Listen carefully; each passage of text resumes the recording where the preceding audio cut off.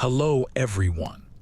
Tonight we're going to settle in for a slow walk into a very different kind of cold, one that creeps right into your boots, into your breath, and even into the fragile timber walls that you might lean against.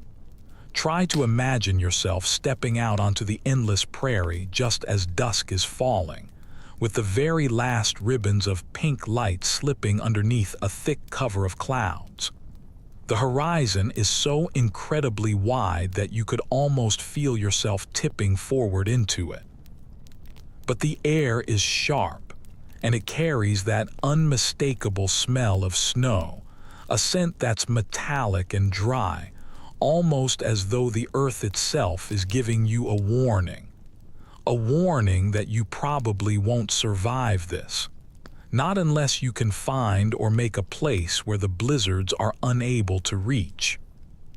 So before you get too comfortable, please take a moment to like this video and subscribe, but only if you genuinely enjoy what it is that I do here. And while you are at it, feel free to drop your location and the time of night in the comments below. I would truly love to know who is drifting into this story along with me tonight. Now, dim the lights. Let the constant hum of the day finally fall quiet and just breathe a little bit slower. You're now standing on soil that only a few short months ago was singing with the sound of tall grass. Families traveled to this very spot with their wagons creaking and their oxen huffing, all of them chasing the promise of land. But winter is certainly no gentleman. It doesn't wait around until you are ready for it. By October, the winds are already blowing harder, stripping the trees completely bare, shaking the loose boards of any unfinished cabins. And you, still clutching the reins of your own imagination, step a little bit closer into the camp of a frontier family. The first mainstream fact of the matter is stark and simple. Settlers who were moving west in the 1800s very often underestimated just how brutal the winters could actually be. Even the most seasoned farmers from Europe or from the eastern states found themselves completely shocked at the sheer, raw power of a prairie blizzard.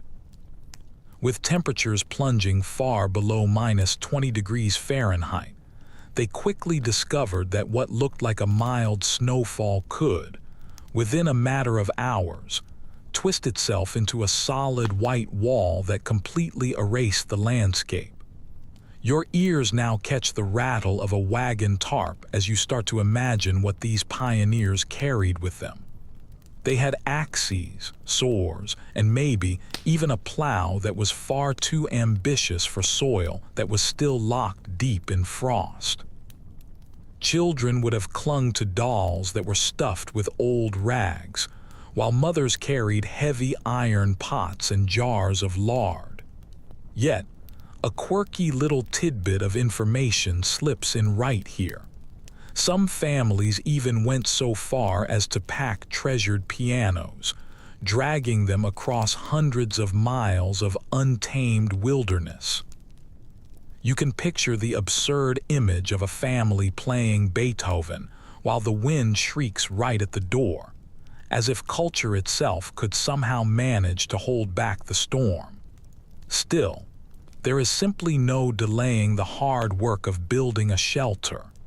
Historians to this day still argue about whether the first rush of settlers were just reckless dreamers, blinded by land grants and the allure of opportunity, or if they genuinely believed their makeshift shelters would hold up against the coming season.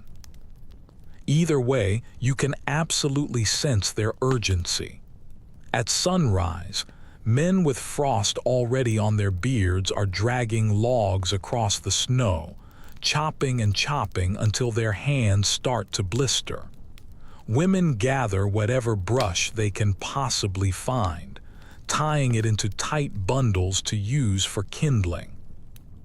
Children scurry after them, their cheeks red and their noses running, all of them doing small chores that keep them from freezing completely still. Now step a little closer in your mind. The earth smells raw and damp where a spade has just broken the ground. Someone's voice calls out in a mixture of pure exhaustion and fragile hope. Inside the half-built cabin, there is no warmth just yet, only the sharp echo of a hammer striking against a nail. You brush a hand along the rough bark of a log wall. The surface feels splintery and sticky with resin. It doesn't feel like much protection at all, and your shoulders can't help but tense with the thought of the first true blizzard crashing down. Pause for just a moment and feel the silence that falls between the gusts of wind. It feels heavy, almost pressing down against your chest. Out there in the distance, wolves are padding quietly, their paws completely soundless over the crust of the snow. You don't see them just yet, but the settlers certainly do, or at least they imagine that they do. Shadows flicker at the very edges of their lamplight. It is more than enough to make your own breath quicken. And still, there is something that feels oddly peaceful about this landscape. The sky stretches out like a vast wool blanket, gray and seemingly infinite. The crunch of your boots, as you picture yourself walking through the drifts, has a kind of sleepy rhythm to it. It is so easy to imagine just curling up right under that heavy sky, letting the storm sweep right overhead. The settlers, however, could not afford such a moment of calm. They were in a race against time, working from dawn until nightfall, building walls that were thick enough to trap a fire's warmth and roofs angled steeply enough to shed the heavy snow. Every single cut of the saw was like a prayer against the storm. And as you close your eyes for just a moment, you can almost feel the sheer weight of those prayers on your own shoulders, as if survival itself were a rhythm that your body must somehow keep. Tomorrow, those walls may indeed stand taller. The stove may finally be able to breathe smoke through a crude and simple chimney. But for now, you just linger in this unfinished moment, caught between the sharp bite of the wind and the fragile hope of a shelter that has not yet been proven. You awaken once again inside this drifting reverie. The sound of snow crunching beneath boots echoes faintly as you find yourself moving with a frontier family. You can smell the pine sap that clings to the axe handles, and your breath fogs up right before your face like a small ghost that is trying to escape. It is now time to build something more than just a dream. A cabin begins to rise, not in a single afternoon, but stroke by painful stroke, as hands continue to blister and shoulders begin to ache. You watch as a man swings his axe deep into a thick tree, the bark splintering, with chips of wood flying out across the frosted ground. Each strike of the axe feels deliberate, almost musical in its rhythm. Timber is by far the most valuable treasure in this wild and unforgiving season. Families would have fanned out, marking the trees that could eventually become their walls, their beams, or their roof planks. A mainstream fact that is often noted is that a basic one-room log cabin could be raised by an experienced crew in just a few short weeks, though out on the open prairies where trees were scarce. This was no small or simple task. Settlers who found groves of trees near rivers considered themselves incredibly lucky. Those who didn't have them had to haul wood across exhausting and unforgiving miles. You trudge a little closer, and you hear the sharp snap as the trunk finally gives way, crashing down into the snow with a deep, hollow thud. The children clap as if they were watching a piece of theater. The father quickly begins to notch the ends with his axe, carefully shaping the logs so they can lock together just like pieces of a puzzle. A cabin wall is never just stacked one on top of the other. Each piece of timber has to fit snug, with corners that are strong enough to resist the constant push of the wind. You run a hand across the fresh cut, and it feels almost warm to the touch, the inner wood pale against the frozen bark. Some families actually work together in what was commonly called a raising. Neighbors would trudge through deep drifts to help lift the heavy beams into place. Each man would grasp one end. Each woman would be there to provide food to keep everyone's spirits from breaking under the strain. One quirky little tidbit of information floats in at this point. A few families would carve their initials or even small hearts into the logs right before stacking them, as if romance itself could somehow live inside walls of sap-stained pine. Imagine lying on the floor at night, with the wind screaming outside, and knowing that right behind your head there is a little carved heart, a hidden symbol of their stubborn hope. Still, historians to this day continue to debate whether the settlers really underestimated the demands of timber building. Some of them argue that they should have adopted lighter, quicker methods that were better suited to the prairie's treeless plains. Others will counter that the log cabin was always more than just a shelter. It was a powerful cultural symbol that was dragged westward along with them. It was proof of their belonging and their sense of permanence. Perhaps both of these views are actually true. What you sense standing here among these frozen figures is a feeling of urgency that is mixed with a sense of ritual. Every single notch that is cut into the wood is a declaration. We will survive out here. Step further inside your imagined structure now. The floor is just packed earth, feeling rough and uneven under your boots. The walls are rising log by log, not straight and tidy like a city house, but just slightly uneven. Each piece of timber bears the visible scars of a hand axe. There is no glass for any windows. The openings are small and left rough-edged, just waiting to be covered later on with some greased paper or animal hides. The roof beams, which were lifted with groans and shouts, now creak as the snow begins to settle on them. Picture the smell in the air. It's a mix of fresh wood mingled with sweat. You can smell the iron tang of blood from a cut finger. The air is alive with a symphony of sound, the rhythm of tools working, the distant calls of children playing, the muffled blowing of cattle that are tied up nearby. Somewhere in the distance, a dog barks defiantly at the wind.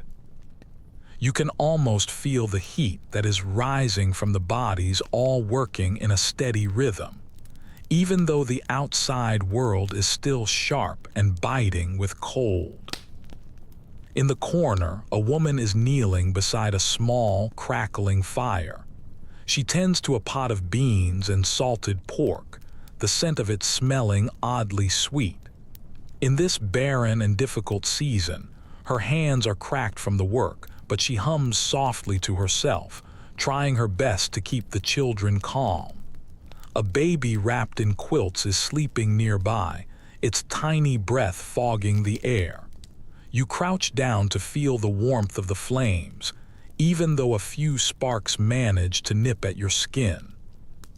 Already, the family is thinking about how they are going to transfer this precious flame into their cabin once it is finally finished. Snow flurries begin to swirl through the cracks of the half-built walls. You can feel them sting your cheek, melting instantly on your eyelashes. Someone yells out to hurry. The cabin absolutely must have at least 4 walls before nightfall, or the family will be forced to freeze in their wagon all over again. You glance over toward that wagon, its canvas taut and sagging, not nearly enough to hold back what is coming. You understand completely why the family works without ever taking a pause. Another figure arrives, a neighbor with his shoulders hunched up against the gale. He carries a jug of something that smells sharp. Perhaps it's whiskey, and he offers it around as encouragement. You can taste it in your imagination, the burn trailing down your throat, a stark reminder that these small mercies help to keep their spirits alive. The walls are now reaching shoulder height, and then they grow taller until you have to crane your neck to see the top. They heave the logs together, fitting them into place like giant Lincoln toys, though there is absolutely nothing playful happening here. When one of the beams slips, crashing down into the snow, the sound rings out like a warning bell. Time is getting short, and their energy is growing thinner with every single shiver. You pause for a moment, and you feel the storm begin to gather its strength. The air starts to press heavier, and the clouds are thickening overhead. The prairie seems to flatten itself out beneath that sky, looking endless and completely unforgiving. Imagine yourself lifting the very last log, straining as your muscles scream, your breath coming in ragged, desperate bursts. At long last, the cabin stands closed, though it is still crude. The roof will have to come later. For now, just a canvas stretched across the beams will have to do. But tonight, at the very least, the family will get to sleep inside of 4 timbered walls. Step across the threshold in your own mind. The cabin smells of pine and mud, of human breath and of fragile hope. The floor crunches with the stray snow that has been dragged in by their boots. A lantern flickers on a crude shelf, casting long shadows that make the logs seem as if they are alive. You can trace the seams where small slivers of light glimmer through. Tomorrow they will be chinked with moss or clay or even old rags. Tonight they will remain open, and you can feel the draft snake its way across your ankles. Still, there is a sense of comfort here. The fire, now transplanted into a hearth that was built of stones gathered from the nearby field, pops with resin. Sparks leap up the chimney gap, tracing their way into the night sky. You can feel the warmth radiate across the palms of your hands. A dog curls up near the hearth, its body steaming faintly from all of the melted snow. The family exhales together in unison, a single, collective sigh of survival. You lean your back against the wall, listening to the storm build and build outside. The logs creak under the pressure, but they manage to hold. Snow hisses against the canvas of the roof.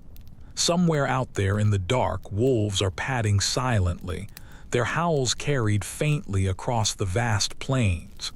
Inside, you share in the strange comfort of these thin walls, the knowledge that danger is just beyond your reach, yet not quite inside. Close your eyes now for a moment. Picture the cabin standing all alone.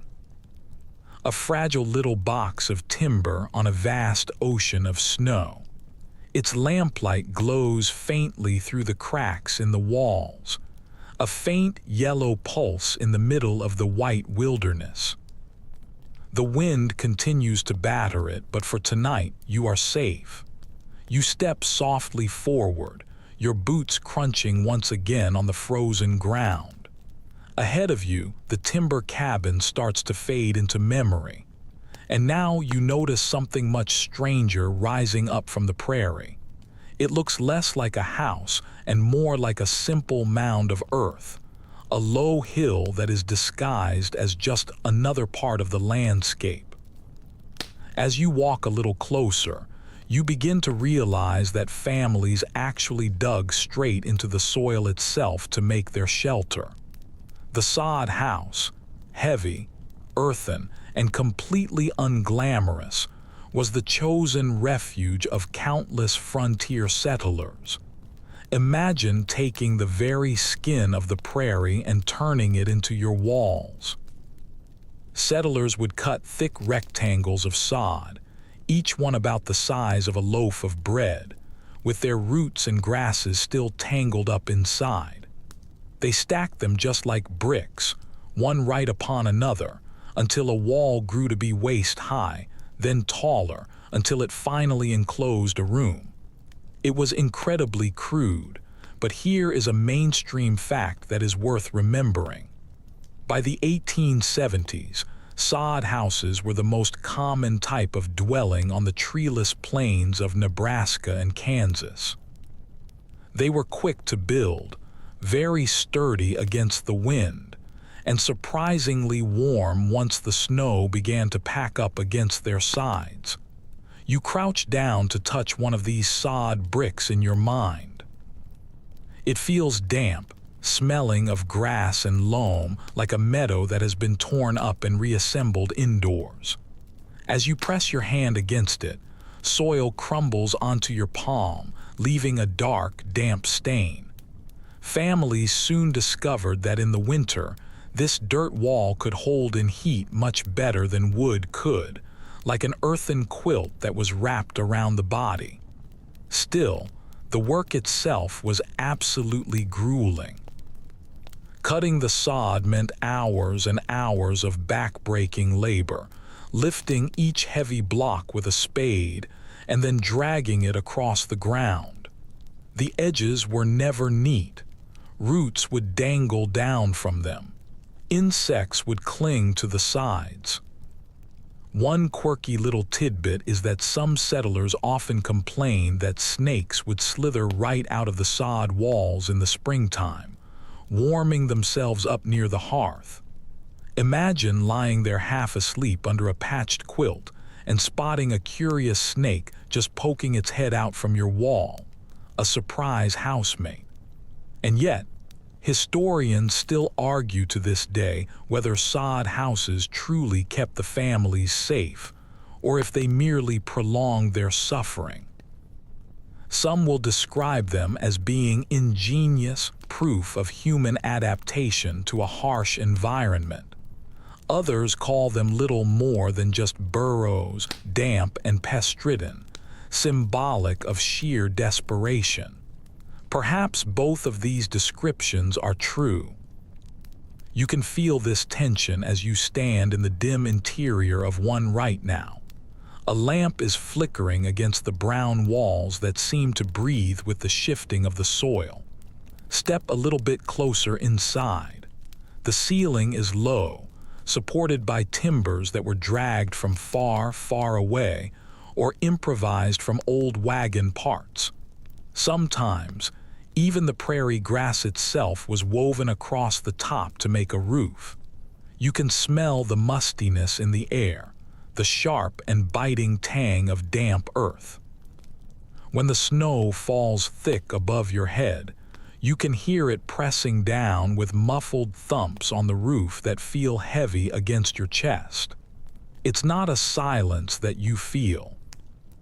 It's the sheer weight of nature, reminding you that it is always there.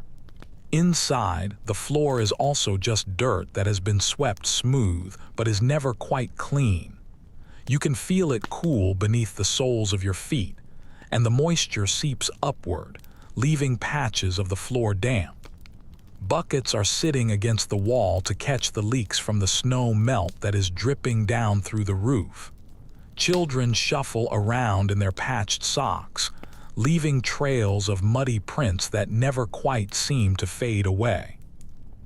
Yet despite all of the gloom, families managed to make these dugouts into their homes. Quilts would hang from the walls, adding a splash of color. Shelves that were built from spare planks held precious tins of flour and jars of preserves. And the sound, You listen now to the dull crackle of a fire in a crude stove, its iron glowing a warm orange, throwing out a heat that warms one side of you while the other side stays cold. The smoke curls lazily, almost too sluggish to leave, and the air is heavy, pressing down on your lungs. Imagine the night spent in here, with the wind screaming just outside and wolves prowling around unseen. But within these very soil walls, the sound softens. It feels almost like you are completely underground, hidden away from the rest of the world. Perhaps you can even sense the calm of hibernation, much like a bear in its den. Families would lay close together on bedding that was made of straw and patched quilts, their bodies pressed together for warmth. You can feel the scratch of the straw against your cheek, the sheer weight of another person's breath right beside you. Still, hardship lingers in every single breath that you take. The damp air clings to your clothes, leaving them feeling moldy if they are left unwatched. Insects like spiders and beetles would wander in from the sod walls. And when the heavy storms came, the roofs would sometimes collapse under the immense weight of the snow, burying families in an instant. You can hear the imagined crash, the sudden choke of dust, and the frantic scramble to dig yourselves free. The prairie gives, but it also takes back. Step outside again in your mind, blinking your eyes against the blizzard's brightness. From a distance, the sod houses simply vanish into the prairie, just low, earthen humps with smoke trailing upward from them. They looked so much a part of the land that travelers would often miss them entirely. One account describes a traveler who nearly rode his horse straight onto a sod roof, completely unaware that a family was sitting down and eating their supper right beneath him. That image really lingers with you, the fragility of life separated from hooves and the storm by only a thin layer of dirt and a whole lot of faith. Pause for a moment. Let the wind rush past your ears. Hear the low whistle as it cuts across the endless flat plains. You can smell the snow in the air again, metallic and dry, mingling with the scent of earth that is rising up from the sod walls. There is something that is both humbling and claustrophobic about it all. You begin to realize that on this frontier, the very ground that you walk on can become your roof, your walls, and your last line of defense against the coming storm. And still, despite all of this, families actually laughed in here. They sang hymns together, they told stories, and they played fiddles if one had managed to survive the long journey. A dog would be curled up in the corner, children would be giggling under their patched quilts, and a woman would be stirring stew in a heavy iron pot, the steam fogging up the earthen ceiling. You can feel the warmth of that single moment, life blooming and growing right inside the soil. It is fragile, but it is also incredibly stubborn. It is almost a paradox, isn't it? Something so very temporary, so crude, and yet it became the stage for memories, for births, and even for weddings. You can imagine the candles flickering against the sod walls as a couple exchanged their vows, with the snow drifting down just outside. The storm held at bay for just a single moment. And as you let that thought linger in your mind, the walls all around you begin to blur, the sod dissolves into shadow, and the hum of the storm starts to soften. You are left with just the echo of a breath, the weight of the damp air, and the faint comfort of being hidden away underground while the blizzard rages on above. The storm has now gathered strength, and you can feel the prairie start to tilt into a much harsher rhythm. The log cabins and the sod dugouts that you have glimpsed now begin to blur behind the falling snow. What comes into focus next is something that is far more fragile. It is canvas stretched tightly across poles, the temporary tents that far too many families still had to rely on when the first true blizzards finally arrived. You step a little closer, your boots sinking deep into the snow. The canvas flaps wildly in the gale, like the wings of a frightened bird.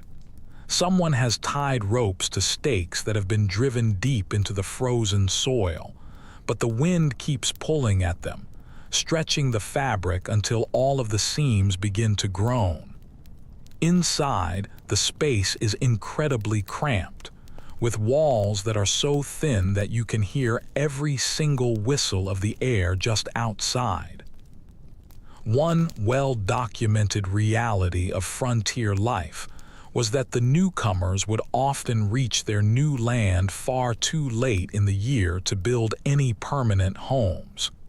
They would set up their canvas tents, their wagon covers, or other makeshift lean-tos, thinking that they would last them until the spring. But the prairie offered them absolutely no mercy. When the temperatures plunged and the snow came down in sheets, those thin fabrics were little more than paper against the force of the storm. You duck your head under the flap in your imagination, and you instantly feel the chill. The air inside is barely any warmer than the air that is outside. Children are huddled together in blankets, their breath rising up in pale clouds that cling to the roof and then drip back down on them as icy water. Someone is trying to heat the space with a very small fire, but the sparks nearly catch the fabric. You can smell the smoke mixing with the damp cloth, and you realize just how quickly all hope could vanish if the flames were to spread. Curiously enough, families would sometimes try to insulate their tents by piling up snow against the sides, hoping that the drifts would serve as walls. Imagine the irony of that, using the very storm that you fear to help you survive it. Snow that was pressed tight might be able to trap some heat, but it also made it much harder to escape if the winds tore through or if a fire caught. Yet, desperation teaches some very odd lessons, and the settlers learned them during the long, sleepless nights. There is an ongoing debate among scholars about whether the pioneers who had to rely on tents were just being reckless, or if they were simply unprepared victims of bad timing. Some accounts describe families who arrived late in the autumn, with the daylight being too short to raise any cabins. Others suggest a sense of overconfidence, that the settlers simply underestimated the ferocity of the plains winters, believing that their eastern camping skills would be enough to suffice. The truth, as it always does, lies somewhere in between optimism and miscalculation. Picture the sound of it now. The wind lashes against the canvas until it snaps just like a whip. The poles groan and then shift in their sockets. Snow is piling up against one side until it threatens to cave the whole thing in. Every single gust rattles the pegs, and you can imagine that sickening moment when one of them finally gives way. The whole structure shudders, and for a single heartbeat, you fear that it is going to collapse on the shivering family that is inside. You sit there with them, your knees brushing against the damp ground. The earth beneath you is frozen completely solid, but water is pooling on the surface, seeping into their bedding. The quilts lie heavy with dampness, smelling of mildew. The air is filled with the rasp of coughing, the sharp cries of children who simply cannot sleep. A kettle rattles on a crude iron trivet, its steam curling up weakly before it fades away into the chill. Still, There are moments of stubborn humanity to be found in here. Someone reaches for a fiddle, drawing out slow, mournful notes that rise up above the sound of the storm. The sound is thin but also sweet, and for a few minutes, the tent becomes a cocoon of melody. You lean your head back, your eyes closed, letting the music soften the roar of the wind, if only for a single heartbeat. An odd anecdote has managed to survive from this time. Some families would keep their livestock just outside of the tent walls, tying their horses or their cows nearby so that their body heat might drift inward. The smell was incredibly pungent, but warmth was warmth. Imagine drifting off to sleep, listening to a horse breathing just beyond the thin fabric. Your very survival tied literally to its breath. The canvas sags lower and lower as the snow builds up heavier on top. Inside, the conversation grows quiet. Everyone is listening, the parents, the children, even you, to the relentless push of nature. The prairie outside is a complete blank, totally erased by the white. But in here, it is claustrophobic, a cage that is made of flapping cloth. You run your hand over the fabric and you can feel it tremble like a living thing. Some experts will insist that these makeshift shelters were symbolic of courage, of settlers choosing to endure the unendurable. Others will argue that they reveal only desperation, mistakes that have been dressed up as bravery. You breathe in this tension, tasting both the pride and the regret in the damp air. When the storm's peak finally arrives, you feel the whole tent begin to sway. Snow drives in through the seams, stinging your cheeks and melting into icy streaks down your face. Children begin to whimper, mothers shush them, and fathers brace the poles with their own shoulders. You can imagine yourself doing the same thing, your back pressed up against a shaking beam, just praying that it will hold on until the morning comes. The night stretches on for what seems like an eternity. Sleep comes only in small fragments, with each one being shattered by the tent snapping loudly overhead. At last, a gray light begins to seep through the fabric. The storm eases up, leaving drifts that are piled up like walls all around the camp. You crawl out into the brittle air, blinking your eyes at a landscape that has been transformed into an endless desert of white dunes. The tent behind you looks pitiful, sagging and frayed, yet somehow it is still upright. You exhale slowly, feeling the complete exhaustion of the family who managed to live through it all. The lesson here is clear. Canvas was never meant to fight against a blizzard, but it carried them through this one night. And sometimes, one night was all that you needed to reach the next step in your survival. As you step back, the snow crunching beneath your feet, the tent fades away behind the veil of falling flakes. The prairie stretches out endlessly, demanding more than just fabric, demanding walls made of wood, of earth, and of sheer determination. And so you move forward again, toward the next shelter that the settlers carved out against the cold.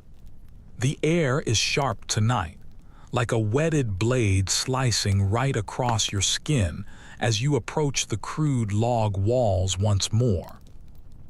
This time you pay a little closer attention, tracing with your imagination the tiny seams where the icy wind snakes its way through. Even a thick log cabin could betray its builders if the gaps between the timbers were not sealed up properly. You find yourself standing shoulder to shoulder with a frontier mother, her mud-stained apron pulled tight as she stoops down with a bucket and a small child right at her side. Together, They are pressing handfuls of material into the cracks, completely determined to banish all of the drafts. One undeniable aspect of frontier construction was the common practice of chinking. The gaps between the stacked logs were rarely snug enough to stop the air, so the families would fill them with whatever they had on hand.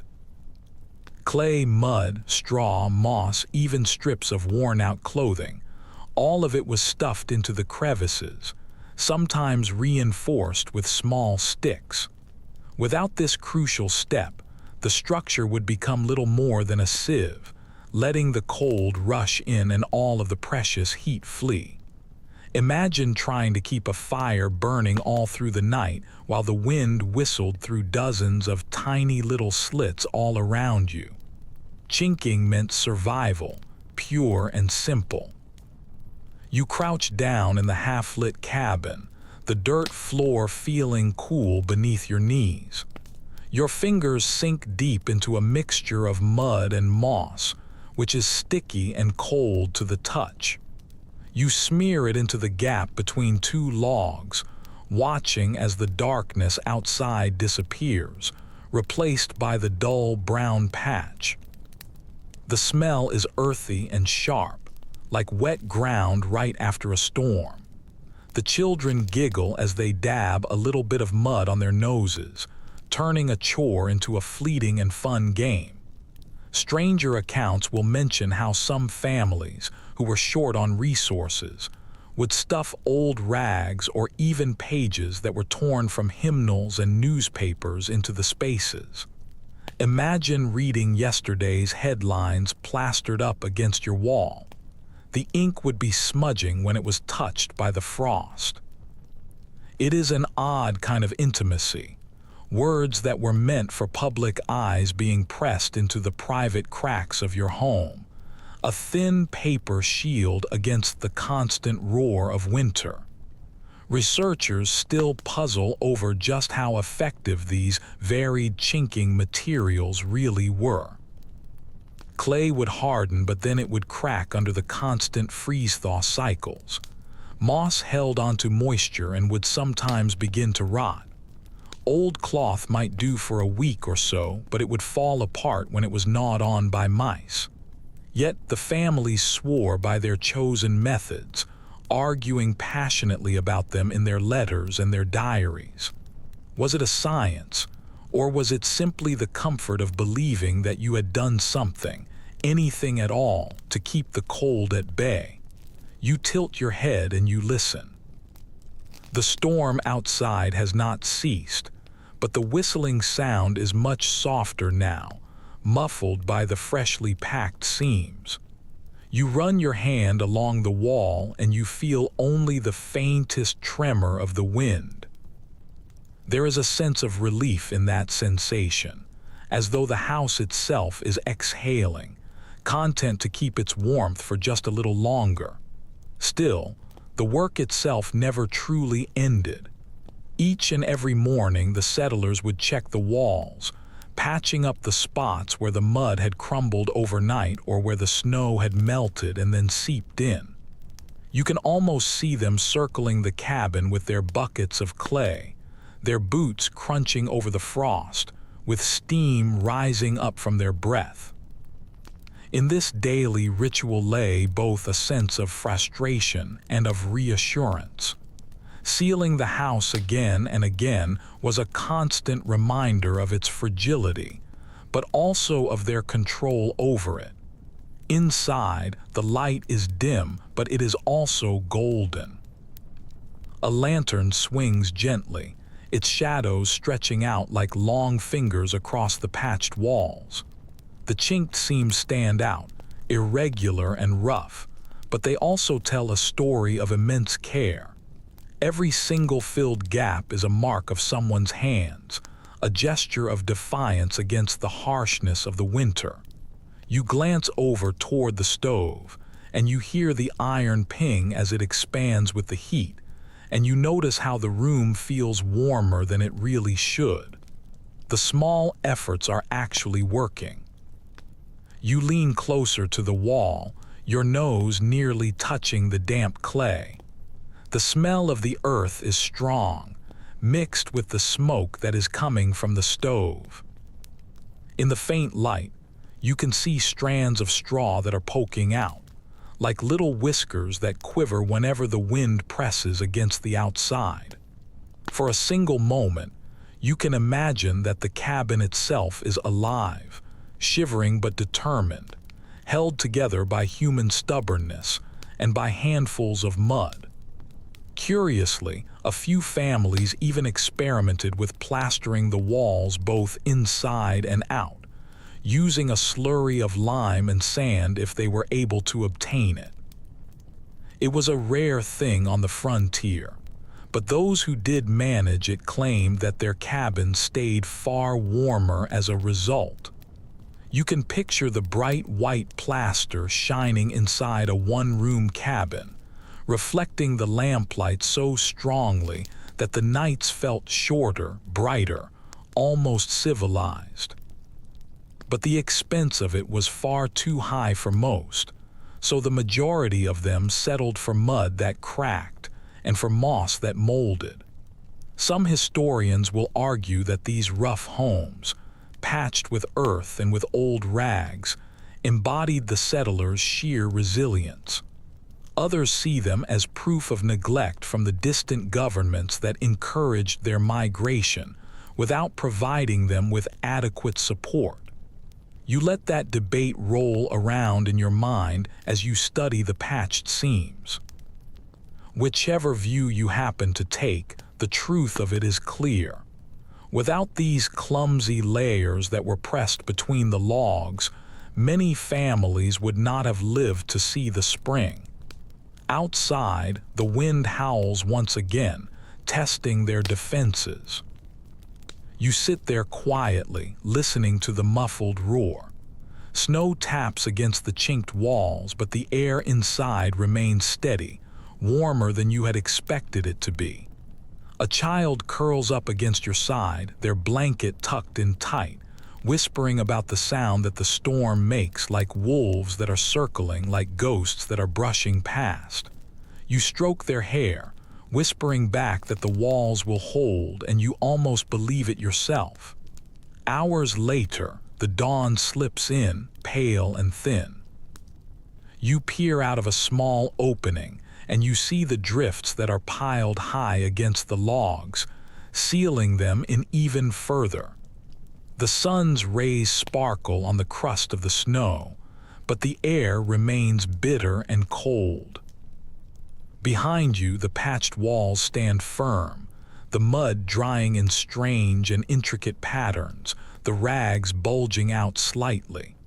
They are not beautiful, not perfect, but they are functional. The family begins to stir, stretching their stiff limbs, ready to repeat the hard work all over again. Take one last look at the wall. Each uneven seam is like a scar, a reminder of the struggle that was waged nightly between the warmth and the frost. In the end, survival is not about elegance at all.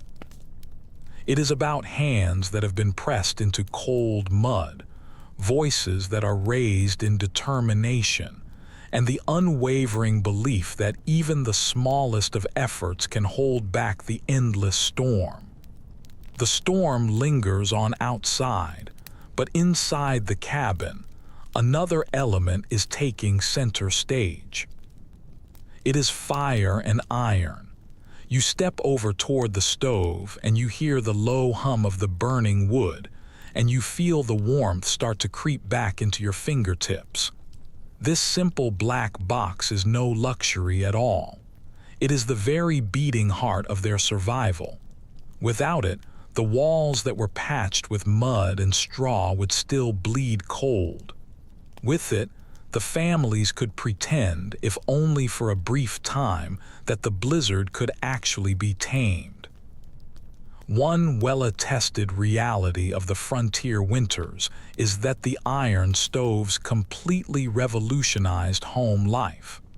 Before they became widespread in the mid-1800s, open fireplaces were very common, but they wasted a lot of fuel and they bled heat right up the chimney. The box stove with its door, its chimney pipe, and its flat top for cooking allowed the settlers to stretch every single stick of wood, every piece of coal, and every handful of dried buffalo chips. In their diaries, the pioneers marveled at how a small load of kindling could warm an entire one-room house. You lean in close, your palm hovering just above the top, and you can feel the steady pulse of the heat that is radiating outward from it. And yet, curiously enough, that very same lifeline carried its own risks. The chimneys would often smoke poorly when they were cobbled together from mud and stones. The rooms would fill up with a haze that stung their eyes and their throats, leaving the walls dark with soot. Imagine lying under a quilt, drifting off towards sleep, and then waking up with your lungs feeling raw from breathing in smoke all through the night. Some settlers even joked darkly that the smoke alone might just kill them before the storm outside ever had a chance. The debate among researchers continues on just how safe these stoves actually were. Some will argue that they represented a triumph of adaptation, a piece of technology that let the frontier families stretch their scarce resources. Others will emphasize their hazards, the frequent chimney fires, the children who were burned by the glowing iron, and the silent poisoning that occurred when the vents became clogged. You shift your weight, and you hear the stove pop as the resin in the wood bursts, and you consider both sides of that scholarly argument. Safety and survival rarely ever march together out here. Compromise was the absolute rule. Step a little closer in. The smell is thick with pine sap, the crackling resin releasing a sweet and sharp scent that clings to your clothes. The smoke curls lazily from the pipe, leaving a faint metallic tang in the air. You can hear the crack and the settle of the logs as they collapse inward, their orange embers glowing like tiny little suns. A kettle rattles softly on top, with steam whispering from its spout, filling the room with the scent of dried herbs that are steeping in hot water. The families would often gather around this little iron hearth, not only for the heat, but also for the companionship. You can see them now, circling close around it. The children are sprawled out on rag rugs, the parents are drawing their chairs nearer, and a dog is curled up so close that its fur nearly singes. Their voices are lowered to murmurs, as though the stove itself demands a certain reverence. The storm may shriek at the walls, but here at the center, there is a pool of warmth and light. An odd anecdote emerges from some of the settler journals. Some households would dry their laundry by hanging it directly above the stove, filling the cabin with the smell of damp wool and soap. At night, when the clothing steamed and hissed in the heat, the families would joke that they were living inside of a giant soup kettle. Imagine lying there under your blanket, hearing your shirt sizzle faintly just overhead, knowing that at least you would have something warm to pull on in the morning. The stove also doubled as a kitchen, of course. You can picture the bread that was baked on the iron plates, the beans that were simmering in a pot, the bacon hissing as the fat dripped down and smoked. The smell is rich and comforting, yet it is also slightly acrid. The food took on the taste of smoke, and though the settlers grew tired of it, you would gladly swallow those smoky morsels now, grateful for any warmth in your belly. Still, the hazards never left their minds. Sparks would leap from the open door, sometimes igniting the rugs or the straw bedding. Children bore scars on their skin from leaning too close, their skin blistered where the hot iron had kissed their flesh. There are letters that describe mothers holding their infants back, warning them again and again, yet the accident still happened. A small tragedy could unfold in a matter of seconds, the kind that would leave a family shaken for years to come. Some experts will argue that despite all of the dangers, the stoves created a kind of psychological anchor, proof that humans could carve out a sphere of comfort even on a hostile plane.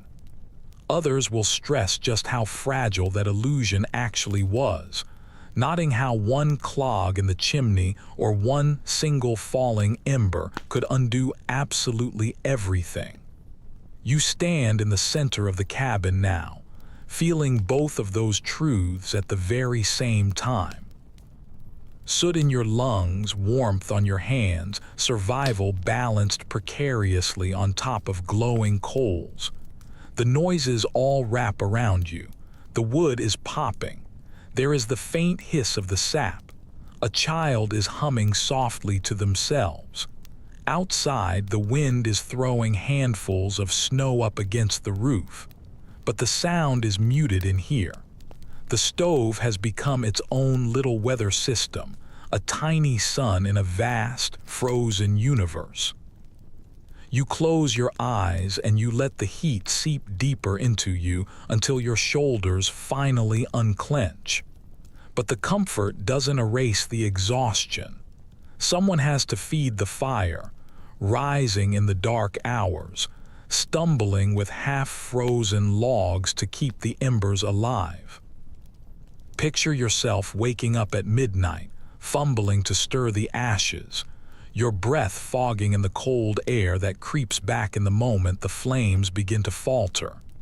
You stuff more wood into the stove, and you hear it roar weakly back to life, and you know that you have won only a temporary reprieve. Oddly, even in all of this hardship, there were moments of almost comic absurdity. Some families reported cooking everything from bread to coffee to soap all on the same stove top. The smells would all mingle together so that breakfast might taste faintly of lye, or the stew might carry a whiff of laundry soap. You wrinkle your nose, smiling faintly despite yourself, imagining such peculiar meals being shared around the table. As the night drags on, the stove glows a deep red, throwing long shadows across the log walls. The children are sleeping, tangled up in their quilts, their cheeks flushed with the heat. The adults sit quietly, staring into the small window of fire through the iron grate, their thoughts wandering as steadily as the flames. You join them in their silence, hypnotized by the dance of the light and the shadow. When the morning comes, the frost clings thick to the windows, but inside it is survivable. You stretch your stiff muscles, and you can smell yesterday's smoke in your hair, and you hear the crackle of one last ember sighing in the ashes. The stove has done its work. It has held the night at bay. Step back from it now in your imagination. See the cabin as a whole, with smoke trailing gently into the pale sky, a fragile column that marks human resistance on an endless plain of snow. For all of its hazards, the iron stove remains the difference between life and death, between a frostbitten silence and one more dawn. And you, along with the family that is huddled close, have managed to survive to face the storm once again. The stove is still glowing faintly behind you. But tonight, your attention lifts upward to the creaking structure that is just overhead. A roof on the frontier was never just a simple lid. It was a complete gamble. If it was too light, the snow would press it down until the whole cabin caved in. If it was too heavy, the timbers would crack under their own strain. You are standing inside as the storm rages on, watching as the flakes sift through a gap and then melt into tiny drops on the dirt floor. The roof is the cabin's most fragile promise. One well-documented detail from frontier architecture is that the settlers used whatever roofing materials they could possibly secure. They had overlapping shingles that were split from logs, bark that was stripped from trees, prairie grasses that were tied into bundles, or even sod itself that was piled thick above the rafters. Each and every choice had its consequences. Wood shingles would shed water better, but they demanded precious timber. A grass thatch was lighter, but the rodents would nest in there, scratching all through the night just above the sleeping heads. Sod roofs would insulate, but they also sagged dangerously under the weight of heavy snow. You look upward and you see all of these risks in your mind. The roof is groaning as if it knows its own weakness. Curiously enough, there are stories of children who would clamber up onto those very roofs to shovel the snow off, their small figures almost swallowed up by the white landscape. Picture them stumbling along the peak of the roof with crude shovels, their parents shouting up at them from below, the wind threatening to knock them right down. It was both absurd and terrifying, but it was also absolutely necessary. Without that constant effort, the sheer weight of a single storm could collapse the entire home. Among historians, a disagreement still lingers about which roofing method proved to be the most successful. Some of them will argue that the sod roofs offered the best insulation, and they held the heat well into the night. Others will insist that the wood shingles, though they were harder to obtain, were much sturdier and safer in the long run. What no one disputes is the constant anxiety that these roofs produced. You can feel it now in your chest, the creak of the timber just above, the shifting sigh of the snow, the sense that your survival is hanging by beams and nails that may not hold. Step closer in your imagination.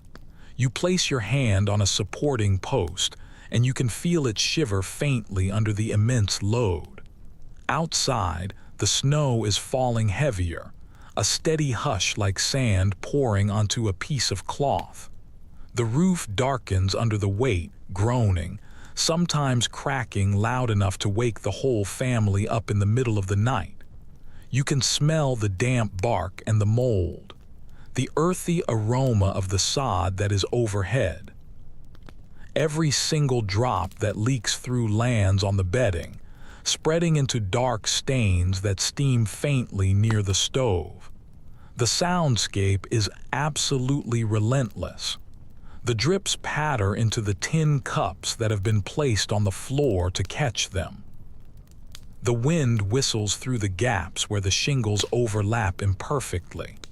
Mice scurry around in the thatch just above, their nails clicking softly. All of it creates a restless chorus, reminding you every single moment that the storm owns this land, and your roof is nothing more than a borrowed shield. An odd anecdote appears from some of the settlers' letters. Families would sometimes decorate their roofs with lines of stones or even old wagon wheels, hopping to keep the shingles from blowing away. Imagine glancing up to see the outline of a wagon wheel silhouetted against the pale sky, not as a symbol of travel anymore, but as a ballast that is holding down the very top of your world. And still, even with such measures, a collapse was all too common. Diaries tell of sudden crashes, of whole sections of the roof giving way under the weight of snow or ice, of families scrambling to drag their bedding out before it was completely ruined. You can hear that imagined thunder now, the split and the crash, the dust and the snow bursting into the room. Hearts are hammering, children are crying, and the adults are shouting orders as they prop up the beams with whatever they can find: chairs, barrels, their own shoulders. The fear lingers long after the roof has been patched up again. Every single creak is a reminder of just how thin the margin of safety really is. Some scholars will interpret these fragile roofs as metaphors for the settlers' own lives, strong enough to endure, but only just barely, dependent on their constant vigilance. Others will view them as lessons in compromise, showing how humans have to bend to whatever materials nature offers them. You are standing in the middle of that debate right now, listening to the roof sigh, and recognizing that both of these views hold a certain truth. Yet even in this precarious shelter, people still found ways to carve out some comfort for themselves.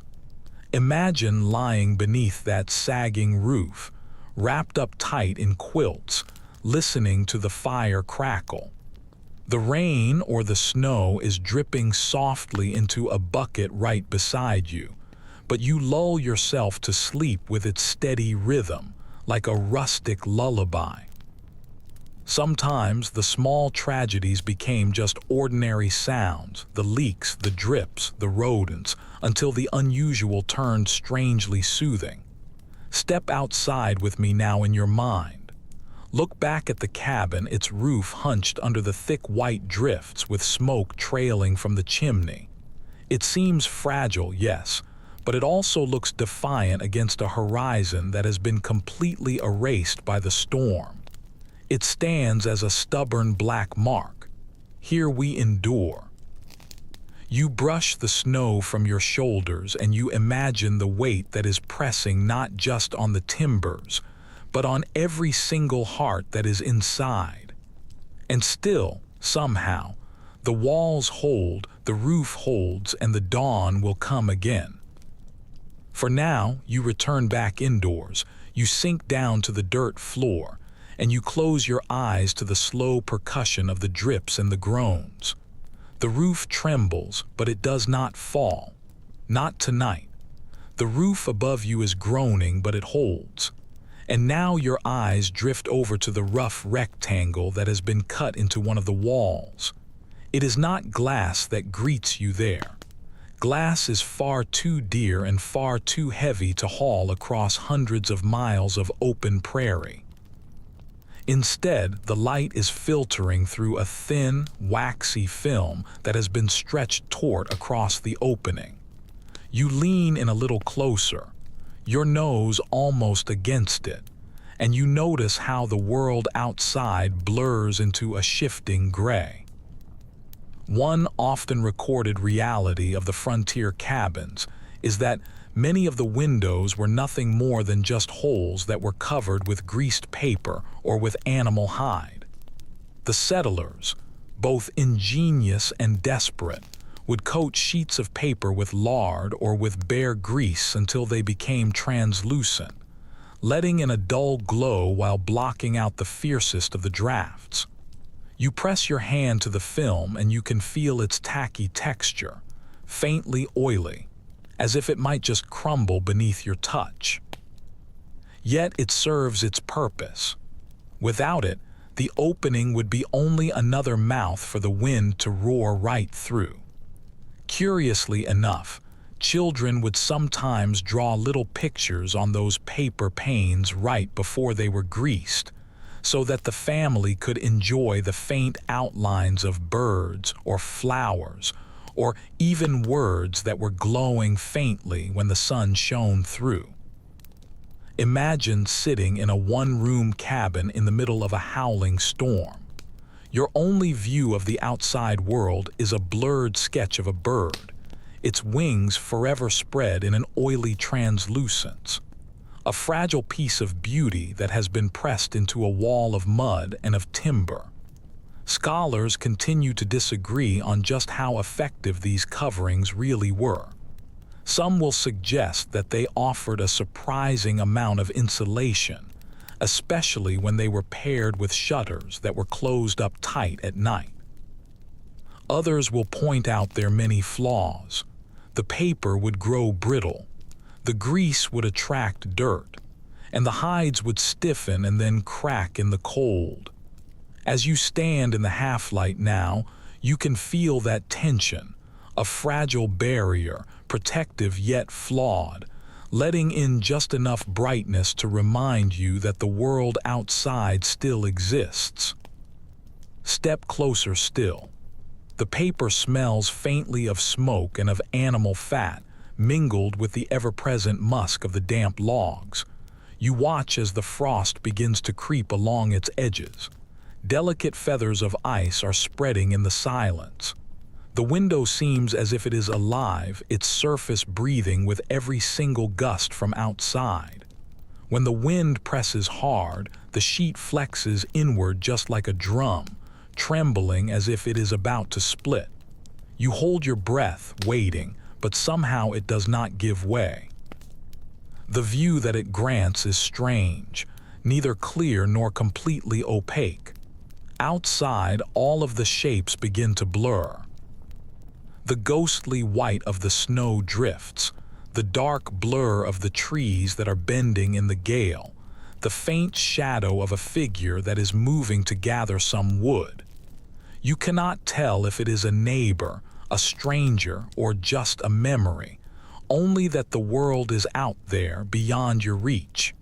It is both comforting and lonely, like hearing voices through a wall. An odd anecdote survives in some of the letters. Settlers would sometimes paste multiple layers of paper for strength, overlapping sheets from old hymnals, from seed catalogs, or from school primers. Imagine the odd mosaic that resulted from that, snippets of scripture glowing right beside the seed prices, fragments of arithmetic tables shining faintly with the morning sun. A child who was learning their numbers by the candlelight could glance up and see them glowing right from the window pane. Inside, the family treats the window with a certain reverence. The children are warned not to press up against it, lest it should tear. At night, the shutters, which are just rough boards that are hinged with leather, swing shut to block out the cold. The cabin then plunges into darkness, and the only light comes from the stove or from the lanterns. You can feel the shift, the hush that falls when the shutters close, as though the house itself is blinking its eyes shut to go to sleep. Some historians will suggest that these paper-covered windows carried a certain symbolic weight, a thin connection to the outside world, enough to stave off their total isolation. Others will counter that they were just poor compromises, proof of just how cut off these families really were. You can sense both of those truths right now. The paper window lets in the light, but not any clarity. It offers the illusion of openness while at the same time reminding you that you are sealed away from everything that is beyond. The soundscape changes here. The snow pelts the paper with a faint patter, much softer than the sharp rattle that it makes against the wood. When the wind pushes hard, the pane buzzes faintly, a low hum that seems to seep right into your bones.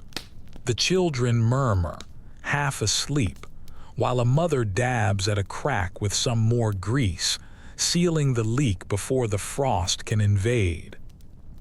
You can smell the fat as it warms faintly under her touch, pungent and earthy, blending with the smoke that is coming from the stove. Still, there are moments of true beauty. On the rare sunny mornings, the whole cabin glows softly, as if it were lit from within. The greased paper catches the light, diffusing it into a golden haze. Dust motes swirl lazily in the beam, and for a few blessed hours, the space feels almost warm, almost cheerful. You sit by the wall, you close your eyes, and you imagine that the storm has finally ended, even though you know that it has not. Oddly, when the settlers later wrote of these paper windows, many of them did so with a kind of nostalgia. Glass would eventually replace them, but the memory of that blurred light and the greasy texture lingered, perhaps because it symbolized the raw invention of those desperate winters, or perhaps because hardship often turns into a cherished story when it is retold by the survivors. You lean back now, away from the fragile pane. The cabin darkens once again as the clouds swallow up the sun. The storm's voice returns, louder now, the wind shrieking, the snow scraping against the walls. But still, the paper holds, trembling but unbroken, just like the families that are inside. As the night gathers, the shutters close.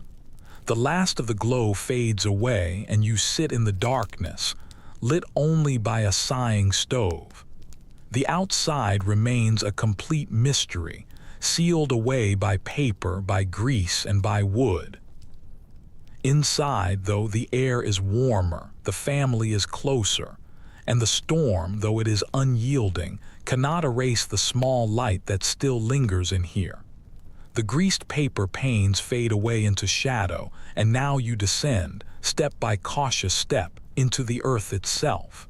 Some of the shelters were not built above the ground at all, but were carved straight down into it.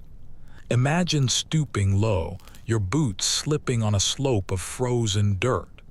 As you enter a dugout, a home that is half hidden beneath the prairie. The air changes immediately, becoming heavy, damp, and close.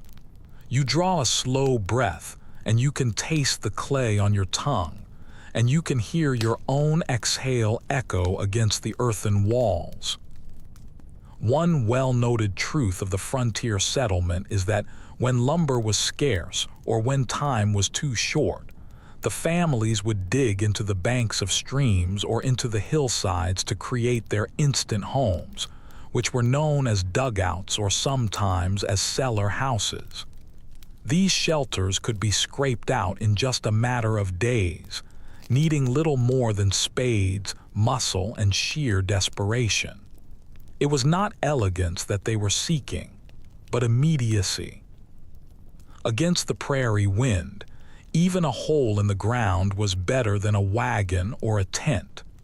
Stranger accounts will reveal the creatures that often shared these quarters with them.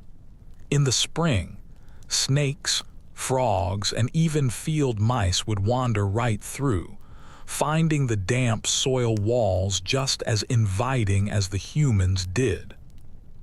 One mother wrote of her children nomming the frogs that would hop along the hearth at night, as though they were uninvited but still tolerated neighbors. Imagine tucking yourself into bed while a frog croaks from a crack in the wall, its voice echoing oddly in the enclosed chamber. Experts still remain divided on whether the dugouts truly protected the families, or if they merely traded one danger for another. Some will argue that they kept the wind and the snow at bay, insulating them with the thick weight of the soil. Others will point to the mold, the flooding, and the collapse of the roofs when the rain soaked the earth. Standing in here now, with the dirt smell clinging to your hair, you can feel that ambivalence. The dugout is both a refuge and a trap. Your eyes begin to adjust to the dimness. The ceiling is low, propped up with rough beams that were salvaged from wagons or with scavenged timbers. Moisture drips down in steady beads, plinking into the buckets that have been placed carefully underneath. The floor squelches faintly beneath your every step, the mud sucking at your boots.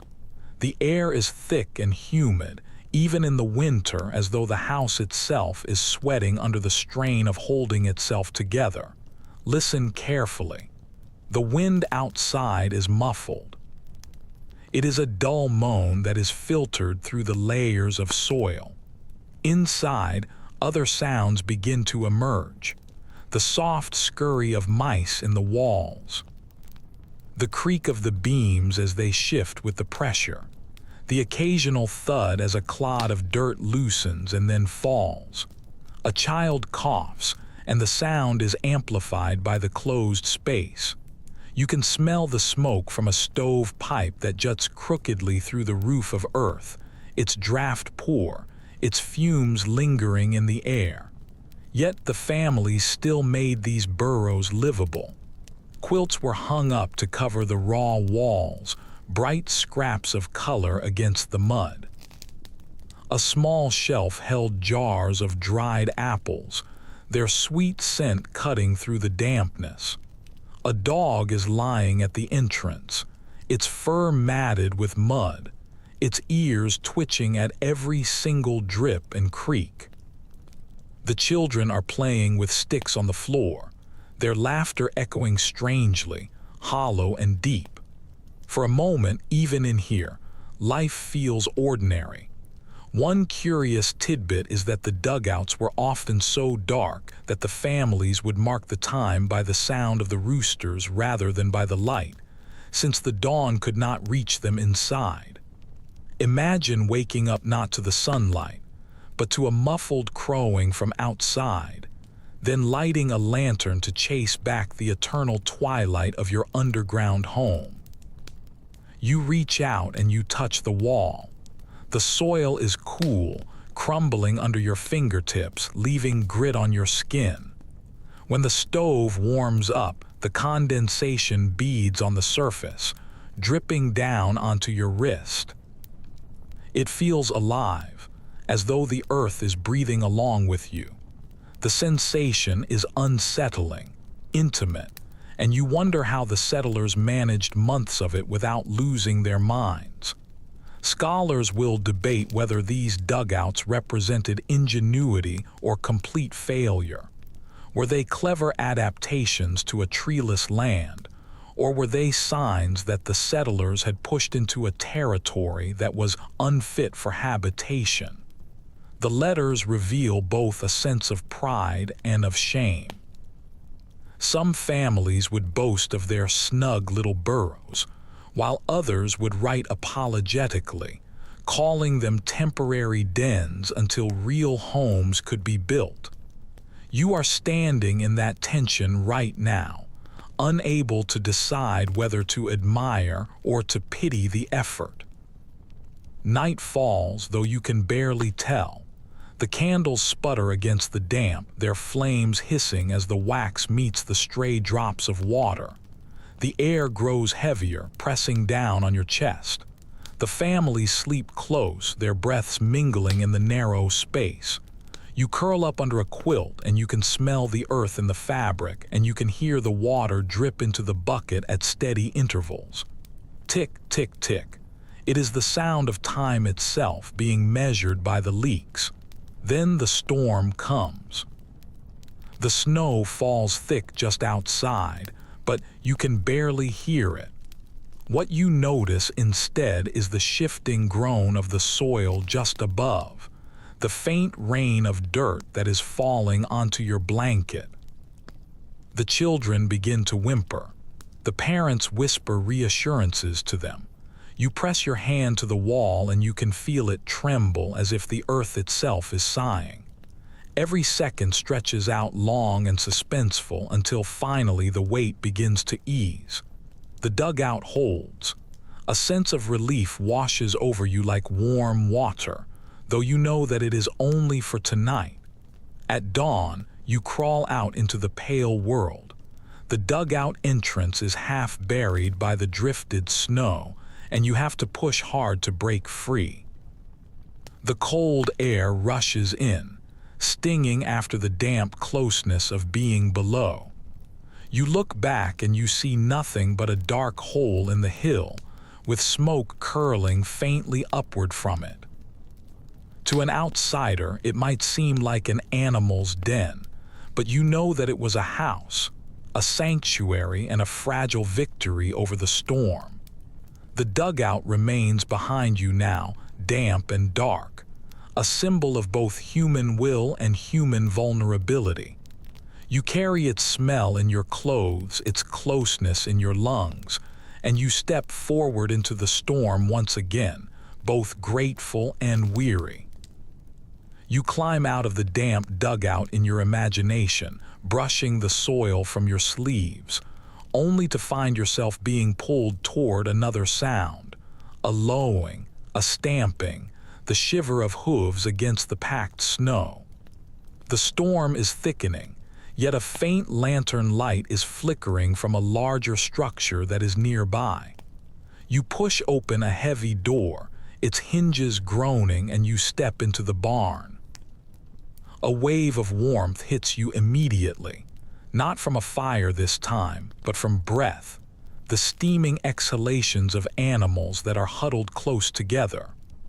One widely observed pattern on the frontier was that the barns and the stables would sometimes double as human shelters when the blizzards turned deadly. If a family's cabin was unfinished, or damaged, or simply too cold, they would carry their bedding into the barn and they would live alongside their livestock. The horses, the cows, the pigs, and the chickens all produced body heat, turning the space into a crude but life-saving refuge. You breathe in the air that is thick with the smell of hay, of manure, and the sweet tang of animal sweat, and you realize that this odor was the smell of survival. Curiously, the diaries would describe the children treating the animals as their housemates during those long nights. The cows were given nicknames. The hens were coaxed to roost near the beds, and the horses became silent guardians, their great bodies radiating warmth. Imagine lying under a quilt with your ear pressed up against the side of a cow, hearing its steady rumble of digestion as a kind of lullaby while the storm claws at the roof. It is absurd, yet it is also strangely tender. There is still a disagreement among historians about how common this practice really was. Some will argue that it was rare, only used in emergencies, while others will suggest that it happened more frequently than people would admit, out of necessity rather than out of choice. Shame and practicality would often collide in these recollections. Was sleeping with your animals a mark of failure, or was it an ingenious use of shared resources?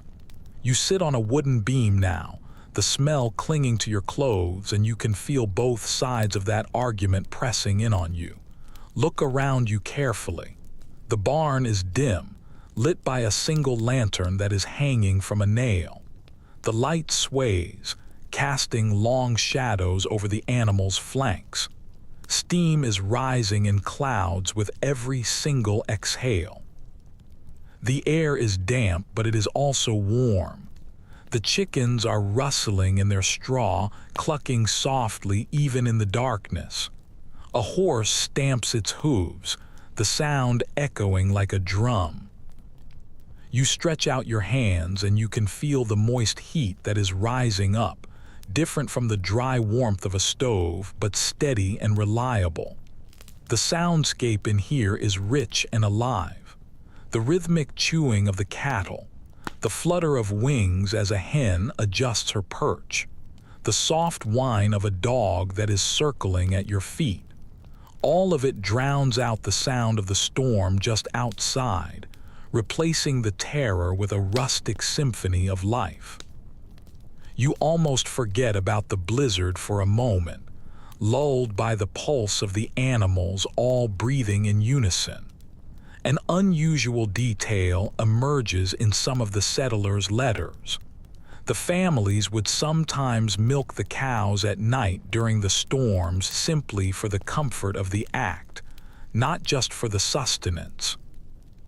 Warm milk that was fresh from the udder was a rare luxury, filling the tin cups with steaming nourishment when everything else was frozen solid. Picture yourself cradling such a cup right now, the smell faintly sweet, the liquid warming your palms while the blizzard shrieks unheard just beyond the barn walls. Still, the discomfort never left. The floors were layered with straw, but the manure would build up quickly, the stench becoming overwhelming. The families would cover their noses with rags, yet they would still wake up coughing. The dust and the feathers filled the air. The bedding would become soiled within a matter of hours, and the constant danger lingered. If a disease were to spread among the livestock, the humans who were living so close risked catching it too. You shift uncomfortably, imagining the weight of that risk, yet also understanding why the families made the choice that they did. Some researchers will view these shared barns as moments of blurred boundaries, of human and animal survival being entwined in ways that are rarely acknowledged today. Others will dismiss them as just temporary acts of desperation, hardly worth romanticizing. Yet, sitting here on the straw, leaning up against a cow's flank, you can sense a peculiar kind of intimacy. Survival is not a solitary act. It is a shared breath, a shared warmth, a shared life. You notice the details now. A child is stroking a horse's mane, whispering secrets into its ear. A mother is gathering eggs by the lantern light, the shells still warm in her hands. A father is sharpening a knife, preparing the feed for the animals, his motions slow but steady. The dog is curled up at the family's feet, its ears twitching, half asleep but still alert. Every single gesture is small and ordinary, yet when they are woven together, they create a sense of fragile peace. One odd anecdote lingers from a pioneer's memoir. He claimed that his family once had to rely on the heat of the pigs to keep their newborn twins alive through a brutal January night. The pigs lay in the straw, snuffling contentedly, while the infants slept nearby, their blankets warmed by the animals' breath. Absurd, yes, but in that single moment it was also genius. You can feel the strange tenderness of such a scene. It is equal parts comic and sacred. The storm outside grows even wilder. You can hear the barn roof groan, the snow sliding down its slanted sides, the wind rattling the loose boards. The animals startle, shifting nervously, but the walls manage to hold. The family draws closer together, their bedding piled up thick, whispering prayers. You can feel the tension, the awareness that a roof in here is only made of planks and of nails. Yet somehow, with every snort of a horse and every cluck of a hen, the barn feels alive, protective. Morning comes slowly, the storm finally easing up. You push open the heavy door and you are met with a dazzling white. The world has been remade overnight. Inside, the barn exhales a mix of hay, of dung, of warmth, and of relief. The family blinks in the pale light, stiff and sore, but they are alive. The animals shift restlessly, eager to step out, though the snow keeps them penned in for now. You look back one more time. The barn is not elegant, it is not clean, but it was a sanctuary. Humans and beasts had endured the storm together. Warmth was exchanged without any question. Survival was shared without any hierarchy. On the prairie, the line between the human and the animal became blurred, and perhaps that is what kept so many of them alive. Step outside now in your mind. The snow is crunching beneath your boots. Behind you, the smoke is curling from a cabin. The steam is drifting from a barn roof, and the storm is retreating toward the horizon. For a brief moment, there is a stillness, as though the world itself is sighing with relief. But you know that another storm is waiting, And when it comes, you will need every wall, every roof, every heartbeat, both animal and human alike, to be able to withstand it. Step with me now through the silence that follows after the barn. The storm has passed for the moment, but you can feel the air sharpening once again, as if the land itself is inhaling before another attack. You turn back toward the small cabin, and you are surprised to see the snow piled up almost to the window sills. At first glance, it looks like the house has been buried, swallowed up whole. Then you realize something strange. The family that is inside actually welcomes it. One well-recognized truth of life on the prairie was that the snow, the enemy, the destroyer, the killer, could also serve as an unexpected ally. The families discovered that when the snow drifted high up against the walls of their cabins, it would act as insulation. The packed drifts would trap the warm air inside, and they would seal the cracks better than any kind of chinking could. So, although the snow meant hunger for the livestock and danger for the travelers, it also meant, paradoxically, a warmer night. You step a little closer, your gloved hand brushing against the drift. The snow feels dense, compacted by the wind until it is almost solid. It crunches under your palm, but it does not collapse. The wall of white is pressing against the logs just like a second skin, cold to the touch, yet strangely protective. Curiously, some of the children would make games of digging tunnels into these drifts, carving out little caves and calling them their snow houses. The parents would scold them, fearing a collapse, but the thrill of sneaking into a frozen alcove was completely irresistible. Imagine crawling into a tunnel of snow. The walls would be glowing faintly blue, the air muffled as though the world outside had been paused. A strange and crystalline playroom that was forged by the very same storm that could take your life. Scholars still debate whether relying on the snowbanks for insulation was a clever improvisation, or if it was simply a dangerous necessity. Some will argue that it saved countless families, making their cabins warmer without using any extra fuel. Others will insist that the risk of a collapse or of suffocation outweighed any of the benefits. You can feel that tension right now, standing up against the drift, with comfort pressed tight against the possibility of catastrophe, the frontier in miniature. Inside the cabin, the effect is immediate. The room is much quieter, muffled as though it has been wrapped in cotton. The storm outside is still fierce, but its voice is now dim, its claws dulled.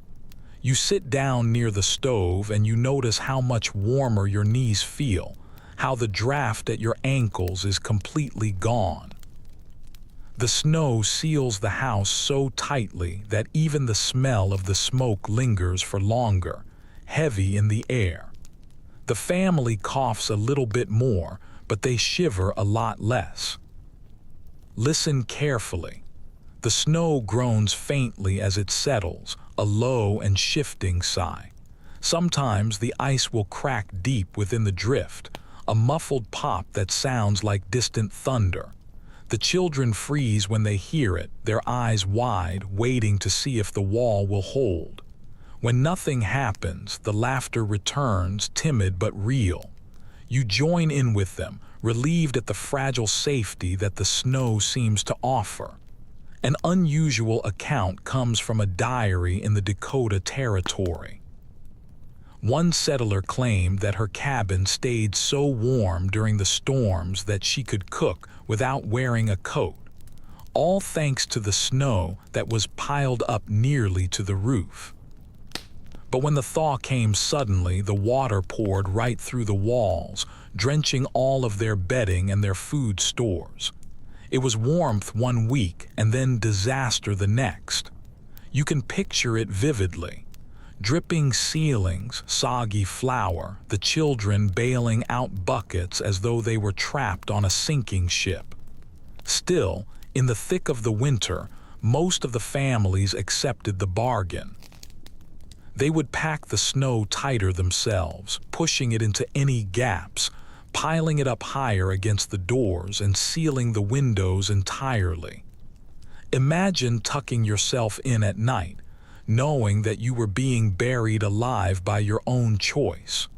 Your home, a coffin of snow but warmer than it would have been without it, a strange kind of comfort, chilling in more ways than one. The sensory details begin to weigh on you.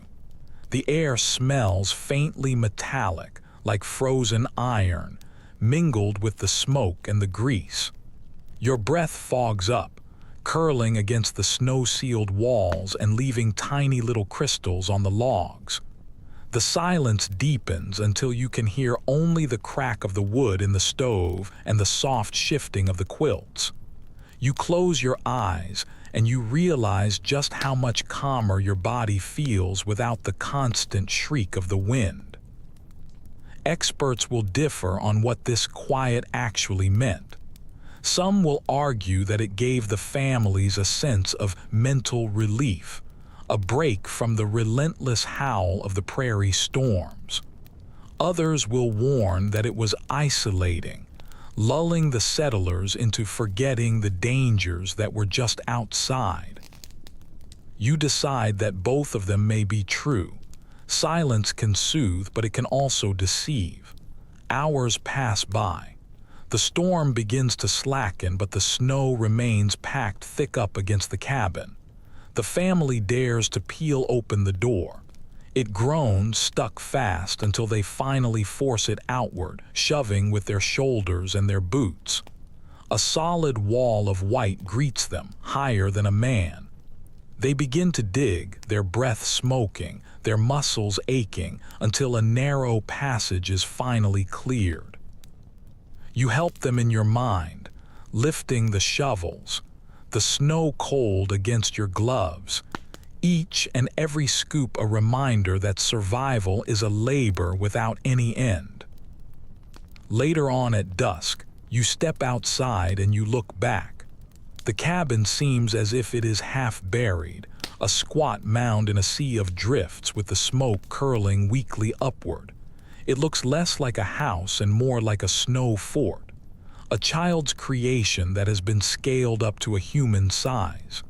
Yet inside, the warmth still lingers, a small miracle that has been carved from an enemy that was turned into an ally. As odd as it feels, you find yourself being grateful for the snow. Its weight is heavy, and its threat is real, but tonight it is wrapping the cabin up just like a blanket. Tonight, it is the difference between bitter shivers and a bearable sleep. As you return back to the hearth, pulling a quilt around your shoulders, you think of the contradiction. The snow, the killer of travelers, the burying force of the livestock, the architect of the blizzards, becomes the very thing that keeps you alive when it is pressed up against your walls. The frontier teaches you that nothing is ever simple.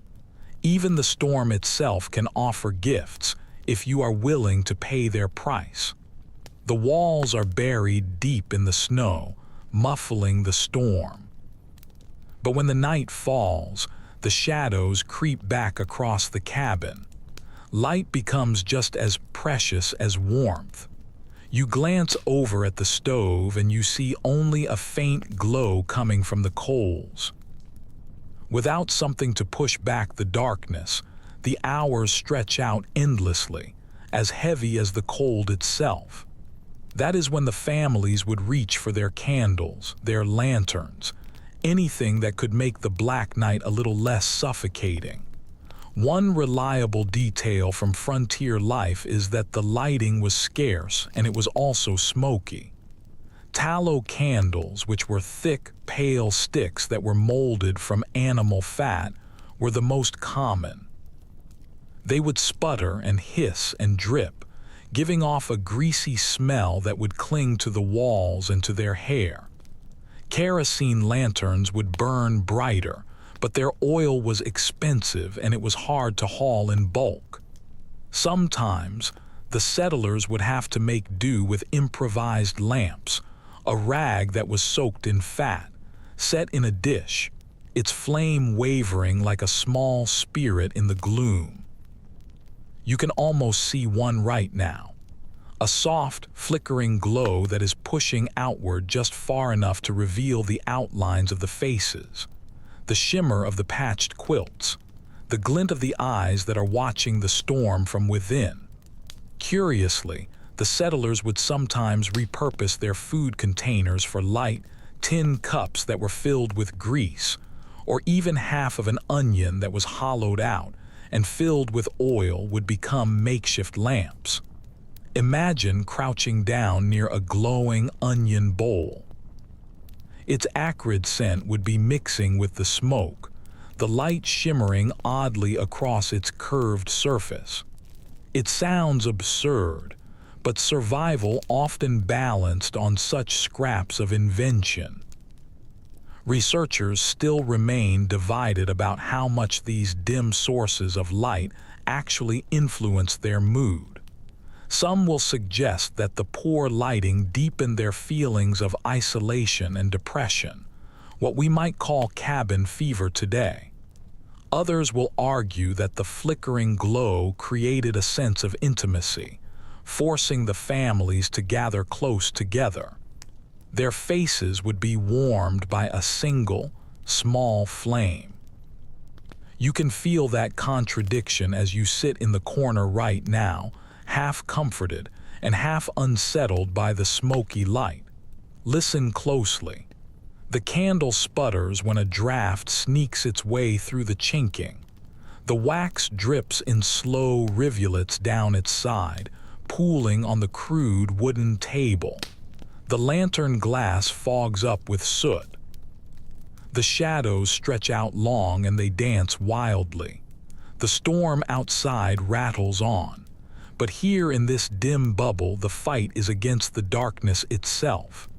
The air is thick with the smells of tallow, of smoke, of resin from the fire, and the faint sourness of unwashed wool.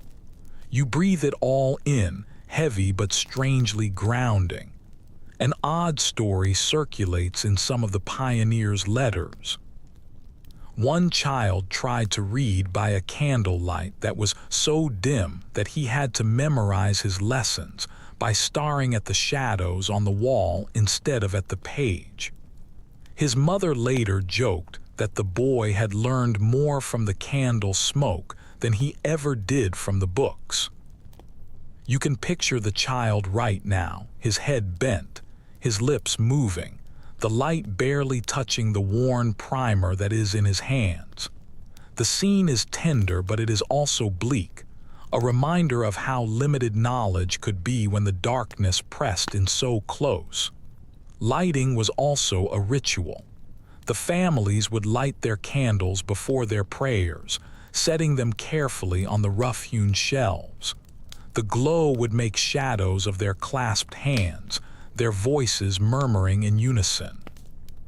For a single moment, the storm was silenced by their faith, flickering in a small flame.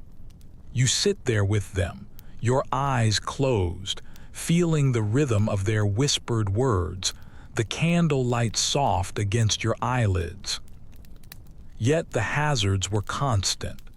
The flames would tip over easily, catching on the curtains or on the quilts. The children bore scars from the wax drips, small burns that were etched into their skin. The lanterns would break, spilling oil onto the wooden floors that could ignite in an instant. You can imagine the sudden panic of a flame spreading across the straw bedding, the scramble to stamp it out before the cabin itself became an inferno. The fire was their salvation, but it was always one single misstep away from their destruction. Some historians will describe these fragile lights as metaphors for resilience, tiny, wavering, yet persistent against the overwhelming darkness. Others will dismiss them as just reminders of deprivation, proof of how little the settlers actually had. You stand between those two interpretations now, a candle in your hand, staring at the way the flame bends in the draft. It is both pitiful and proud all at once. The sound of the lantern hums low, a faint hiss as the kerosene burns. The wax drips steadily. The children whisper stories to each other, their faces half-lit, their eyes glowing with imagination. The room feels as if it is suspended, time slowed down by the shadows. You begin to realize how the silence itself grows heavier without a steady source of light. In the flickering glow, you can see your own breath. Silver threads that are curling upward and then vanishing into the air. Curiously, some of the families would use the soot deliberately, blackening their window coverings to keep the light from escaping out into the night. They feared that the glow might attract wandering strangers or wolves, whose eyes would sometimes reflect eerily just beyond the cabin. Imagine sealing up your only source of comfort so that its glow would not betray you, sitting in a deeper gloom for the sake of your own safety. Midnight comes slowly. The candle shortens. The flame is lowering, guttering. The wax is pulling. The smoke is rising thicker, stinging your throat. Someone yawns, pulls a quilt tighter, and leans closer to the stove. You watch as the last inch of the wick curls up and then vanishes, plunging half of the room into a deeper shadow. The lantern hisses low, its oil nearly spent. You can feel the ache of your weary eyes as they strain in the dimness, the longing for a dawn that feels impossibly far away. And yet there is a tenderness in the glow. The families would lean in close, sharing stories, singing softly. A lullaby rises now, carried on a mother's cracked voice, weaving with the hum of the lantern. You let your head tilt against the wall, the soot staining your hair, your eyelids drooping with the rhythm. For a moment, the flickering flame seems less like a struggle and more like a heartbeat, small but steady, promising that the night will eventually pass. When the morning finally arrives, the storm has quieted down. The shutters creak open, letting the pale daylight spill in. The candles are just stubs, the lantern's glass blackened with soot. Yet the family is awake, alive, warmed not just by the fire but by the fragile courage of the light itself. Step outside with them in your imagination. The snow is deep, but the sky is clearing, a pale blue stretched out above. You look back at the cabin window, and you can see the faint soot trails that are marking the paper panes, and you realize that inside, every single flicker of light mattered against the vast blackness of the prairie winter, and that even a greasy candle was a victory. The lantern hisses low behind you, its glow fading away into soot and silence. But now, as you shift under your quilt, you can feel the heavier truth of survival on the frontier. Even with the walls patched up and the stoves burning, your body would never stay warm unless you buried yourself beneath layers and layers of bedding. You reach down and you tug at the quilt, which is rough and weighty, smelling faintly of smoke and of wool, and you realize that this too was a weapon against the storm. One well-documented reality of the pioneer households is that quilts were not luxuries at all. They were lifelines. The women would stitch them tirelessly from scraps of old shirts, from worn-out trousers, from flour sacks, and from whatever other fabric could be salvaged. A finished quilt was not just a decoration. It was insulation, stacked 3 or 4 deep on the beds until their sheer weight would press the sleepers flat. You slide under such a pile in your mind, feeling the press of the patched squares, each one a fragment of a different garment, stitched together into a mosaic of necessity. Oddly enough, these quilts carried stories within them. Some of them contained bits of wedding dresses, a swatch of a military uniform, or even the remnants of baby clothes. Imagine tracing your fingers across a patch and realizing that it once belonged to your father's jacket or to your mother's apron. In the dead of winter, when the wind rattled and the wolves howled, the quilt would wrap you not only in warmth, but also in memory. A patchwork family history that was heavy enough to keep out death.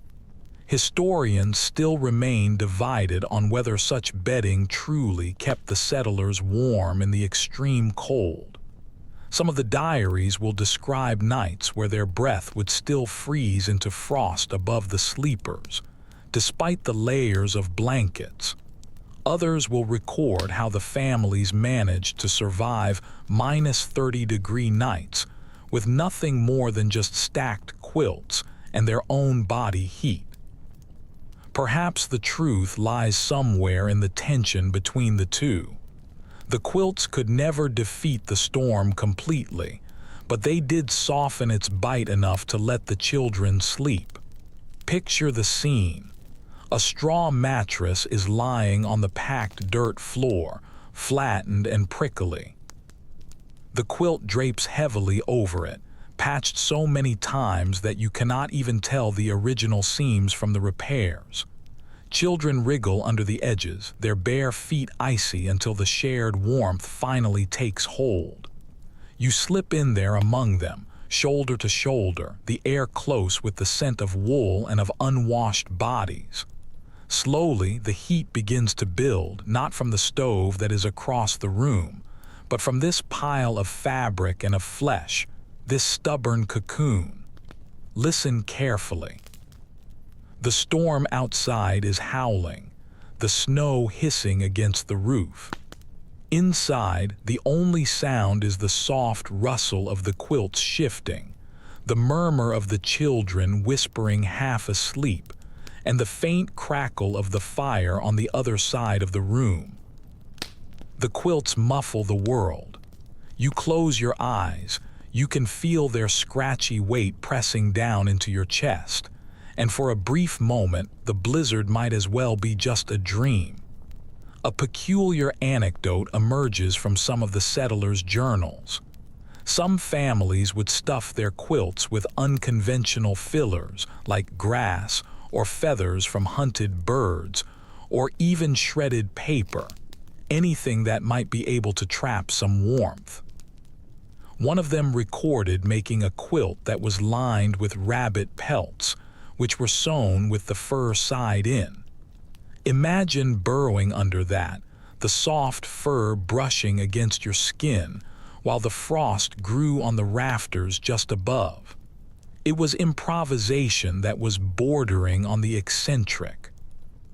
But survival rarely ever looked tidy. Some scholars will argue that the quilting itself became a kind of communal lifeline. The women would gather for quilting bees, stitching by the lamplight while the gossip and the songs filled the air. These gatherings would produce warmth in more ways than one, creating strong bonds between the isolated families. Others will suggest that the practice was as much about their sanity as it was about utility, giving their restless hands a purpose in the long hours that they were trapped indoors. You let both of those ideas linger as you run your fingers across the imaginary seams of a quilt. Each and every stitch is a small defiance against despair. The sensory experience is vivid. The quilts smell faintly of smoke, of grease from the stove, and sometimes of mildew. When the damp crept in, they would scratch slightly, especially the ones that were made from the coarse flour sacks. Yet beneath them, the heat is unmistakable. It gathers slow and steady until your cheeks begin to flush and your breath feels damp. Your legs grow heavy, pinned down by the layers. You cannot toss or turn very easily. You have to submit to the quilt's immense weight, a forced stillness that oddly calms you. An unusual detail surfaces. Some families would hang their quilts along the walls, not just on the beds, to block out the drafts. Imagine sitting at the table with patchwork curtains that are fluttering faintly. Every bright square a shield against the cold. The cabin became less like a house and more like a padded cell. The walls were muffled with fabric scraps that were stitched together into a desperate kind of artistry. You look around you now and you can see the color, the reds that have faded to pink, the blues that are worn down to gray, the patterns all mismatched, yet somehow beautiful against the rough logs. The debate still persists among the historians. Were these patchwork creations expressions of their identity and their creativity? Or were they just purely functional rags that were stitched together without any sentiment? Perhaps the answer shifts with each and every family. Some of them clearly poured their love into the patterns, passing the quilts down for generations. Others would patch them quickly, carelessly, more concerned with the heat than they were with the beauty. Yet in both of the cases, the result was exactly the same: warmth and survival. The night deepens. The family piles closer together under the mound of bedding. A father is snoring softly. A child is wiggling between their siblings. A mother is humming faintly, her voice carrying through the cloth. You drift off with them, your eyelids heavy, your body sunk beneath the pressing weight. The storm is shrieking outside, but it is distant now, muted by the walls, by the snowbanks, and by this quilted shield. Oddly, dreams come easier under a heavy weight. The settlers wrote of sleeping deeply, even when the temperatures fell to unimaginable lows, so long as the quilts were thick enough. You too find yourself surrendering to the heaviness, the sense that nothing can move you, that nothing can intrude. The quilt becomes a barrier not only to the cold but to thought itself.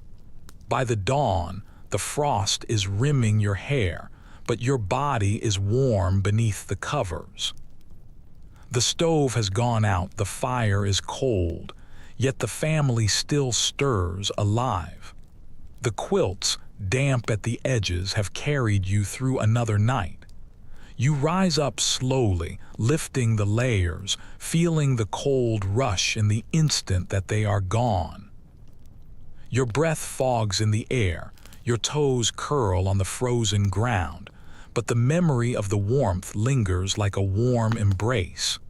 You look back once more at the bed, at the patchwork mountain, and you realize that survival on the frontier was as much sown as it was built. The quilts are still clinging to your shoulders, heavy and warm. But as you rise in your imagination, your eye falls on another frontier invention that was just as critical: the door. It seems so ordinary to us today, but in a world where a blizzard could strip the skin right from your face, the cabin door was no casual detail at all. It was the thin plank that marked the line between the storm and the hearth, between chaos and calm. One well-established fact of the pioneer homes is that the doors were rarely ever factory-made.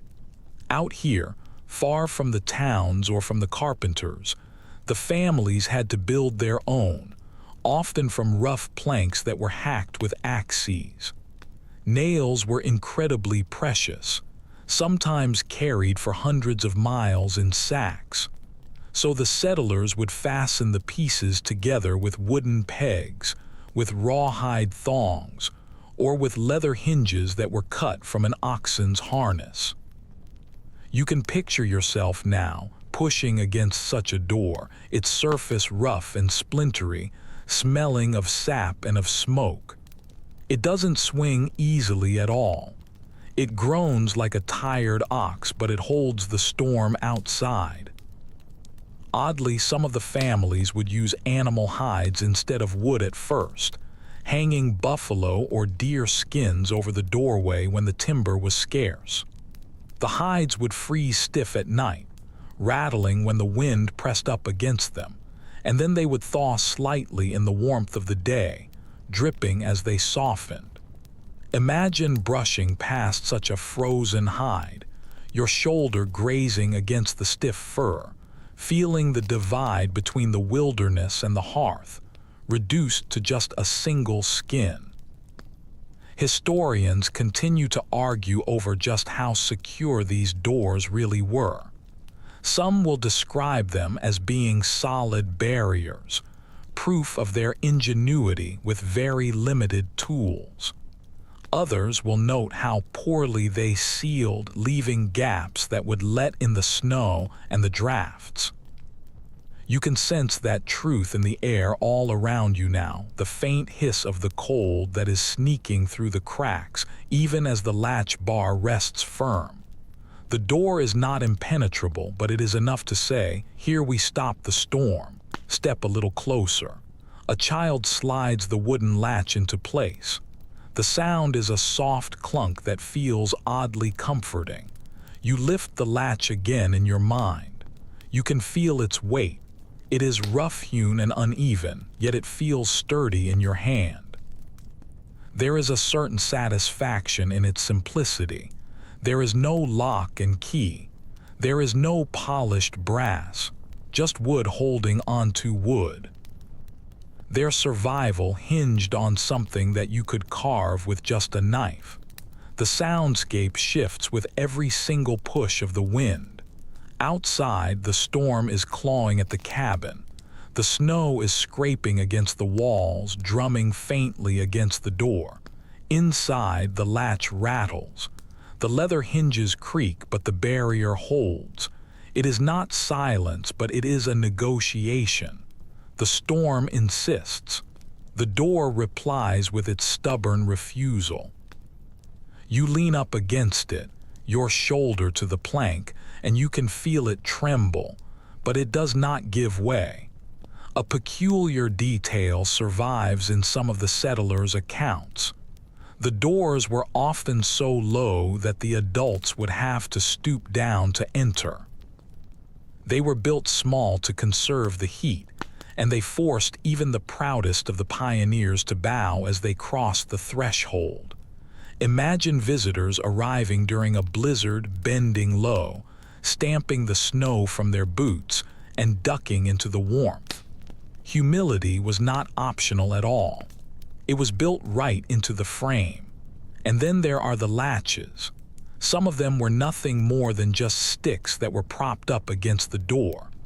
Others had clever sliding bars that were carved with whittled grooves. The children loved to work these contraptions, pulling them back and forth, pretending that they were commanding great gates. You can hear the clatter of it now, the satisfying click of the wood against the wood. To a family that was trapped in the winter, even a latch became a form of entertainment, a symbol of safety in miniature. Some researchers will interpret these crude doors as symbols of the frontier's resilience, fragile yet functional thresholds, marking the claim of the humans against the wilderness. Others will emphasize their fragility. Wolves or thieves or even a strong gust of wind could break right through if they were determined enough. As you trace your hand along the plank, you begin to realize that both of these readings have some merit. The door is not a fortress, but it is a declaration. Inside, by the candlelight, the door takes on an almost sacred kind of aura. The families would hang herbs or charms nearby, sometimes a horseshoe that was nailed to the frame, sometimes a sprig of evergreen. These little rituals would whisper of hope, of warding off more than just the cold, of evil, of sickness, of loneliness. You lean a little closer and you can smell the dried sage that has been tied up above the lintel, its earthy fragrance mixing with the smoke. The door is both a barrier and a talisman. An odd anecdote appears in one of the diaries. A settler claimed that his door had frozen solid to the frame one night, trapping the family inside until the morning's thaw. They would laugh about it later, but at the time, they feared suffocation. The windows were sealed with snow, and their only exit was blocked. You can imagine pressing hard against it, your shoulder straining, feeling the wood unmoving, hearing the children whimper as you hammer with your fists. It is a claustrophobic thought, protection that becomes a prison. Listen again. The latch clunks, the hinges creak, and beyond that, the storm roars. Each and every time the door shakes, you can feel its determination to resist. You can picture the father leaning up against it while the family huddles together in their quilts, as though his own body is reinforcing the barrier. The scent of the pine resin and the cold air leaks through, a reminder of the fragile line that exists between safety and exposure. Oddly, the settlers would sometimes carve their initials into their doors, or crude patterns, as if to declare their ownership in a land that was resisting them. Imagine stepping out at dawn, the storm having cleared, and seeing the rough mark of your name that has been carved into the plank, a bold message to the wilderness. We are here. By the morning, the frost is crusting the hinges, making them groan as you pull the door open. The outside world is a blank sea of snow, dazzling and cruel. Yet the cabin has survived another night, and the door, crude and splintered, deserves some of the credit. You step back inside, closing it firmly behind you, the latch falling back into place with that soft, reassuring clunk. Behind this rough barrier lies the warmth, the laughter, and the stubborn will to endure.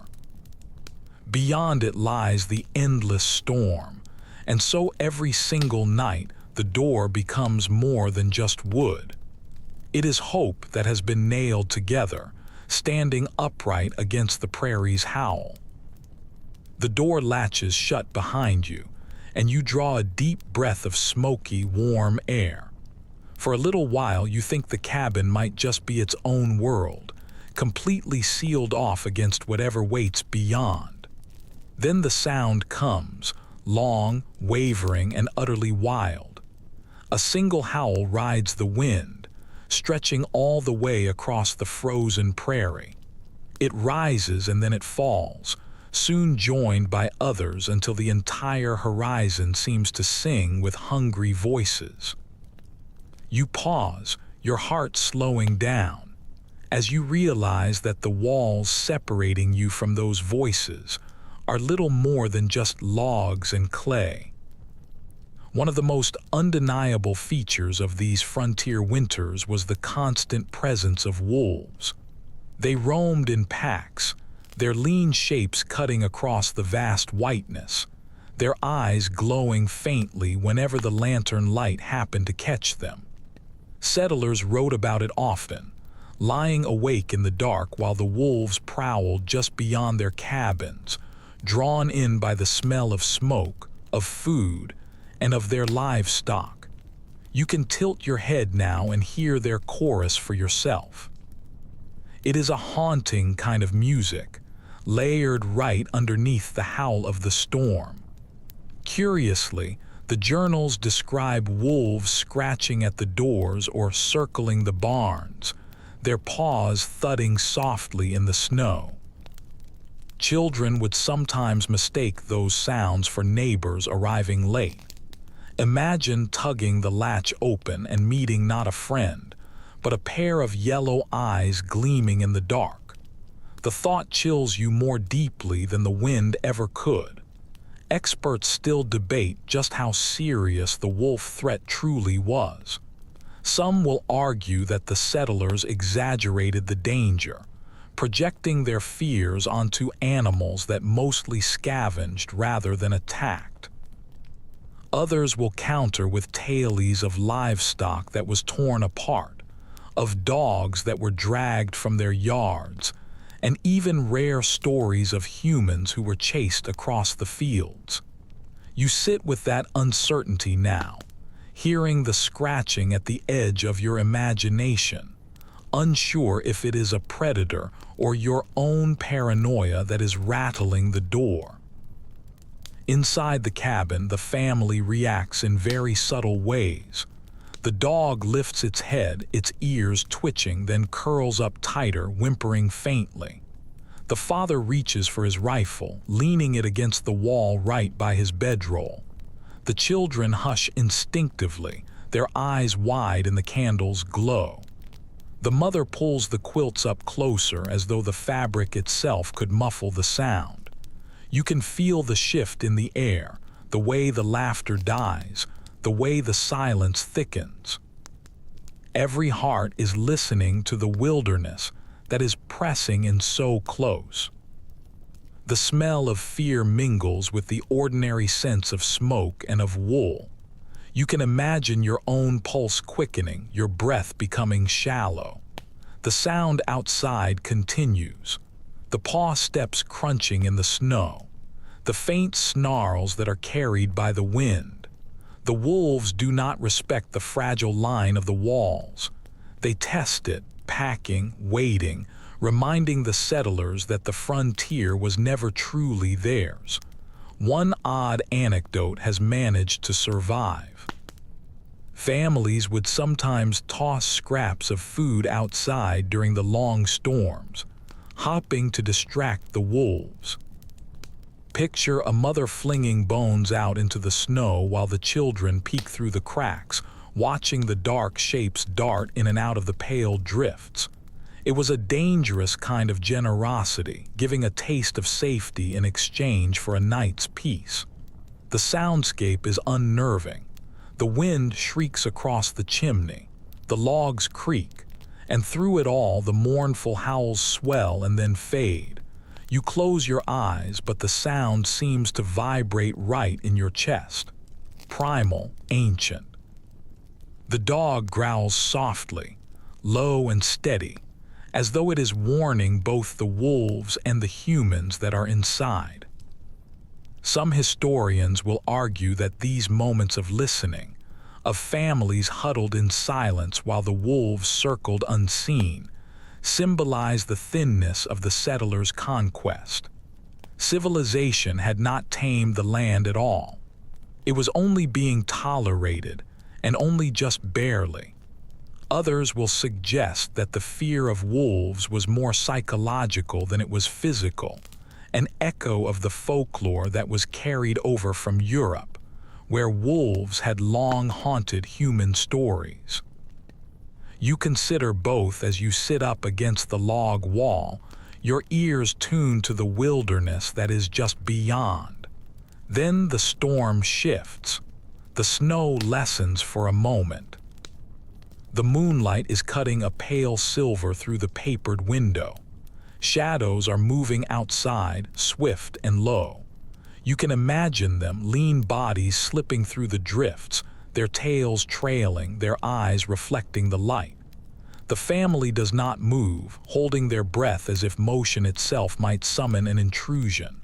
For minutes that feel like hours, you are suspended in the space between two worlds. Inside, there is warmth and a fragile sense of calm. Outside, there is hunger and a silence that has teeth. And yet, even amid all of the fear, there is a kind of awe.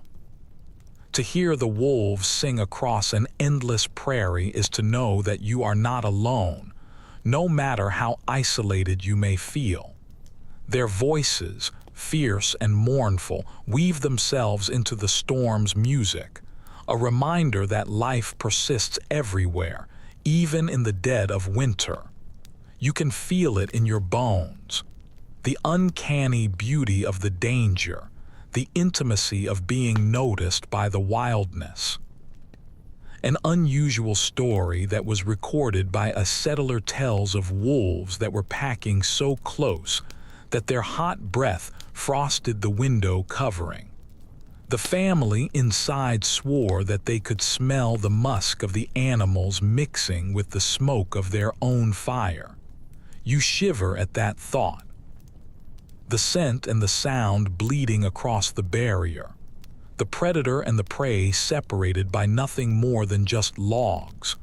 Finally, the howls begin to fade.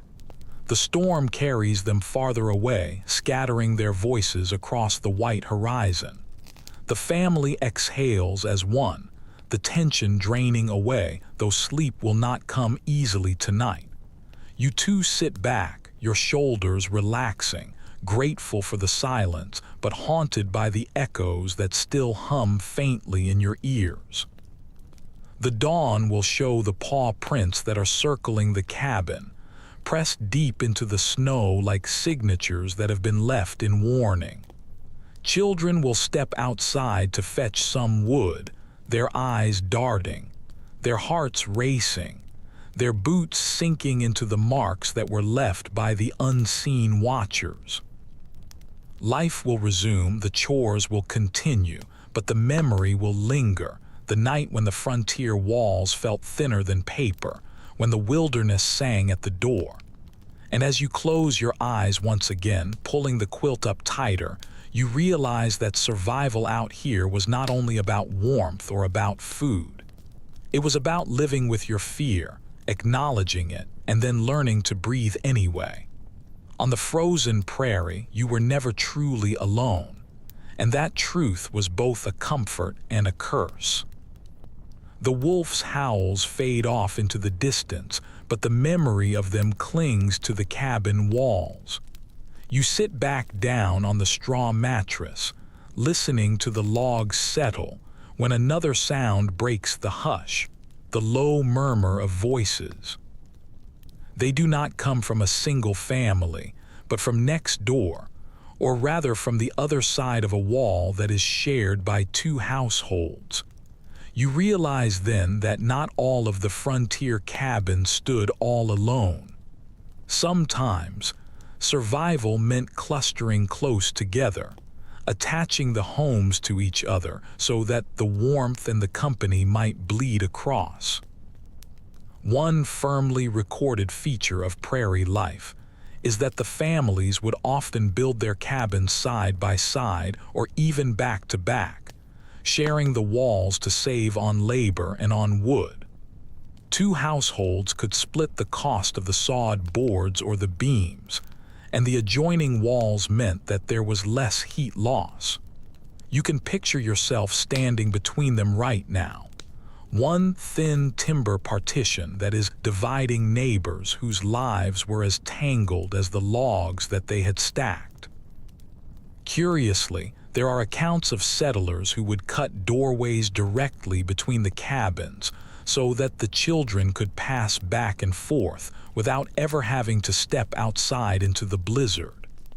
Imagine tugging open a crude door inside of your own living room, greeted not by the snow, but by another family that is huddled around their own stove. You can hear the laughter of the cousins mingling with your own, the quilts being swapped across the thresholds, the soup being shared without any ceremony, a strange domestic village that has been formed right inside the snowbound world. Researchers will disagree about how harmonious these arrangements really were. Some will describe them as being lifelines against the loneliness, the joining of voices and of prayers across the thin walls. Others will note the inevitable quarrels, the arguments over the firewood, the noise, or the borrowed tools that were made even sharper by their confinement. You can feel that tension right now as you sit in the glow of the stove. There is comfort in numbers, but there is also a sense of claustrophobia when all of your privacy dissolves. The soundscape shifts with this new closeness. Through the log wall, you can hear a baby cry, muffled but insistent. A man coughs on the other side, hacking into the dark. A fiddle is playing softly, the tune leaking faintly through the seams. It is both reassuring and intrusive, a reminder that your struggles are not solitary, but they are also not a secret. An unusual detail emerges from the diaries. Sometimes, the families would lean their beds up against the shared wall so that they could speak to their neighbors without ever having to leave their quilts. Picture lying there half asleep, whispering through the cracks in the logs, trading news or jokes in the pitch black of a winter's night. It is an intimacy that was born of necessity, voices that are traveling through the wood like whispers across time. Step into the neighbor's cabin now in your mind. It smells slightly different. More like cabbage and less like smoke, but the rhythm is exactly the same. The stove is glowing, the quilts are stacked, and the children are yawning. They nod at you with a weary familiarity. Their faces are pale in the lantern's flicker. You begin to realize just how similar every single room is in this landscape. Every single family is drawing from the same fragile script of endurance. Some historians will argue that these clustered cabins planted the very seeds of the frontier communities, knitting the settlers together into webs of obligation and of cooperation. Others will caution that such an arrangement strained their tempers, that the proximity without any space bred resentment just as much as it did kinship.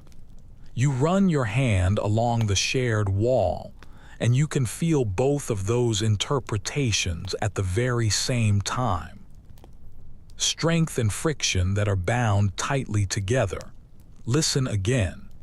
The wind is shrieking outside, battering the snow up against the outer walls, but inside, the combined voices of two households are rising up against it. Hymns are swelling faintly, overlapping, imperfect but earnest. Children are laughing across the threshold, chasing each other until their mothers scold them. For a single moment, you can feel as though the storm has been reduced to just background noise, its power checked by a chorus of human presence. One curious anecdote lingers from a settler's letter.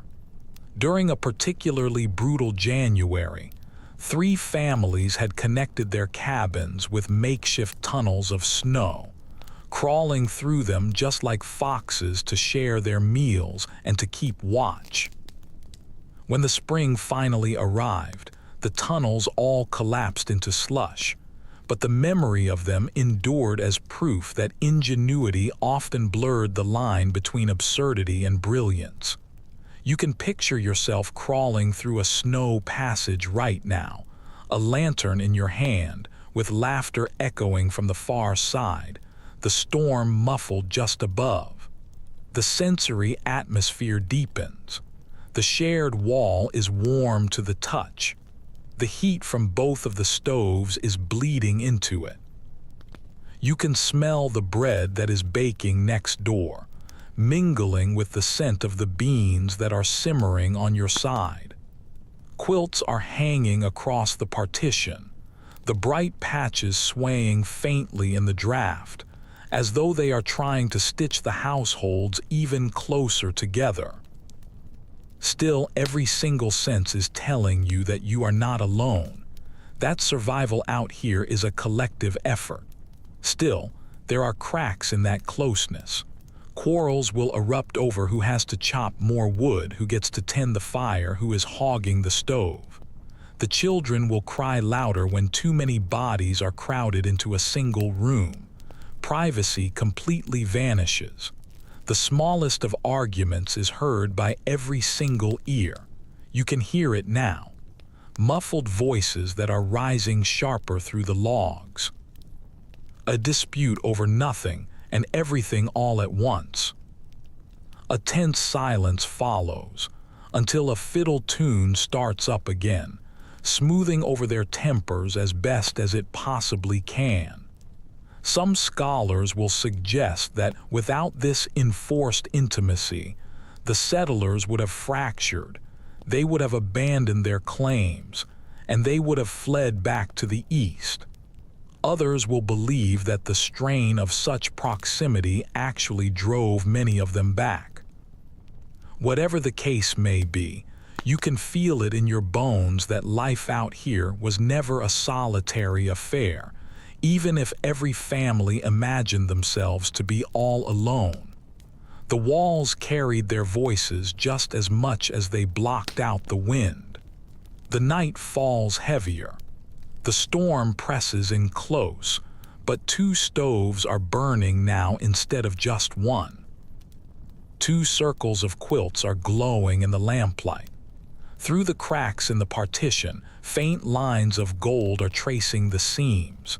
It is proof that the warmth and the light bleed across, ignoring the borders.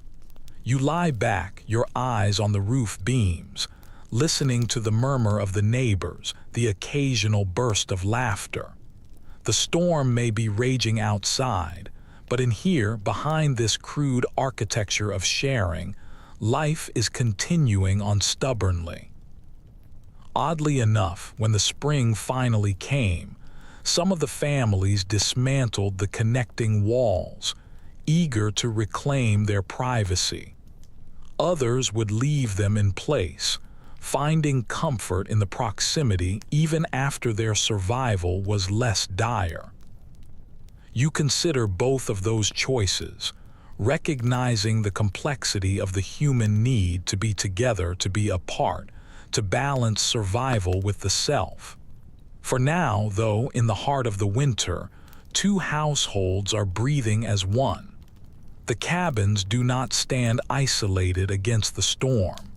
They are leaning into each other, imperfect and human, their warmth multiplied. And as you drift off under your quilt, lulled by the voices that are coming through the wall, you know that even out here, where the horizon swallows up all sound, a connection can survive. The neighbor's laughter fades away to a murmur, and you lean back up against the log wall, feeling its rough surface cool through the quilt. Even with 2 stoves burning and the snowbanks pressed high up outside, the wind still finds its way in. Tiny little drafts creep along the floor, teasing at your ankles, whispering through the cracks that you can't even see. You begin to realize that the chinking alone could never seal up everything. And so the families would reach for other methods, layering new tricks into their walls and their floors in the hopes of holding back the endless cold. One widely acknowledged practice among the pioneers was the use of paper, or cloth, or straw to insulate their cabins. The families would paste old newspapers directly onto the log walls, overlapping the sheets until the room became a patchwork of print. Others would stuff straw or dry grass between the planks, cramming it in until no space remained. You run your fingers along such a wall in your mind, the paper crackling beneath your touch, its surface faintly gritty from the smoke. The sentences all blur together, the headlines about faraway wars or politics glowing faintly by the lantern light. They are strange companions for the sleepless nights. Curiously, some of the households would cover the entire ceilings with cloth, draping the sheets like sails above the room to trap the rising heat. Imagine lying there on your straw mattress, staring upward at the fabric that is shifting gently in the draft, its surface darkening with the soot as the days wore on. For the children, it became a secret sky, a canopy where they would whisper their dreams while the snow pounded on the roof just overhead. Scholars still continue to discuss just how effective these improvisations really were. Some of them will argue that they made a measurable difference, reducing the drafts and conserving the warmth. Others will suggest that the comfort was more psychological than it was physical, offering the sense of control when nature allowed them none. You can feel both of those possibilities pressing up against you now. Perhaps the warmth is real, or perhaps it is only a belief that has been stitched and pasted into the walls. The sensory details are sharp. The paper smells of grease where it has been brushed with lard to keep out the moisture. A faint sourness is mixing with the wood smoke. The straw crackles when you press your palm to the wall, shedding dust that tickles your nose. In the quiet, you can hear a faint rustling mice that are moving through the hidden grass insulation, tiny little bodies that are thriving where the humans are fighting to endure. The irony of it is not lost on you. Every single layer of their defense becomes a habitat for something else. An unusual anecdote appears in some of the letters. One settler family had lined their walls with empty flour sacks that were sewn together just like wallpaper. The printed logos, the mill names, the bold lettering, all of it glowed dimly in the lamplight, giving the cabin the accidental look of a mercantile shop. Imagine sitting at the table, sipping on weak coffee and reading Minneapolis Best, stamped in block letters right across your wall. It is a strange kind of comfort, perhaps, but it is also a reminder of scarcity that has been turned into a resource. The soundscape deepens as the night settles in. The stove pings softly as it cools, while the wind rattles faintly at the corners. The paper on the walls shivers with each and every gust, making a dry, fluttering noise, like wings that are beating faintly in the dark. The quilts that are hung as curtains sway gently, their edges brushing against the floor with a whisper. Even in the stillness, the cabin hums with life, every single patch and layer shifting and creaking and settling into place. Some historians will interpret these makeshift insulations as proof of human adaptability, scraps and rags that were transformed into bulwarks against annihilation. Others will see them as evidence of desperation. Each and every measure was temporary, fragile, and destined to fail under any real stress. You weigh the arguments in the silence, your hand pressed to the rustling wall, wondering if survival lies more in ingenuity or in stubborn denial. Look around you carefully now. The cabin is glowing with mismatched textures. One wall is a dark log that is patched with moss. Another one is bright with pasted paper, yellowed at the edges. The ceiling sags with cloth that has been nailed up tight. Quilts are covering a drafty corner. Scraps of red and blue patches are dancing in the lamplight. It is not elegant at all. It is almost chaotic, but it feels strangely human. A collage of lives that have been stitched and pressed together up against the cold. An odd practice that is sometimes mentioned in the frontier folklore was the use of raw animal hides that were nailed up inside as insulation. The skins would stiffen with the frost, giving off a rank odor as they thawed out near the stove. The children would wrinkle their noses. The adults would tolerate it, but still, The hides kept the drafts at bay. Imagine sleeping with your head up against such a wall, smelling the faint musk and the grease, yet being grateful for the thin layer that stopped the wind from reaching your bones. The hours stretch on, the storm claws at the outside, but you are sitting beneath a cloth-draped ceiling, with walls that are padded with newsprint and with straw, and quilts that are fluttering faintly. The patchwork feels like a fragile cocoon, trembling but whole. You exhale slowly, your shoulders loosening as the drafts begin to lessen. Perhaps it is only a little bit warmer, but on nights like this, a little bit is enough. Oddly enough, the children would often learn their letters from those pasted newspapers. By day, in the thin light, they would trace the words on the walls, reading aloud the headlines that once mattered in far-off cities. Education that was stitched directly into the insulation. Imagine reciting the alphabet while pointing at an article about the president or a farming dispute. History that was being absorbed while you were trying to stay warm. As the dawn breaks faintly, the paper still clings to the walls. The straw still rustles in the hidden gaps. The frost sparkles along the seams, but the family wakes up alive. Their voices are rough, but they are steady. The improvisations have done their work, not perfectly, not elegantly, but enough. Step outside in your imagination. The snow drifts high, the wind sighs low, but the smoke curls from the chimney. Inside, a strange collage of paper, of cloth, of straw, and of hides has turned a log shell into something that can almost be called a home. Against the endless white, the cabin stands as a patchwork of survival.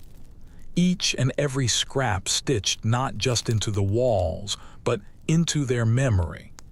The paper-lined walls rustle faintly as the morning light seeps through the greased window panes, but the rhythm of the house never truly rests.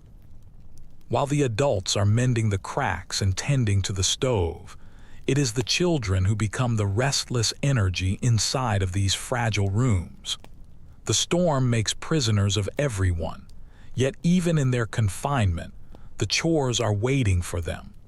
You glance over toward the corner where a boy is shrugging into a woolen coat, his cheeks flushed, as he prepares for another round of labor that seems absolutely endless. One well-attested reality of the frontier life is that the children's work was not optional at all. Even during the very worst of the blizzards, they would haul in the firewood. They would fetch water from the streams when they were not frozen solid, and they would tend to the livestock if the barns lay nearby. Without their help, the families simply could not keep pace with the demands of their survival. You can imagine a girl, no older than 10, her arms wrapped around a log that is almost as heavy as herself, stumbling toward the stove, with frost glittering on her braids. Strangely enough, many of the children would look back on these chores with a sense of pride. In their later memoirs, they would describe the satisfaction of being trusted with such essential tasks, of knowing that their small hands actually mattered. One of them recalled carrying buckets of snow into the cabin to melt for drinking water, laughing as it steamed in the pot, the transformation seeming magical to them. You can picture such a moment right now, the children crowding around a kettle, watching as the snow becomes liquid gold under the stove's intense heat.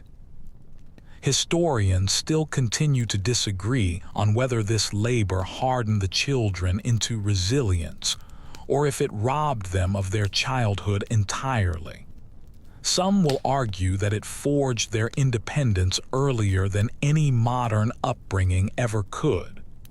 Others will insist that it forced a premature adulthood, erasing their play in favor of endless work.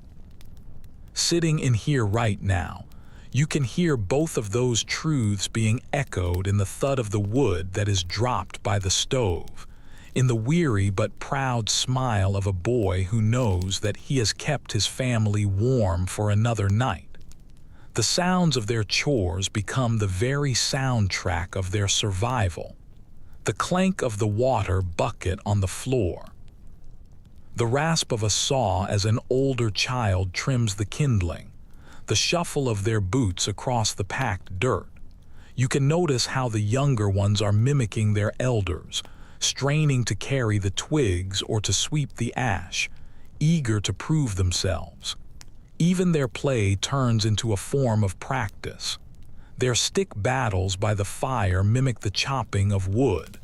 Their dolls that are tucked into scraps of cloth echo the care of their siblings. An unusual anecdote surfaces in a settler's diary. One child would entertain himself during the storms by sculpting snowballs indoors, sneaking them in through the door, and then watching them melt on the stove until his mother finally caught him. He would laugh even as she scolded him. The cabin would be filled with the hiss of the melting snow and the smell of wet mittens that were steaming. You grin faintly, seeing the humor in the mischief, even in such a grim season. Step deeper into the rhythm of their days. The morning begins with the hauling of the wood, the stove's embers being coaxed back into a flame. The water, if it is still liquid, must be fetched. If it is frozen, the snow must be melted. By noon, the children are sweeping. They are patching the leaks with rags. They are holding the lantern steady while their parents are mending the tools. The evening brings the quieter duties of stirring the pots, of rocking the bobbies, of spreading the quilts for sleep.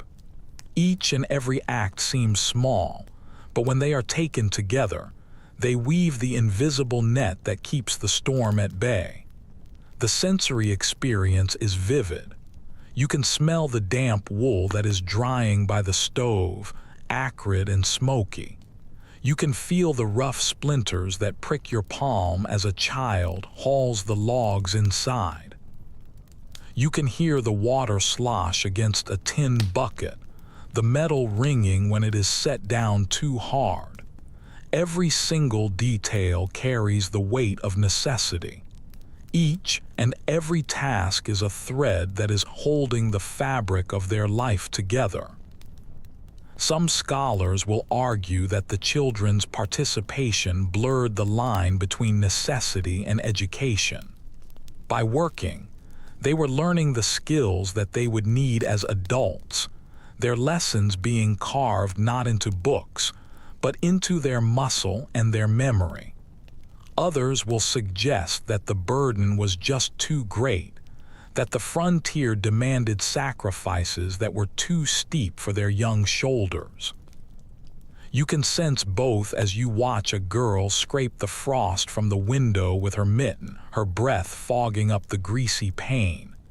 Is she learning resilience, or is she losing something tender? Perhaps it is both. The storm thickens once again, the snow driving against the cabin, yet inside, the chores continue. A boy is crouching by the hearth, blowing on the coals until they finally flare up. His sister is balancing a kettle, being careful not to spill it. The youngest, who is barely toddling, is dragging a stick across the floor, pretending that it is firewood. Their play, their work, their survival, all of it is bleeding together in the dim light. An odd memory lingers from one pioneer's letter. She recalled that her children would turn their daily chores into songs, chanting rhymes while they were fetching the wood or melting the snow. Their voices would rise up above the storm, weaving a rhythm into their drudgery. You can hear it now, faint but sweet, a sing-song cadence that makes the work feel less heavy. Even in all of the hardship, music would stitch itself into their survival. The night falls, but the children do not get to rest until their tasks are done. A boy latches the door up against the wind, the wood clunking into place. A girl folds the quilts neatly, even though her fingers are cracked and raw. Their faces are glowing by the candlelight, weary but satisfied. You can feel a sense of pride in the air, unspoken but solid, as though the house itself has acknowledged their contribution. And when they finally lie down, nestled beneath the patchwork covers, the day's labor still clings to them. Their hands smell of wood smoke, their hair of damp wool. Their cheeks are streaked with soot, yet their breathing slows down steady, as though the storm cannot touch them in their dreams. You listen, your heart softening as the rhythm of the chores gives way to the rhythm of sleep. Step back from the scene now.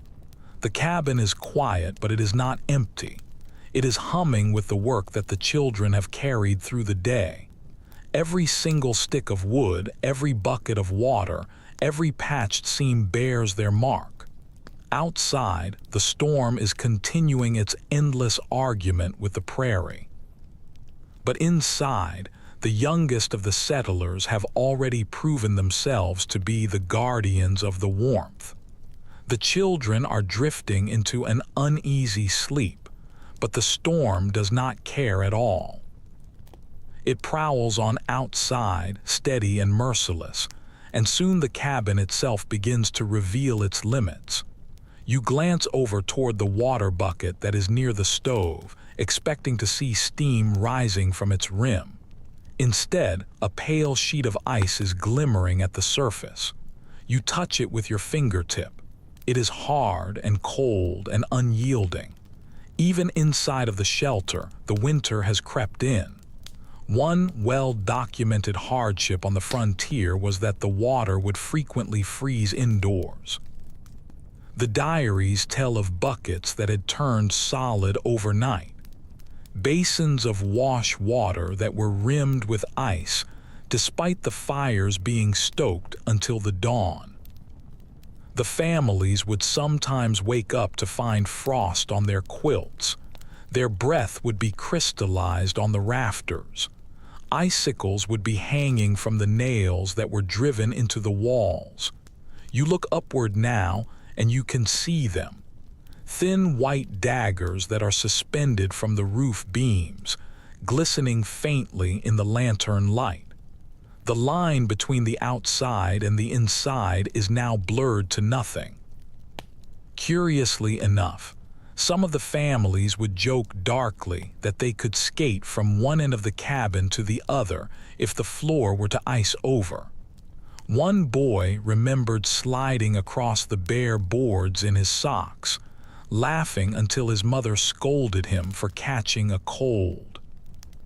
You can picture him now, his cheeks red, his hair stiff with the frost, turning a bitter reality into a brief and fun game.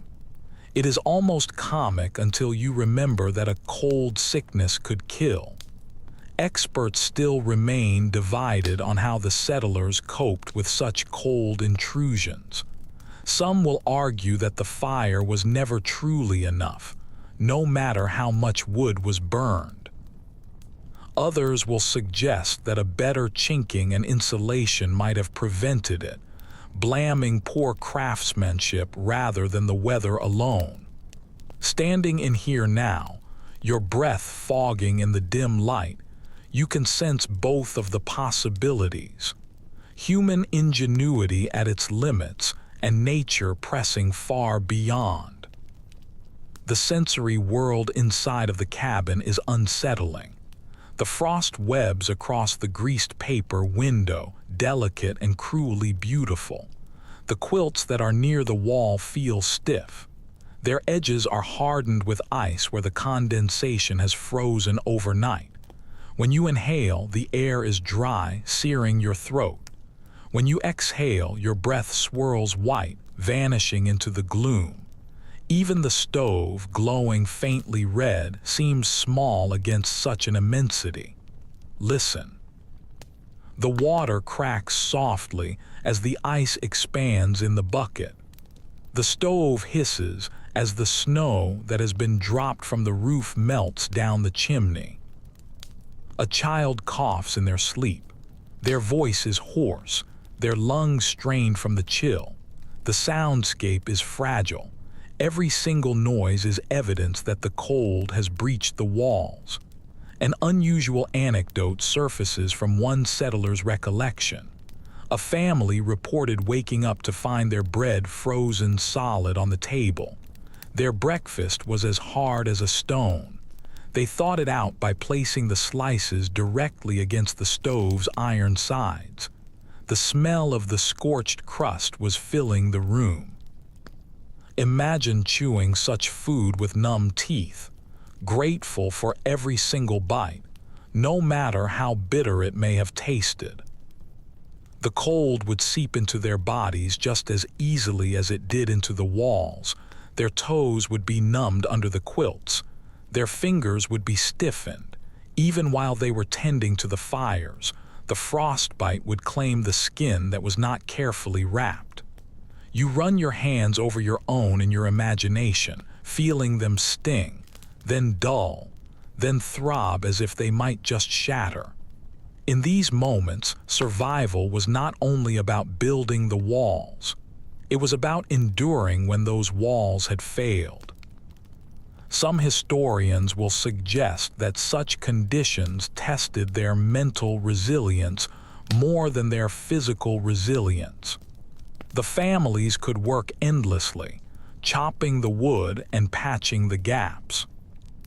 But when the frost grew inside of their own beds, a sense of despair would set in. Others will argue that the endurance became its own kind of routine, that the settlers would accept the frozen buckets just as casually as we accept the morning dew.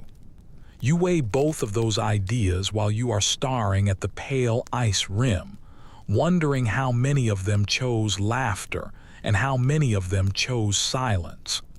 The fire must be fed once again.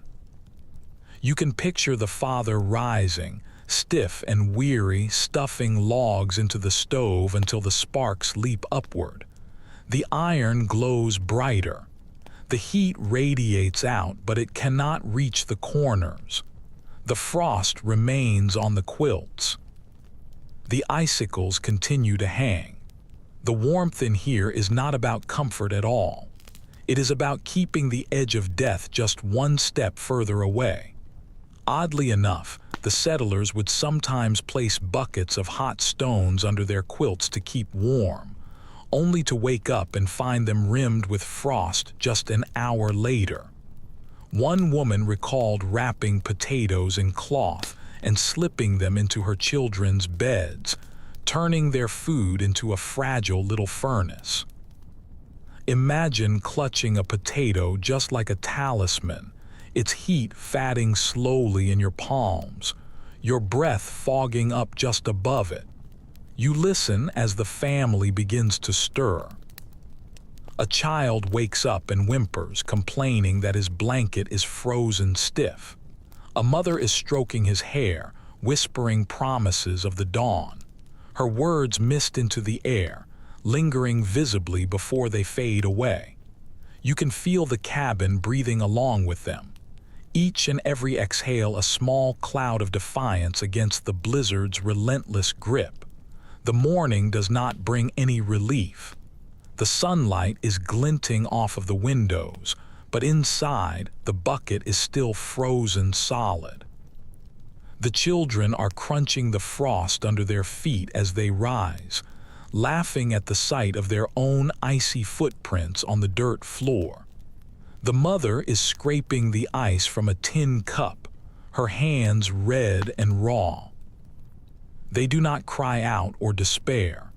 They simply continue on as if this too is just ordinary. Scholars will argue about what such endurance actually means. Some will see it as proof of a stubborn kind of heroism, of the human spirit that is unbroken even by the harshest of the cold. Others will frame it as evidence of unnecessary suffering, a sign that the settlers had pushed too far into lands that were unforgiving. You close your eyes, hearing the debate echo just like the wind outside, realizing that perhaps both of them are true. Courage and folly often sleep side by side. Step back in your mind now. The cabin stands buried in the snow, the smoke trailing weakly from its chimney. Inside, the frost clings stubbornly, a reminder that the walls are only suggestions against the winter's command. And yet, the family lives on, breathing and moving and laughing faintly, even as the ice forms in their cups. You draw the quilt up tighter, the air biting at your skin, and you can feel the contradiction sharpen. Survival on the prairie was not a battle that could be won at all. It was a dance, sometimes graceful, sometimes clumsy, always with the frost close at hand. And as you drift off into an uneasy rest, the bucket of frozen water is glimmering faintly, a silent witness to their endurance that has been pressed to its very edge. The bucket of frozen water is still glimmering faintly in the dim light. But for now, you turn your attention to the voices that are rising in its shadow. The storm is howling on, but within these walls, another kind of sound is pushing back.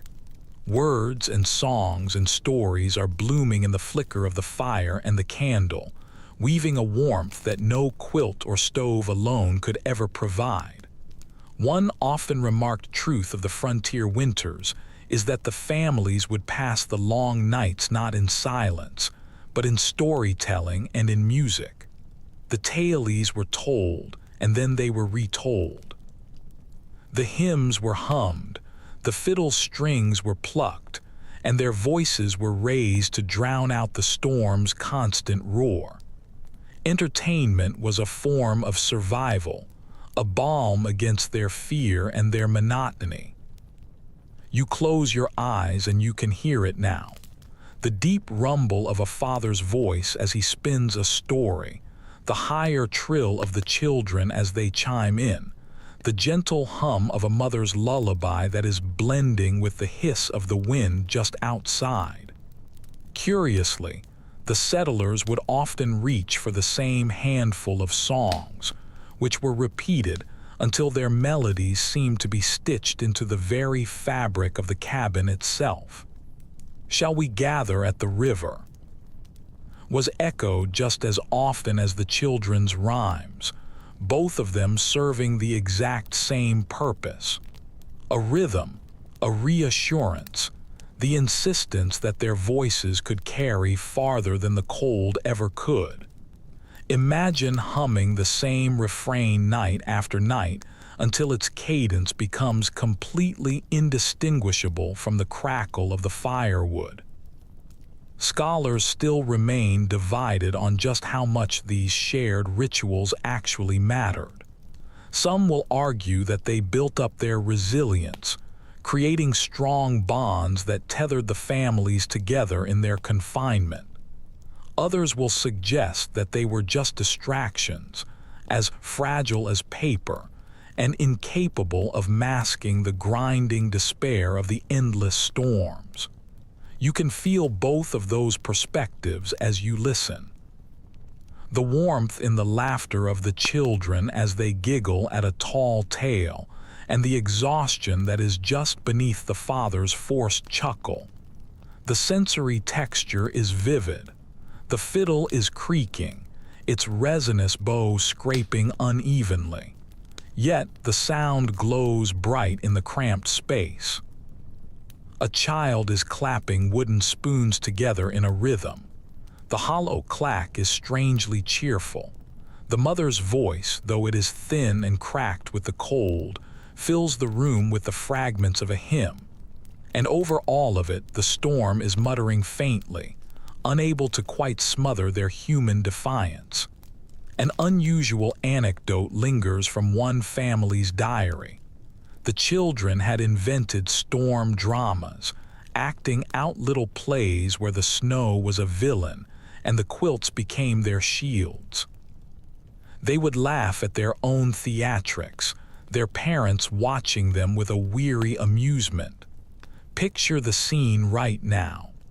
A boy is wrapped up in a quilt, stomping around like the blizzard itself, while his sister is wielding a broom as a sword, fending him off. Their giggles rise up just like sparks, fleeting but bright. The rhythm of the storytelling flows naturally. Some nights would bring Bible verses that were recited slowly by the candlelight. Other nights, the fathers would recount their adventures from their earlier travels, embellished until they sounded like great epics.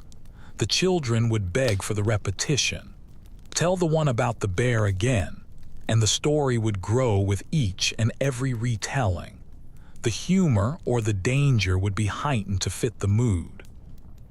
You lean in with them, your eyes wide, caught between the dread of the storm and the delight in the tale. The smell of the tallow fills the air as the candles drip, mingling with the smoke and the damp wool. You press your quilt up closer, the weight of it grounding you as the voices weave above. The stories are not polished at all. They stumble, and they wander, and they repeat, but they are alive, and that is what really matters.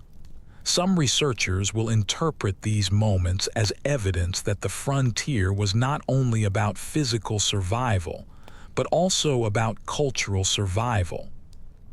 The music and the myths would hold the cold at bay just as surely as the wood and the mud did. Others will caution against romanticizing it, pointing out how often the journals would mention the boredom, the quarrels, or the same stories being repeated to the point of weariness.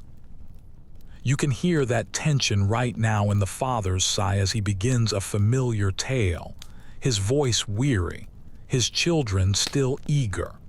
Another odd detail appears. One settler recalled using the Bible not only for their readings, but as a literal prop in their games, balancing it on their heads to see who could walk straight for the longest. Faith and humor and necessity, all of it would blur together in the cramped space. You can imagine the laughter echoing even as the sacred words would wobble precariously on top of a child's curls.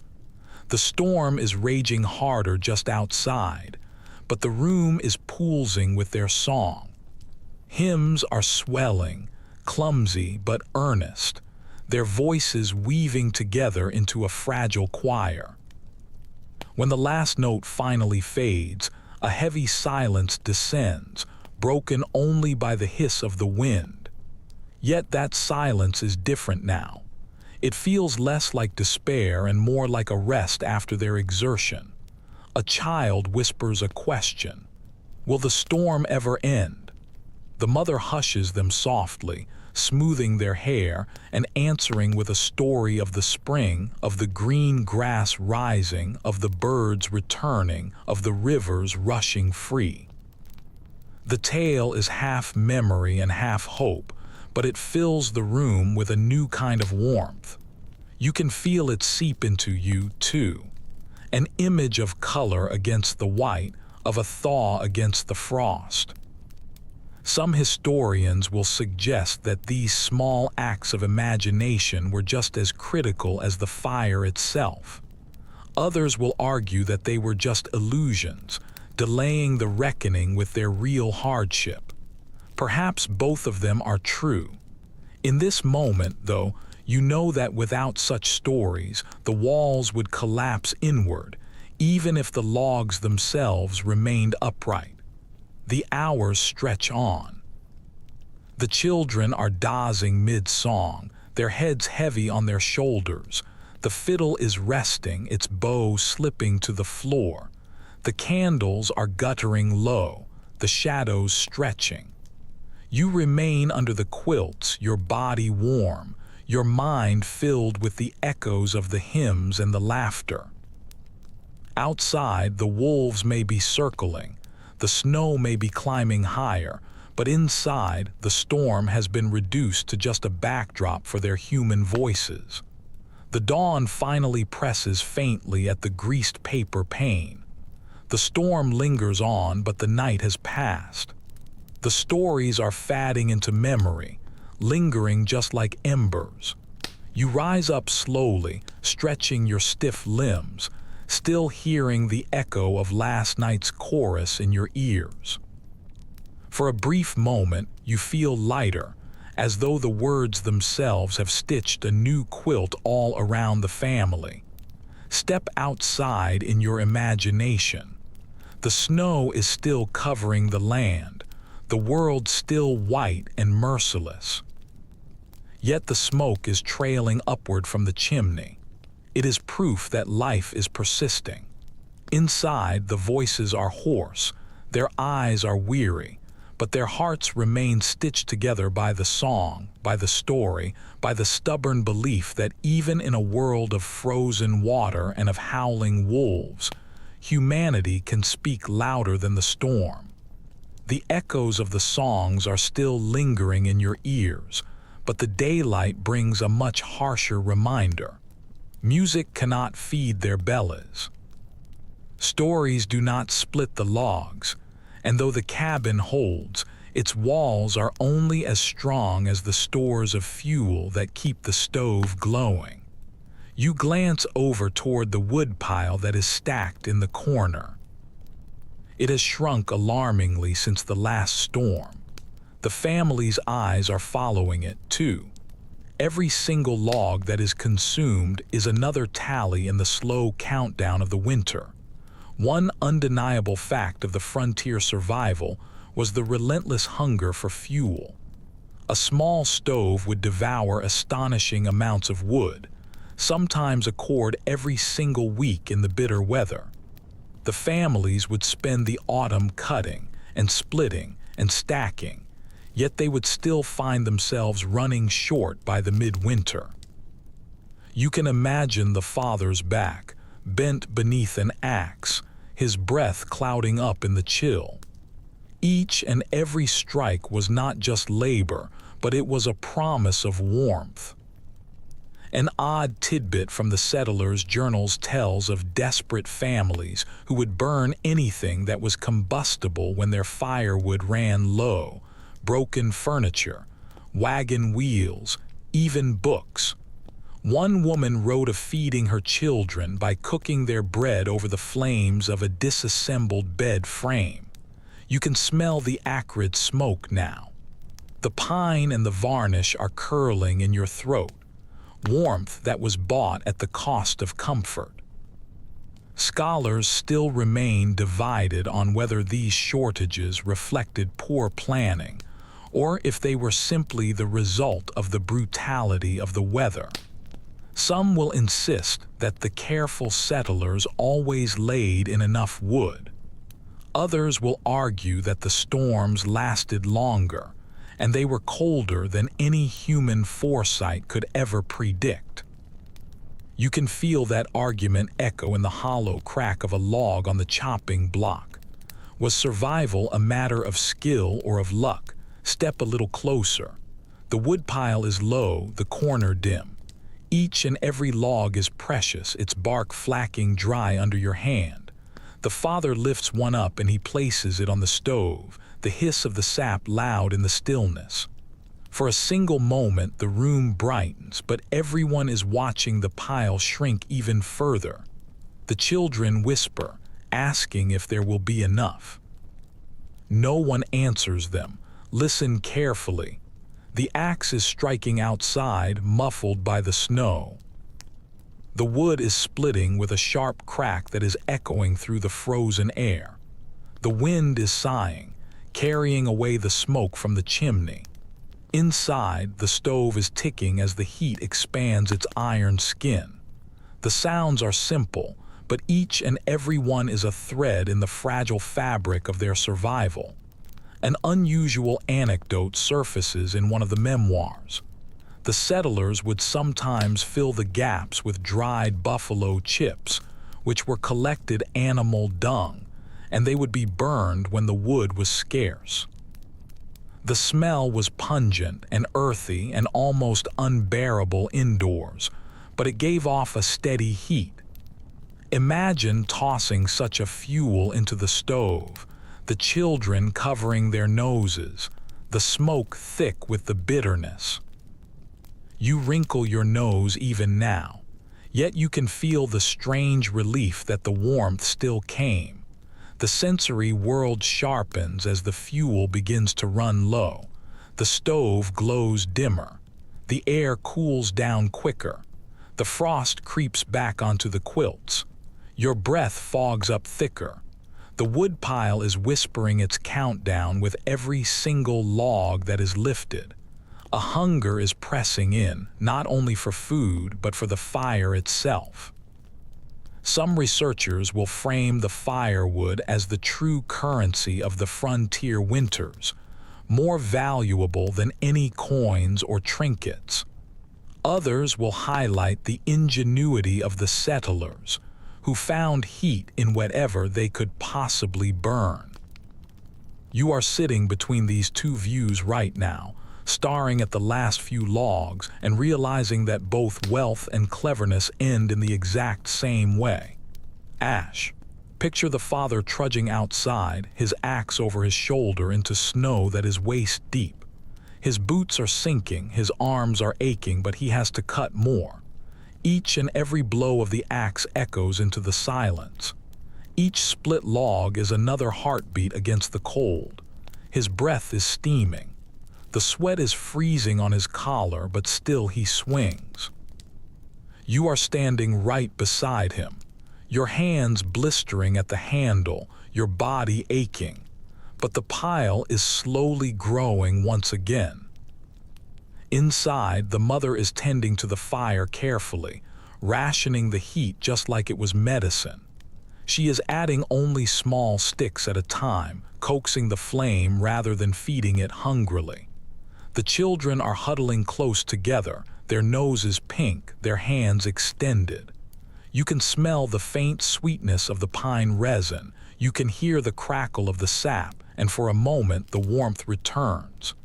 Yet the danger is always lurking. The logs that are damp with the snow will smoke heavily, choking the room.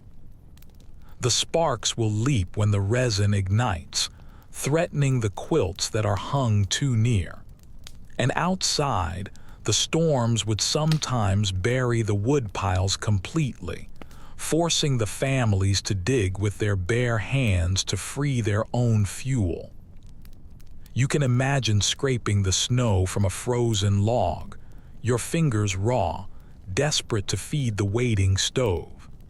Oddly, the settlers would sometimes mark their wood piles just like monuments, stacking them carefully up against the walls or the fences, measuring their survival by the height of the stack. The children would trace their initials in the frost along them, as though they were signing their family's claim against the winter. You can picture such a pile right now, a small mountain that is glowing faintly with a promise. The night returns. The woodpile shrinks once again. The logs are burning down to glowing coals. The family is gathering close, their quilts drawn up tight, their breath visible in the dimness. The father is sighing, counting in the silence the days until the thaw, until the green returns, until the wood cutting is no longer a race against death. You can hear the exhaustion in his breath, but you can also hear the resolve. Some historians will argue that the firewood shortages epitomize the frontier spirit. Endless work, endless scarcity, and an endless will to endure anyway. Others will view it as a reminder that nature had set limits that humans could never truly conquer. Both of those readings are pressing up against you now as you feel the weight of an axe in your imagination. the ache of the arms that cannot stop swinging. By the morning, the pile has grown a little bit, though it is not enough. The father returns with some fresh cuts, the frost clinging to his beard. The mother is stirring the embers back to a flame. The children are clapping their hands over the stove, their cheeks pink, their eyes hopeful. The cycle repeats itself. Chop, burn, ration, endure, step back now. The cabin is breathing smoke. The wood smoke is curling into the pale sky. Inside, the warmth is clinging fragilely, bought log by log. Outside, the prairie is stretching out endless. The trees are rare. The storms are constant. The fire is life. The wood is its currency, and survival is a ledger that is always on the edge of the red. You pull the quilt up closer, listening to the soft crackle, smelling the pine and the ash. The storm is still waiting, but for tonight the stove glows. For tonight the woodpile holds. The woodpile is sighing in the corner, smaller than it should be. Yet for now the fire is holding steady. Still, as you look around the dim cabin, another truth is pressing in close. The walls and the warmth mean very little without any food. Their bellies are grumbling louder than the wind. And survival out here was measured not only in logs, but also in their larders. You turn toward the shelves where the jars, the sacks, and the barrels are standing, their shadows looming. Each and every one is the fragile memory of the autumn's harvest. One firmly recorded fact of the frontier winters is that their food had to be stored months and months ahead. The grain was dried, the corn was shelled, the vegetables were pickled, and the meat was salted or smoked. Without this preservation, hunger would stalk them very quickly. You can imagine opening a barrel right now. Inside lies the salted pork, pale and greasy. It smells sharp with the brine. Another sack is holding the cornmeal, gritty and dry, promising endless mush but very little variety. Every single item is precious, and it is rationed with immense care. Each and every spoonful is a negotiation with the winter's length. Curiously, the diaries will often mention the monotony of these meals. The children would beg for something different, tired of the cornmeal porridge and the salt pork, yet their parents could offer them nothing else. One letter tells of a boy who had been dreaming of apples all through the winter, only to wake up to another bowl of gray mush. You can almost taste it right now, thick and bland and filling, but completely joyless, sticking to your tongue just like paste.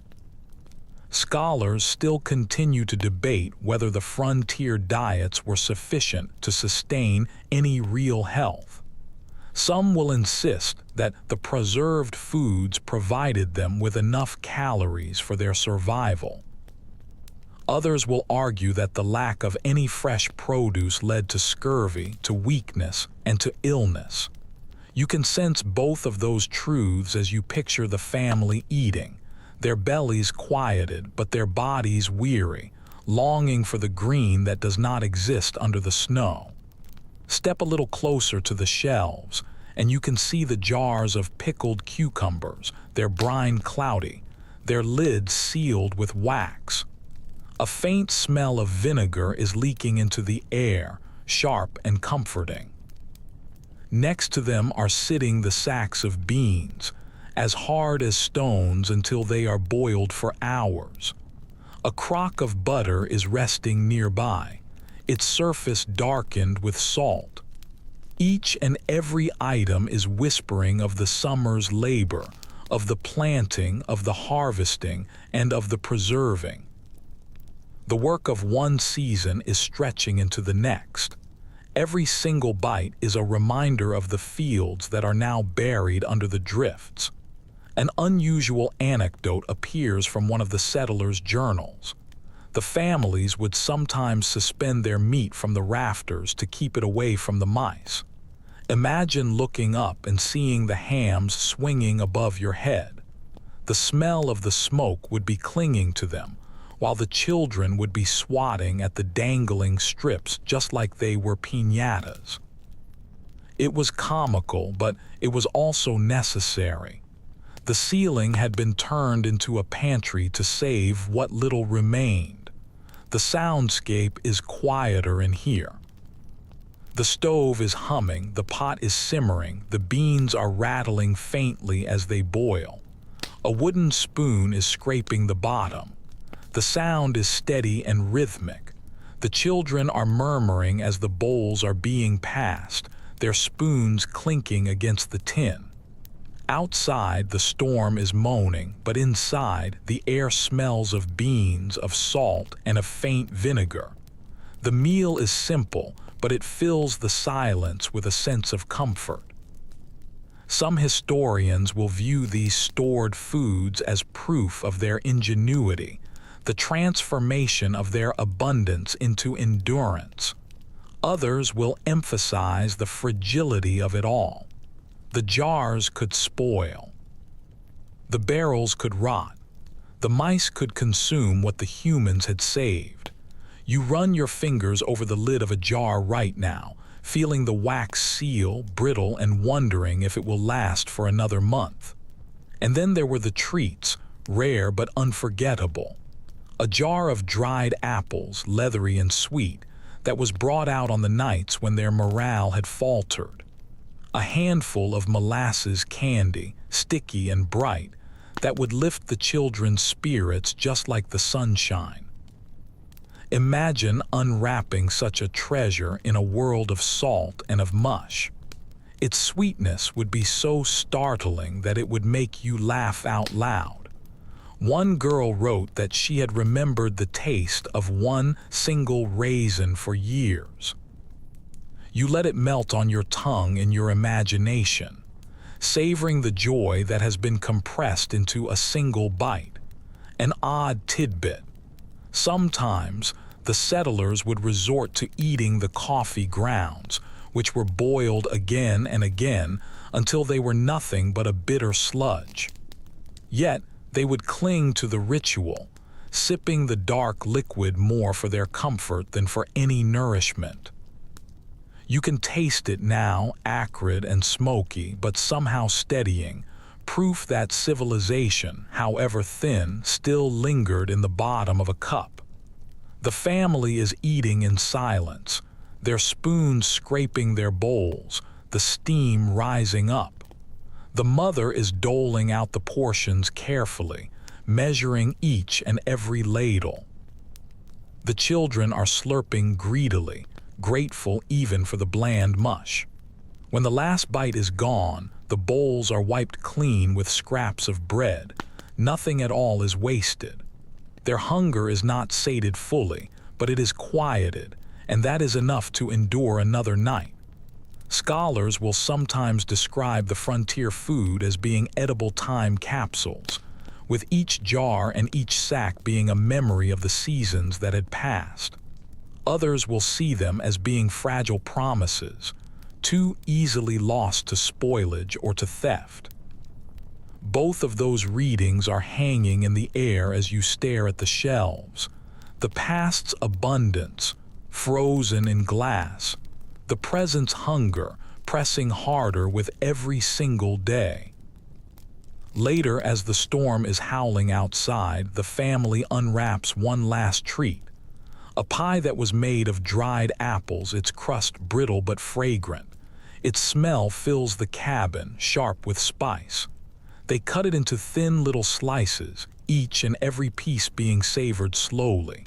For a brief moment, the blizzard fades away, replaced by the sweetness on their tongues, by the memory in the air. The night deepens. The shelves look emptier than they did before. A jar is gone, a sack is lighter. The fire is still burning, but the food is dwindling with every single meal. You pull the quilt around your shoulders, listening to the faint hiss of the pot, the slow scrape of the spoons, and the storm's steady voice from just beyond. Step back in your mind. The cabin is a storehouse just as much as it is a shelter. Its walls are holding not only their bodies but also the ghost of the summer's harvest. Inside, hunger is waiting just like another storm, one that is measured not in snow but in empty jars. And as you close your eyes, you can feel it there too, the slow counting down of the meals. The quiet knowledge that survival is not only about the heat, but it is also about what you can swallow and chew and make last until the thaw. The shelves are growing barer with each and every passing day, and though the meals are still simmering on the stove, a deeper unease is creeping in. What happens when those shelves are finally empty? Hunger is lurking like another wolf just outside the door, patient and waiting. You can feel it in the hush that falls right after supper, when the spoons are set down and their eyes are drifting toward the corners where the sacks and the jars once stood full. The blizzard is not only a battle of the cold, it is a war of appetite. One sobering reality that has been recorded again and again is that the frontier families would often reach the very edge of starvation during the long winters. The diaries will speak of their rations dwindling down to almost nothing, of their meals being stretched so thin that they were little more than just hot water that was flavored with scraps. Imagine holding a wooden bowl that is filled with a broth that was made from a single bone, the steam rising up, yet no real nourishment in its depths. You sip it anyway, because hope tastes like something, even if your belly remains hollow. Curiously, some of the families would turn to foraging even in the deep snow. They would dig through the drifts to find frozen turnips that had been left behind in the fields. They would scrape the bark for the edible inner layers, or they would boil pine needles into a bitter, vitamin-rich tea. Picture kneeling in the snow, your fingers numb, clawing at the frozen earth for a root that might taste of dirt but would still mean your survival. Researchers still remain split on just how common outright starvation really was. Some will argue that the settlers generally survived the winters through their planning and their preservation.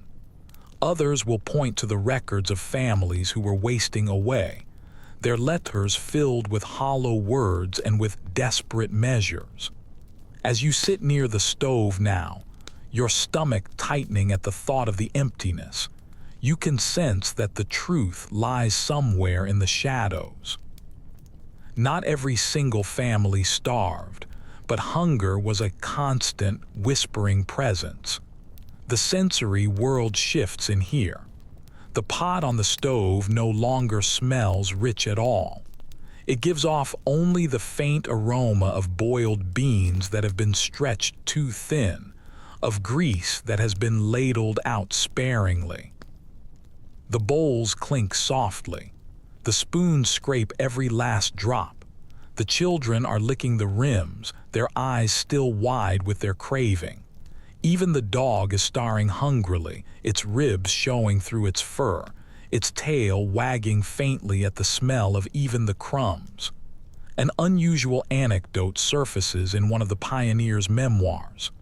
A family claimed that they had boiled the leather strips from their harnesses, softening them into a kind of soup. The taste was absolutely foul, but it filled the space in their bellies. Imagine chewing on soggy leather, the flavor acrid, your teeth aching, yet still swallowing it because the alternative is much worse. It feels absurd, even grotesque, but desperation has no dignity. Some scholars will interpret these stories as being exaggerations that have been shaped by memory and by folklore. Others will insist that they reflect the reality, evidence of just how thin the line between survival and ruin truly was. You hold that debate in your chest as your own imagined hunger grows even sharper. The air all around you is heavy with the absence of enough food. Listen closely. The storm is still raging, but inside the cabin, the only sounds are the crack of the wood and the faint rumble of their stomachs. A child is whimpering quietly, asking for more. The mother is stroking their hair, and she is whispering promises that she may not be able to keep. The father is staring at the shelves, his face lined with worry. Each and every silence between their breaths is louder than the blizzard that is just outside. And then there are the stories of their ingenuity. The families stretching their flour by mixing it with ground corn husks. The women grinding acorns into a flour, which was bitter but still edible. The children being sent to gather the icicles, which were melted into a weak tea that was flavored with the very last bit of their sugar. Imagine sipping such a drink. The sweetness would be faint but shocking after weeks of the bland salt and starch. It is not enough, but it feels miraculous. An odd tidbit arises from some of the letters.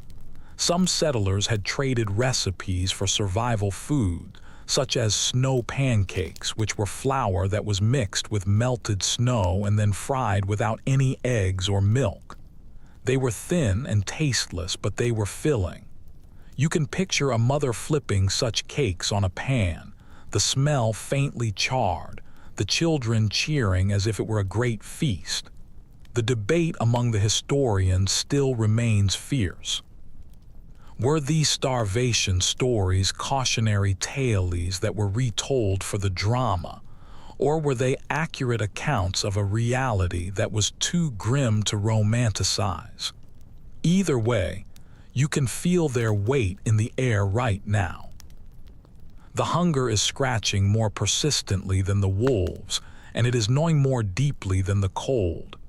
It is sitting there with you in the cabin, invisible yet undeniable.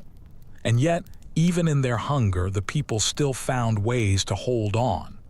A family is gathering at the stove, breaking a single piece of bread into 6 different parts.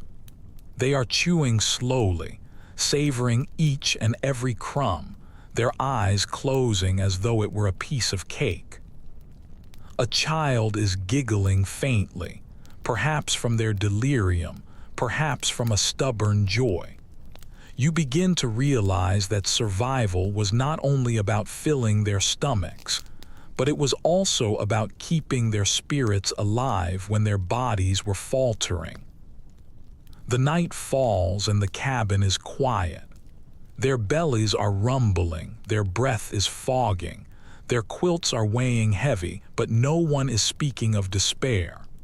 Instead, the father is telling a story of the spring, of the seeds that will be planted and of the fields that will be green. The children fall asleep with visions of a harvest in their heads, their hunger temporarily quieted by their hope. Oddly enough, later recollections will show that many of those who had endured such winters would speak of their hunger not with a sense of shame, but with a grim kind of pride. They would tell the stories of what they had endured as proof of their grit, badges of survival that were etched into their memories. You can feel that pride now, faint but steady, pulsing beneath the ache of the emptiness. By the dawn, the shelves are even lighter still. A jar is gone, a sack is empty. The family is eating sparingly, their eyes watchful, counting the days. The storm outside is relentless, but inside another storm is growing, the storm of hollow stomachs and of restless minds. And yet somehow the stove still glows. The family rises up and another day begins. Step back in your mind. The cabin stands small up against the endless white, the smoke curling upward from it.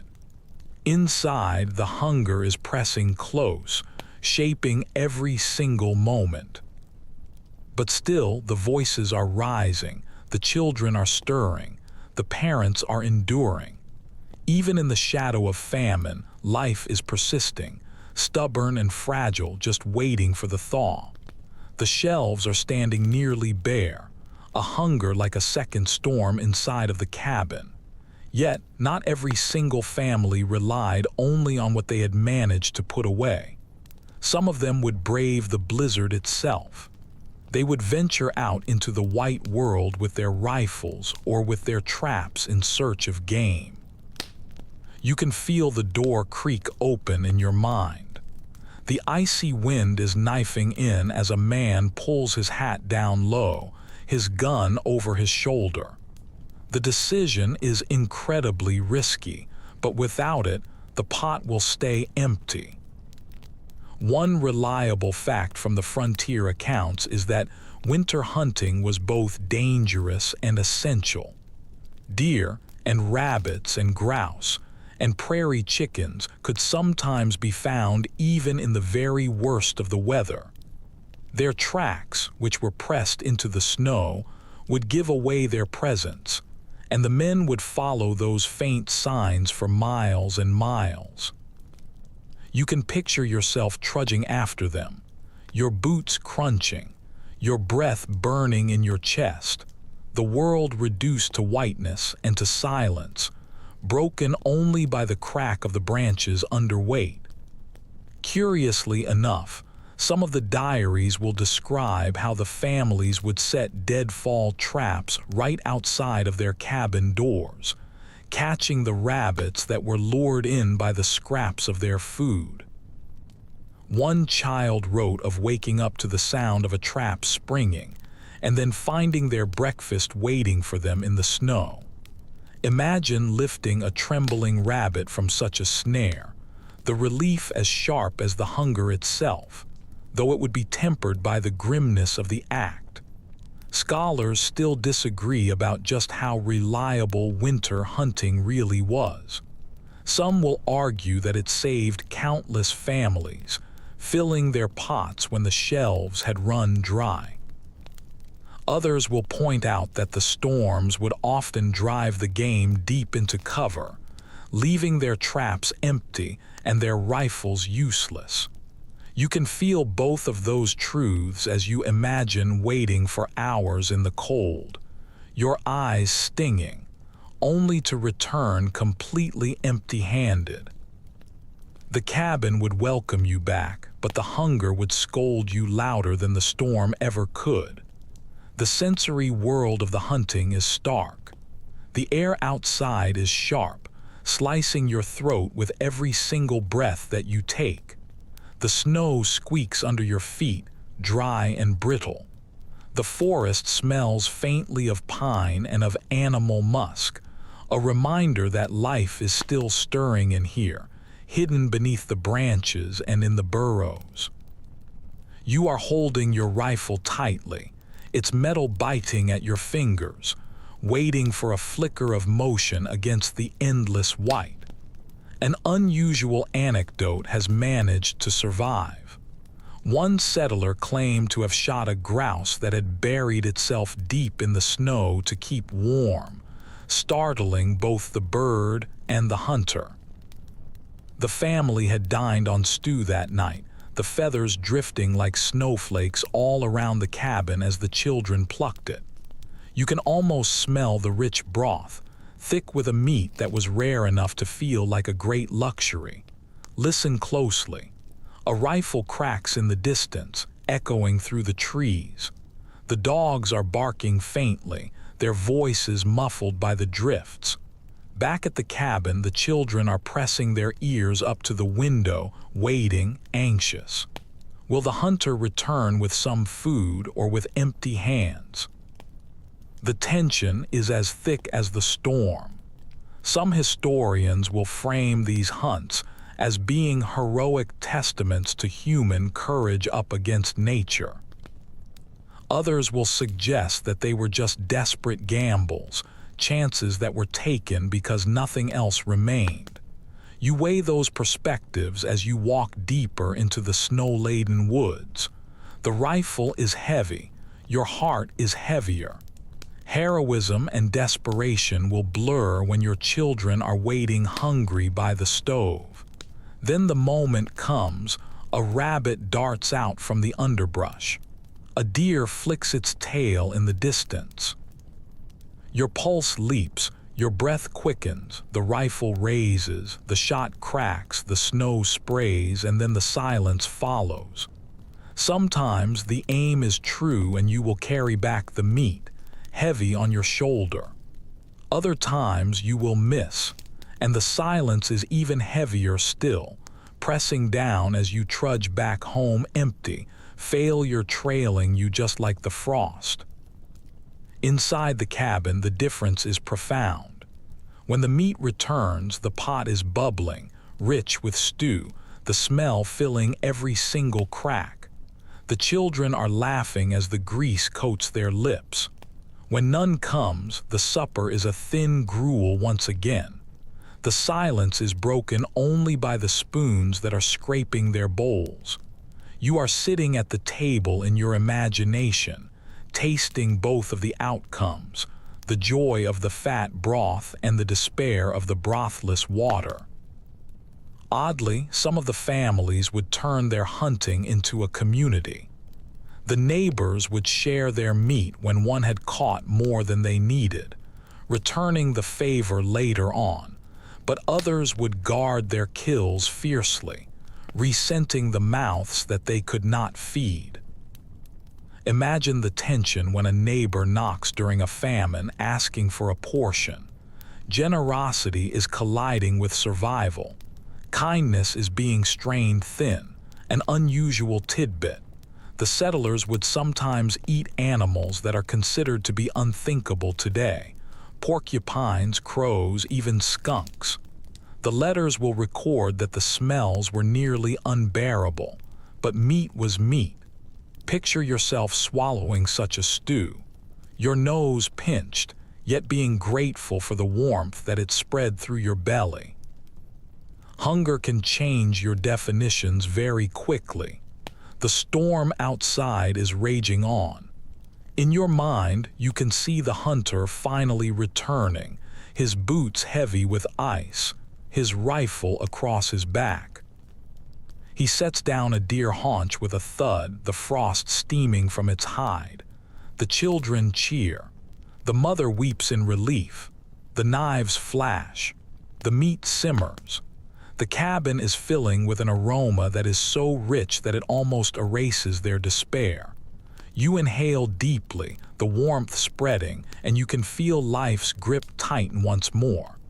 Some scholars will note that these moments of bounty, as rare as they were, became the legends that were retold for generations.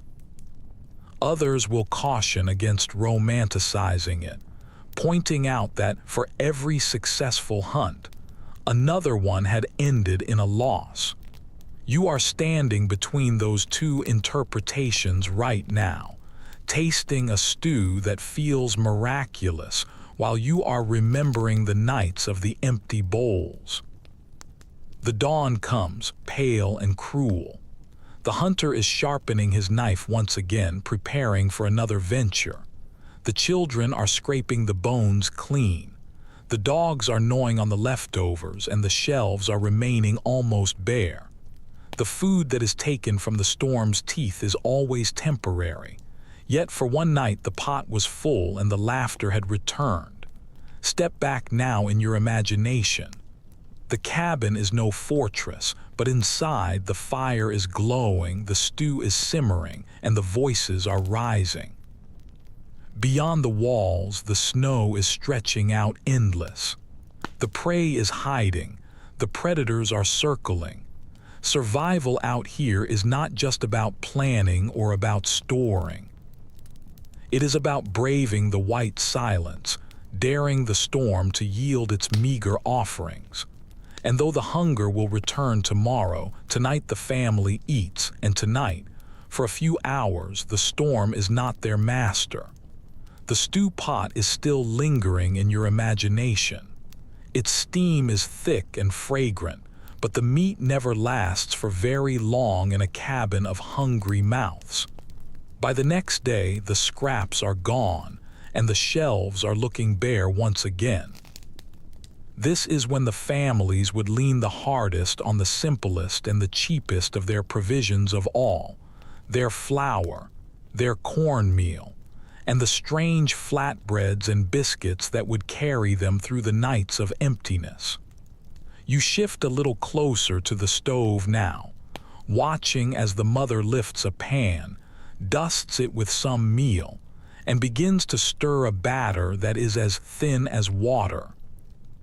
One well-recorded fact is that the frontier bread was rarely ever the golden, yeasted loaf that you might be picturing.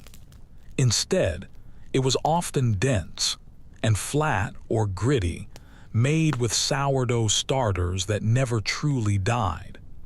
These starters were incredibly precious, carried in jars from state to state, and kept alive by feeding them with flour and with water. Some of the families could trace theirs back for generations, a bubbling mixture of wild yeast that could mean the difference between an empty table and a filling, if bland, meal. Imagine dipping your hand into a crock. The smell would be sour and alive, like vinegar that has been crossed with earth. Curiously, the settlers would often have to improvise when even their flour grew scarce. The cornmeal mush, which was sometimes called Johnny cake, would be poured onto the griddles, and it would be eaten with nothing more than just salt. Other times, the ash cakes would be baked directly in the coals, the dough wrapped up in leaves, or just slapped right onto the embers, and then scraped off later with bits of charcoal still clinging to it. Picture pulling one free, its crust blackened, its inside gummy, chewing through the grit and the smoke, yet being grateful for every single bite. Historians still puzzle over whether these humble breads were able to sustain the settlers fully. Some will say that the calories were enough dense fuel for their endless work. Others will argue that malnutrition was inevitable. Without any variety, their bellies were filled, but their bodies were weakened. You can taste the contradiction as you chew the imagined ash cake right now. Your stomach is steadied, but your spirit is unfulfilled. The soundscape of the bread making is simple, but it is steady. The scrape of a wooden spoon against a tin bowl, the hiss of the dough as it hits the hot iron, the soft puff of the flour as it settles on the rough boards. The children are hovering nearby, their noses twitching, their eyes following every single motion. They are hungry not for a delicacy, but for something that is warm, something to chew in the long hours. An unusual anecdote comes from a settler's letter. A family had mixed their flour with some grated dried pumpkin, stretching it further and giving the bread a strange kind of sweetness. They had laughed that it had tasted like pumpkin glue, but they had eaten it anyway, grateful. Imagine biting into such a loaf, the texture odd, the flavor faintly sweet, a reminder of the harvest even in the midwinter. Step a little closer in your imagination. The mother is flipping a corn cake onto a tin plate. The steam is rising, the edges are crisp, but the middle is heavy. The children are grabbing for it eagerly, their fingers burning, their mouths chewing too fast. The crumbs are scattering across the quilts, caught quickly before they can vanish. You are chewing along with them, your jaw aching slightly at the density, but the warmth is blooming slowly from the inside. Some researchers will interpret these crude breads as being symbols of adaptation, the transformation of scarcity into survival. Others will note how the monotonous diets would gnaw at their morale, the bread becoming less of a comfort and more of a chore. Both of those readings are lingering as you sit at the table, chewing slowly, trying to taste the gratitude through your fatigue. An odd tidbit. When the settlers did have some molasses or some honey, they would sometimes spread it thinly on their bread as if it were a great treasure. A single spoonful would be stretched across a whole week. Each and every drop would be licked clean. Imagine your tongue chasing the last sweet trace on a plate, the joy of the sugar as powerful as any feast. The sensory details are weighing heavily on you.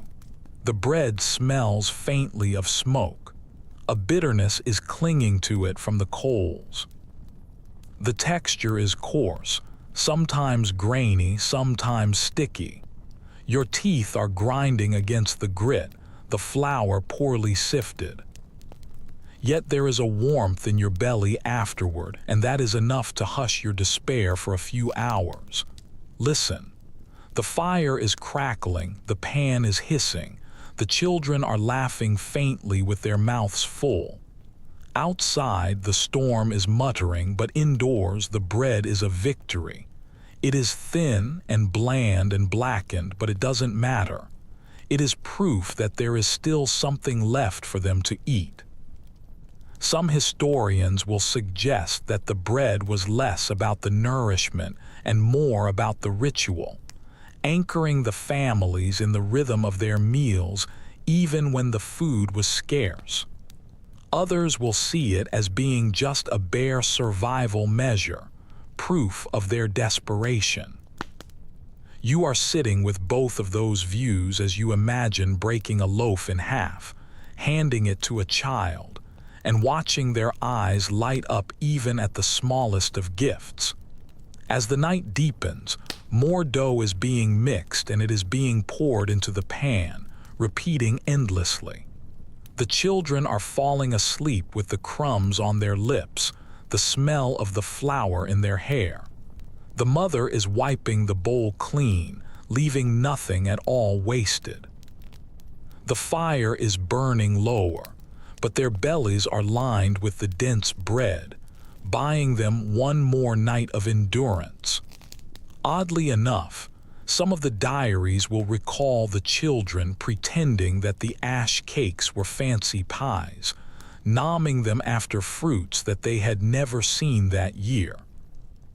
Apple pie, one girl had giggled, chewing on the blackened crust. The family had laughed along with her, the humor seasoning the meal more than any spice ever could. You can almost hear that laughter right now, a spark up against the storm. The morning comes pale and hard. The cornmeal sack is lighter. The flour crock is nearly empty. Still, another round of the cakes is mixed. Another day's hunger is delayed. The family chews and they work and they sleep and they repeat. The cycle feels endless, but so does their will. Step back in your mind. The cabin smells of smoke and of bread. Its walls are steeped in the grit and the grease. The shelves are sparse.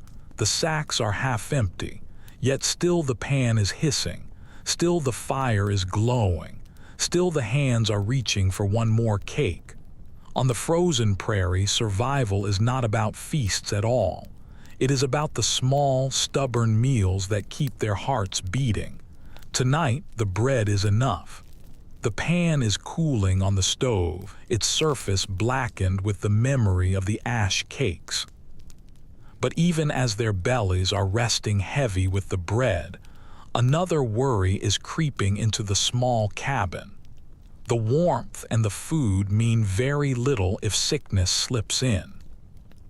In these close quarters, where the air is thick with the smoke and the damp is hanging in every single quilt, illness can spread as silently as the snow itself. You lean back, your quilt pulled up closer, and you listen as a cough rattles through the room, sharp and lingering.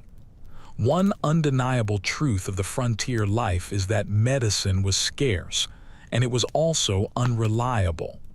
The families would carry small tins of salves or bottles of patent medicine. But when the blizzard sealed them in, they had only their home remedies to rely on.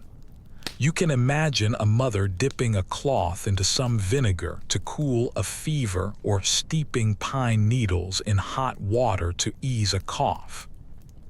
The smell is rising in your mind, sharp and resinous, both comforting and bitter. Curiously, some of the settlers would swear by onion poultices, pressing hot slices of them up against their chests to draw out the sickness. Others would smear goose grease on their skin, believing that it would cure their chills. Picture lying under a quilt with your chest sticky and pungent, the children wrinkling their noses, yet trusting that it might just keep you alive. It is both comic and tragic. Yet, such improvisations would often mean their survival. Researchers still disagree on just how effective these folk cures really were. Some will argue that the pine needle teas provided them with enough vitamin C to ward off scurvy, saving many of them from a collapse. Others will insist that most of the remedies were more hope than they were help. Their real power was lying in the comfort that they offered. You can feel both of those perspectives as you sip on an imagined bitter tea. The warmth is spreading through your throat, even if the healing remains uncertain. The sensory atmosphere deepens. The cabin smells of damp wool, of vinegar, of grease, and of smoke. The air feels heavy. Every single breath is thick with the humidity from the steaming kettles. The quilts are rustling as the children turn in a restless sleep, their cheeks flushed with a fever, their small coughs echoing. You press a hand to a forehead, the skin hot and clammy. The contrast is startling in this world of frost. An unusual anecdote emerges in some of the letters. One mother had described placing hot bricks that were wrapped in cloth at her children's feet, changing them all through the night, swearing that they were drawing the fever away. Another one had claimed that the melted snow that was mixed with molasses was the only medicine that her family had had, a sweet comfort for their bitter throats. Imagine sipping such a syrup, cloying but soothing. Your body is relaxing if only from the warmth. Listen carefully. A child is coughing again, deep and harsh. The mother is humming softly, rocking them, her voice weary but steady. The stove is hissing, the kettle is bubbling. Outside, the storm is moaning faintly, as though it is joining in the chorus of the sickness. The world is not quiet in here. It is filled with the small, fragile sounds of their human struggle. Some historians will interpret these improvised medicines as being testaments to their resilience, proof that the settlers found healing in whatever nature had to offer them. Others will argue that they highlight the vulnerability of those who had ventured into lands without any proper medical support. You can sense both of those readings as you watch a family press onion poultices to their chests. Desperate, inventive, and vulnerable. Step a little closer in your imagination. A small shelf is holding jars and dried herbs and animal fat and roots that are wrapped in cloth. Each and every one smells faint and musty, but it holds a promise. The hands are reaching for them with a certain reverence, treating them just like talismans. You can almost hear the whispered prayers that are accompanying each and every remedy, half medicine and half faith. Oddly, the settlers would sometimes turn to the storytelling itself as a medicine. A child who was sick with a fever would be told tales of the spring and of the flowers. Their mind lifted from the pain even as their body ached. One diary recalls a boy who had calmed down after hearing of the green grass, his breathing easing as though his imagination itself had soothed him. You can see it now. The words are a balm, hope is a cure. The risks remained constant. A simple cough could turn into pneumonia. A small cut could fester without any antiseptic. The frostbite could blacken their fingers until they were completely useless. The families would face these threats on a daily basis, whispering prayers each and every time that someone sneezed, each and every time that a child wheezed in the night. You can hear those whispers right now, low and urgent, beneath the roar of the storm. Some scholars will suggest that illness defined the frontier just as much as hunger or as cold. Others will caution that we are overemphasizing it, forgetting just how many of them had survived through sheer luck and toughness. Either way, you can feel the weight of the frailty that is pressing against the walls. Every single cough is a reminder that their survival was never guaranteed. The night deepens.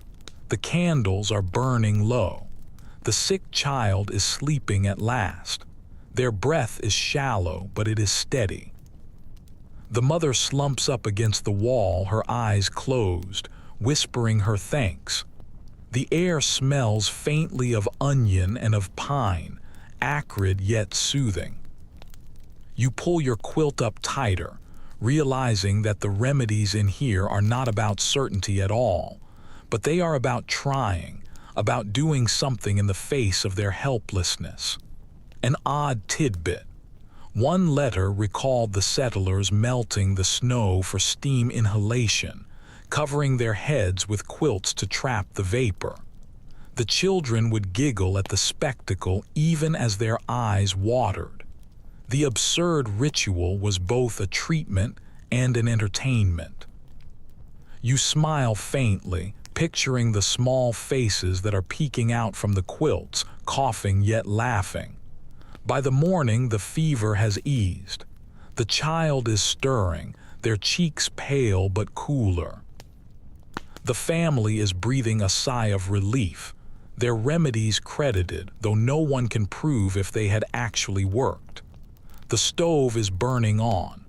The storm is sighing and life is continuing, fragile and persistent. Step back in your mind. The cabin is no hospital, but inside of it, the onion, the pine, the vinegar, and the goose grease have all stood up against death. Some of the cures may have been useless, some of them may have been miraculous, but all of them had carried their faith. And sometimes, faith alone was enough to see another dawn. The scent of the onions and the pine is still lingering faintly in the air. But with the sickness held at bay for now, another danger is creeping into the cabin from the inside. It is boredom. The days are stretching out long, the storms are stretching out even longer. And when every single chore is done, the silence is pressing down heavy. Too much silence can breed restlessness and frayed tempers, and the creeping madness that the settlers would later call cabin fever. You are sitting there with them now, a quilt wrapped around your shoulders, and you can feel the tension rising just like the frost on the walls. One well-documented observation is that the isolation during the prairie winters had driven some of the families nearly mad. The letters will describe quarrels that would erupt over trifles, who had tended the fire last, who had wasted the flour, whose snore had rattled the loudest. Confined in one single room for weeks and weeks with no fresh air and with very little light, the mind would turn inward, chasing the shadows. Imagine staring at the same papered window for 40 days. The outside world completely erased, your reflection blurred in the greasy glow. Curiously, Some of the settlers would devise rituals to fight this creeping despair. The families would schedule their tasks or their games, dividing the hours into segments so that the time would not dissolve. One diary records a father who had declared a story hour each and every evening, insisting that everyone had to tell something, even if it was just nonsense, just to keep their spirits moving. Picture yourself trying to invent a tale while the snow is piling up against the door, the words stammering out, not because they are clever, but because the silence feels more dangerous. Scholars still continue to argue about whether the cabin fever was more psychological or if it was physical. Was it the isolation itself, or was it the poor light, the bad air, and the endless monotony of their diet that had worsened their minds? You can feel both of those answers circling as you glance at the restless figures that are under the quilts. Their eyes are too bright, their voices are too sharp. The sensory details are weighing heavily on you. The air is thick and stale with the smoke and the sweat. The quilts smell damp, their clothes unwashed. The shadows are flickering endlessly, stretching and shrinking with every single candle flame. The children are fidgeting. The adults are packing. The dogs are whining at the door. The storm outside is loud, but inside the cabin the tension is even louder still, even when no one is speaking. An unusual anecdote appears from one of the settlers' recollections. One man had painted checkerboards directly onto the cabin table, carving the pieces from corn cobs. His family had played for hours and hours, even betting their chores on each and every match. It did not erase their hunger or the cold, but it gave their minds something to grip onto. Imagine leaning over that table now, your fingers brushing against the rough corn pieces, your laughter sharp and sudden as you steal a victory. Listen carefully. Someone is humming off-key just to fill the air. A child is tapping spoons together, clack, clack, clack, until their sister yells for them to be quiet. The mother is sighing. The father is grumbling and the tension is sharpening. The words are breaking out. Accusations and complaints and silly arguments are flaring into loud quarrels. Then the silence falls once again, thicker than it was before, each and every heart heavier with regret. You can hear it all, and you can feel it pressing down on your chest. Some historians will interpret these storms of emotion as being evidence that humans are not made for confinement, that the wilderness that was outside was less harsh than the wilderness that was inside of their minds. Others will suggest that such quarrels were natural, and they were even necessary, a way to release the pressure before it exploded. You consider both as you watch a family scowl in the silence, only to laugh again an hour later over a silly riddle. Oddly, the settlers would sometimes mark the passage of the endless days by scratching tallies into the logs, lines that were carved one after another, counting the storms, counting the nights, and counting their sanity itself. Imagine running your fingers over such marks. Each and every groove a reminder that the time has passed, even if every single day had felt exactly the same. To fight their despair, the small joys became their lifelines. Someone finds a deck of cards. The edges are soft and bent, and the games stretch on into the hours. The children are inventing riddles. They are laughing at nonsense rhymes.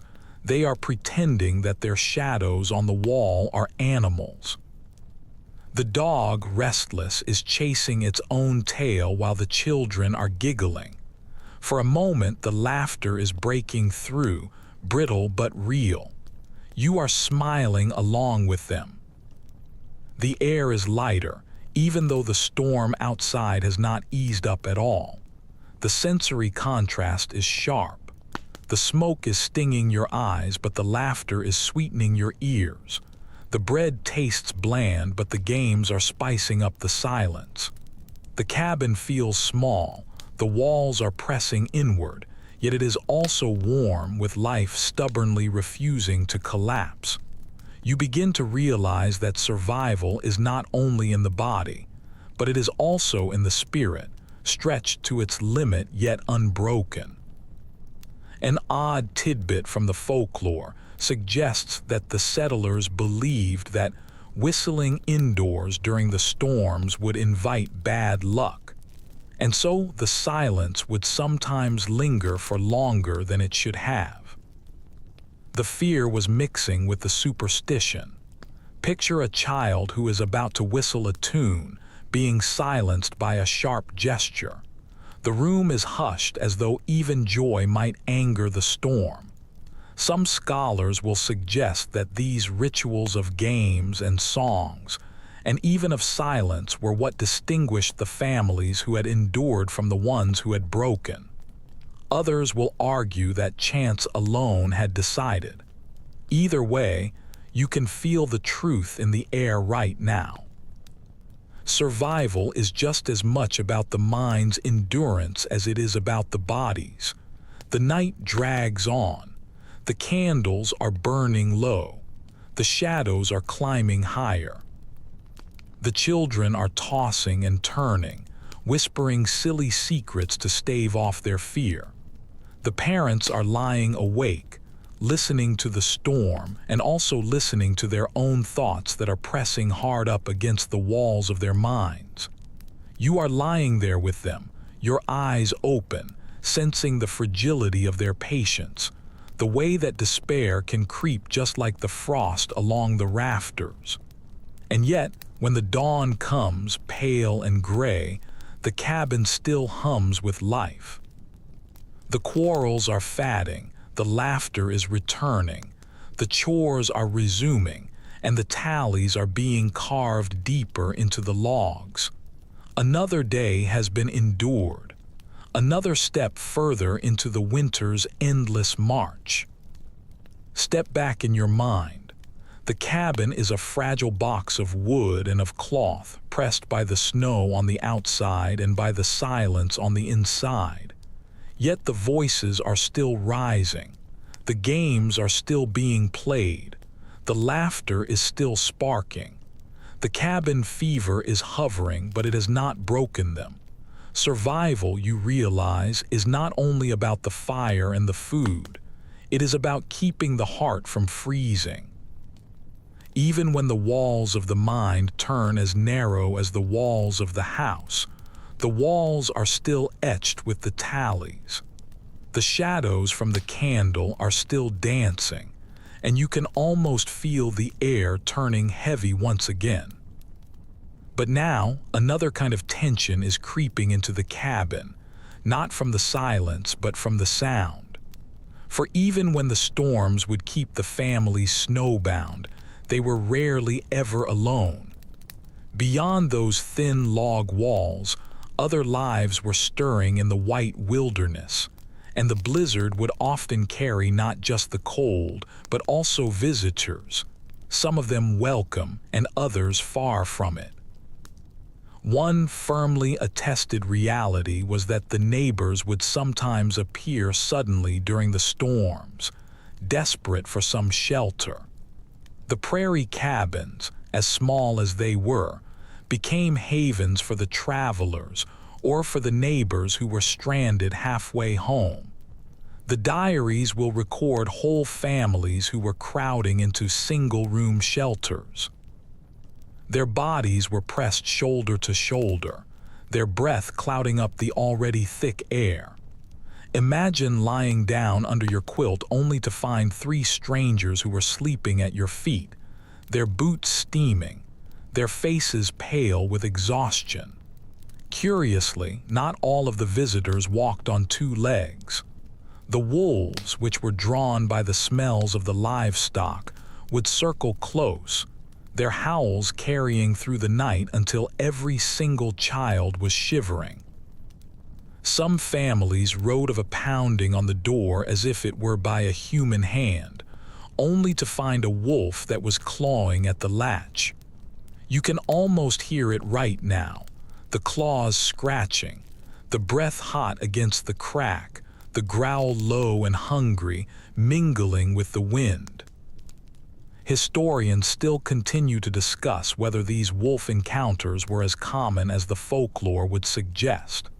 Some will argue that the journals exaggerate the menace, turning a rare threat into a constant fear. Others will insist that the predator's presence was real and it was pressing, especially in the years when the game was scarce.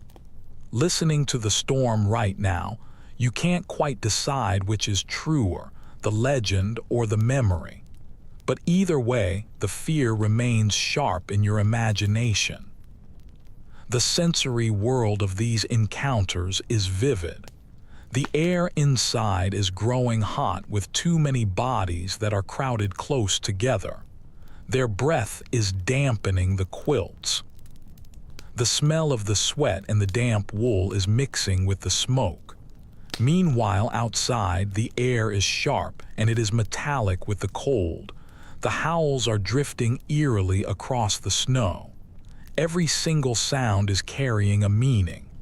The creak of the latch, the scrape of the claws, the sudden thud of the boots as a desperate neighbor collapses into the cabin. An unusual anecdote surfaces from one of the settlers' letters. On one bitter night, a horse had forced its way into a cabin right through the door, panicked and half frozen, knocking over the stove before it could be calmed down. Imagine the chaos, the smoke, the sparks, the children screaming, the animal's body steaming as it shivered inside, filling the space with the smell of sweat and of frost. For hours, the family had sat wide-eyed, unable to move around the enormous intruder that had become their reluctant guest. Listen closely. The knock at the door is hesitant, muffled by the snow, and it is followed by a faint voice that is calling for help. The father is hesitating, his hand on the latch, torn between charity and caution. Opening that door means letting in not just people, but also the wind, the cold, and maybe even worse. Still, at last, the latch is lifted, and a figure stumbles in, their eyes wide with gratitude, their body half frozen. The quilts are thrown over their shoulders. The hot broth is pressed into their shaking hands. A sense of relief is filling the room, but so is the tension. There are more mouths to feed, more bodies to crowd the fragile space. Some scholars will see these episodes of sudden company as being proof of the community spirit on the frontier, of neighbors who were banding together in the storms. Others will emphasize the strain, the resources that were stretched even thinner, the tempers that were sharper. You can feel both of those perspectives clashing in the cramped cabin right now. The voices are overlapping. The warmth is being shared, but it is uneasy. Oddly, the children would sometimes love these intrusions. A neighbor's arrival meant new stories, and perhaps even some treats from another household. One diary recalls a boy who was bursting with excitement when a traveler had shared some peppermint candies from his pocket. The sharp sweetness was shocking in a winter of bland porridge. You can taste it right now. The mint is burning cool in your mouth, a fleeting miracle that was brought by chance. And then, of course, there were the less human intrusions. The mice and the rats would multiply in the warm cabins, gnawing at their stores and scurrying across their sleeping forms at night. A mother once wrote of waking up to find a mouse that was curled up in her bonnet for warmth. You can feel the shudder and the laugh mingling in her words, the revulsion that was softened by the absurdity. The storm had pressed everyone close, even the smallest of the invaders. The cabin becomes a stage of constant interruption.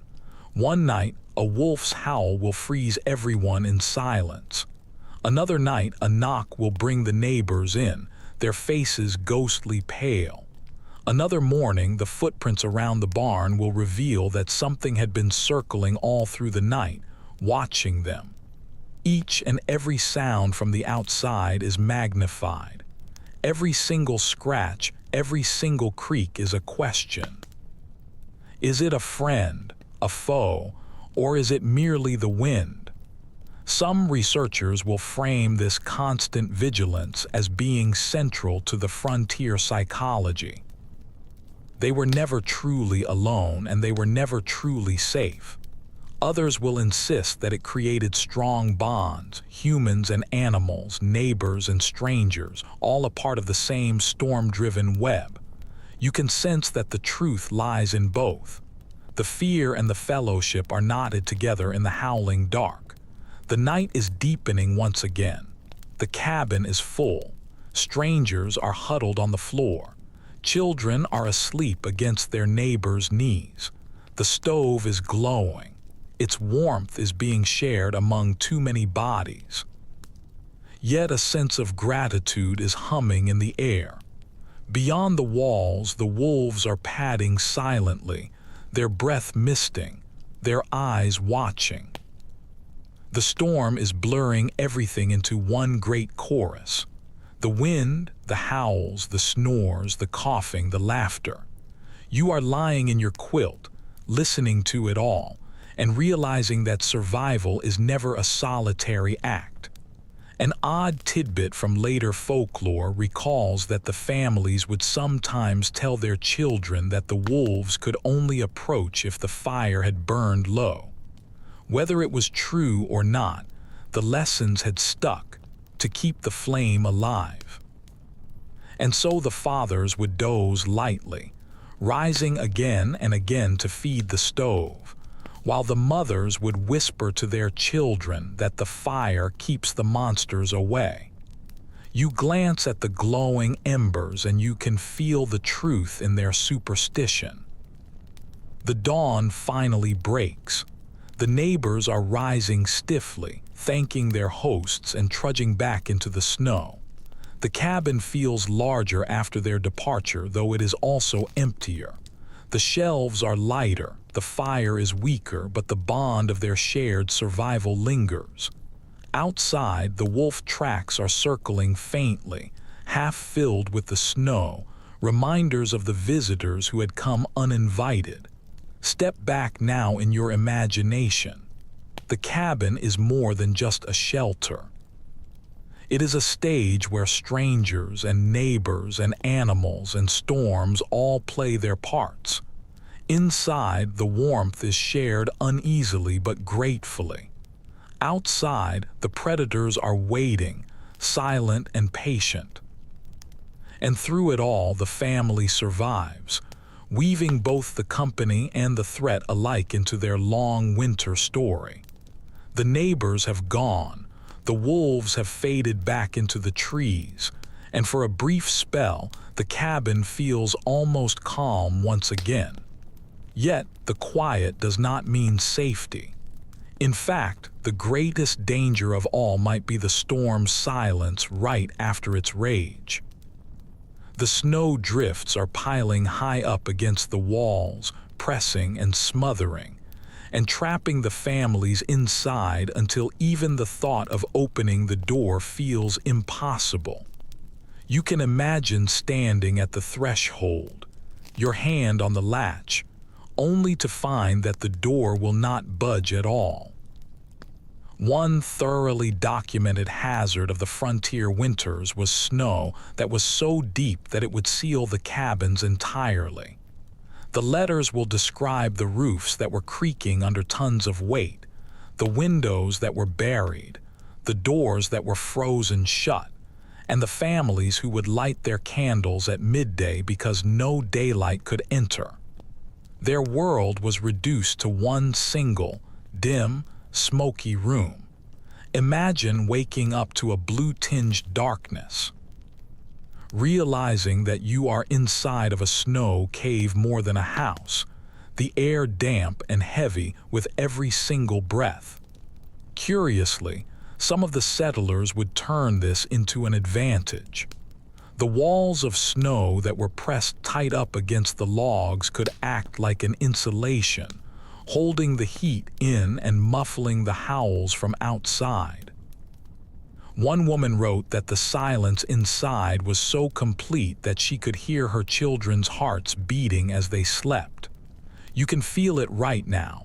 The muffled world, as quiet as a blanket, though it is edged with the fear that rescue might never come.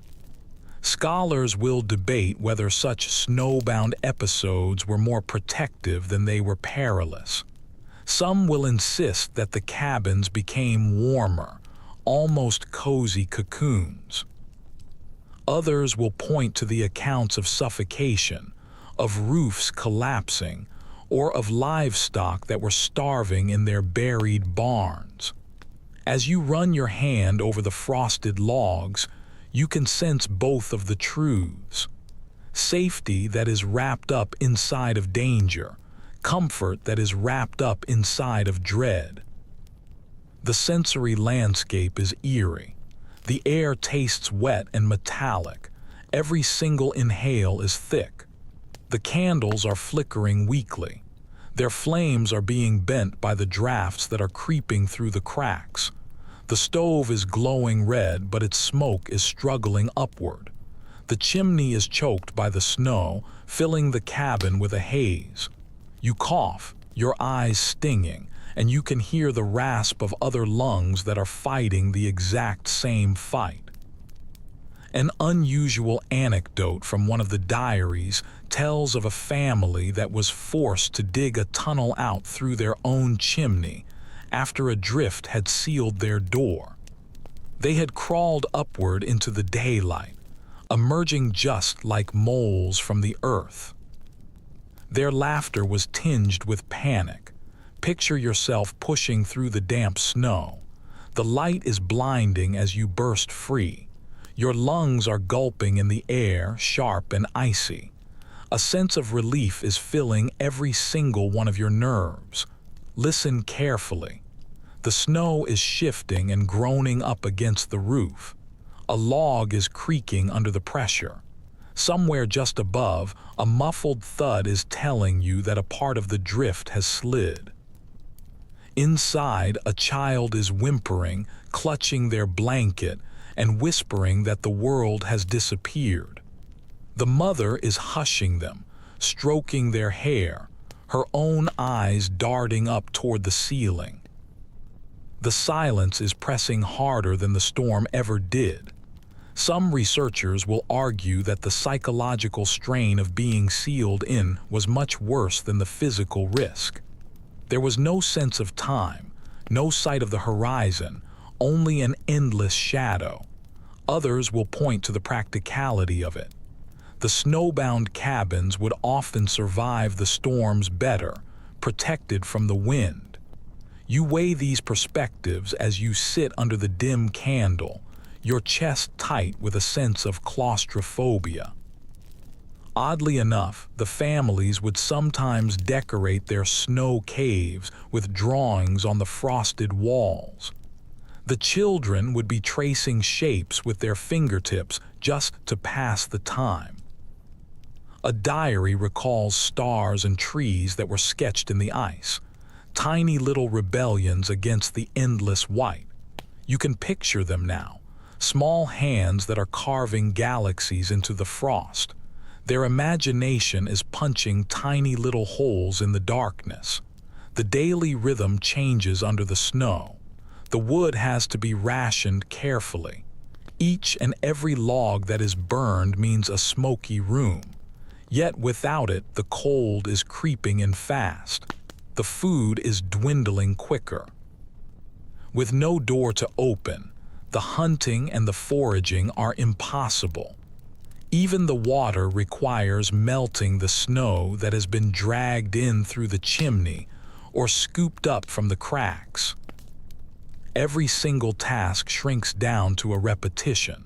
Stoke the fire, melt the snow, soothe the children, and then repeat. The air smells of tallow and smoke and wet wool thick enough to taste. The walls are dripping faintly as the snow, which is pressed warm from the inside, is melting at the edges. Your skin is prickling with the damp. Your hair is clinging to your neck. Even the quilts feel clammy, no longer crisp, but heavy with the moisture. The storm outside has not gone away. It has simply moved inside with you. An odd tidbit. One family had recorded playing burial games with their children, pretending that they were safe underground, just like hibernating animals. They had compared themselves to bears in their dens, to rabbits in their burrows, teaching the little ones to see the snow not as a coffin, but as a cocoon. You can hear their giggles faintly now, their innocence cutting through their parents' dread. The night inside of a snowbound cabin is uncanny. No wind is howling, no wolves are calling. The silence is total, broken only by the snap of the firewood and the shift of the snow just above. Sleep feels uneasy. Every single creak overhead is a threat. You are lying there with them, listening for a collapse, your lungs tightening in the smoke, and wondering if the morning light will ever return. Some historians will describe these episodes as being proof of human adaptability, of finding safety even in a burial. Others will caution that such moments show the razor-thin margin that the settlers were walking. They were one bad drift away from suffocation. You can feel both of those judgments pressing on your ribs as you breathe shallowly, sharing the air with too many bodies in too little space. And yet, the dawn does come. A pale light is seeping weakly through a crack just above. The snow is glowing faintly blue. The father is clawing at the door, pushing until it yields just enough. A rush of fresh air floods in, sharp and painful and sweet. The children are gasping, laughing as though they have been reborn. The cabin is exhaling too. The smoke is clearing, the walls are dripping less heavily. For a single moment the world feels possible once again. Step back in your mind. The cabin is half buried. The smoke is curling weakly from a chimney hole. All around it the drifts are rising higher than the roofline. The prairie has been erased, but inside life is still flickering. The candles, the fire, the breath, the laughter. The snow may have smothered the house, but it has not smothered the spirit that is within. And as you close your eyes, you realize that survival often meant living as if you were entombed, waiting patiently and stubbornly until the storm itself gave way. The snow drifts have loosened, the air has cleared, and for the very first time in weeks, the horizon is glowing faintly with the promise of a change. You can imagine stepping outside, your boots crunching through a crust of ice, your lungs filling with a sharp air that feels almost sweet compared to the damp smoke of the cabin. The storm has not won, not yet.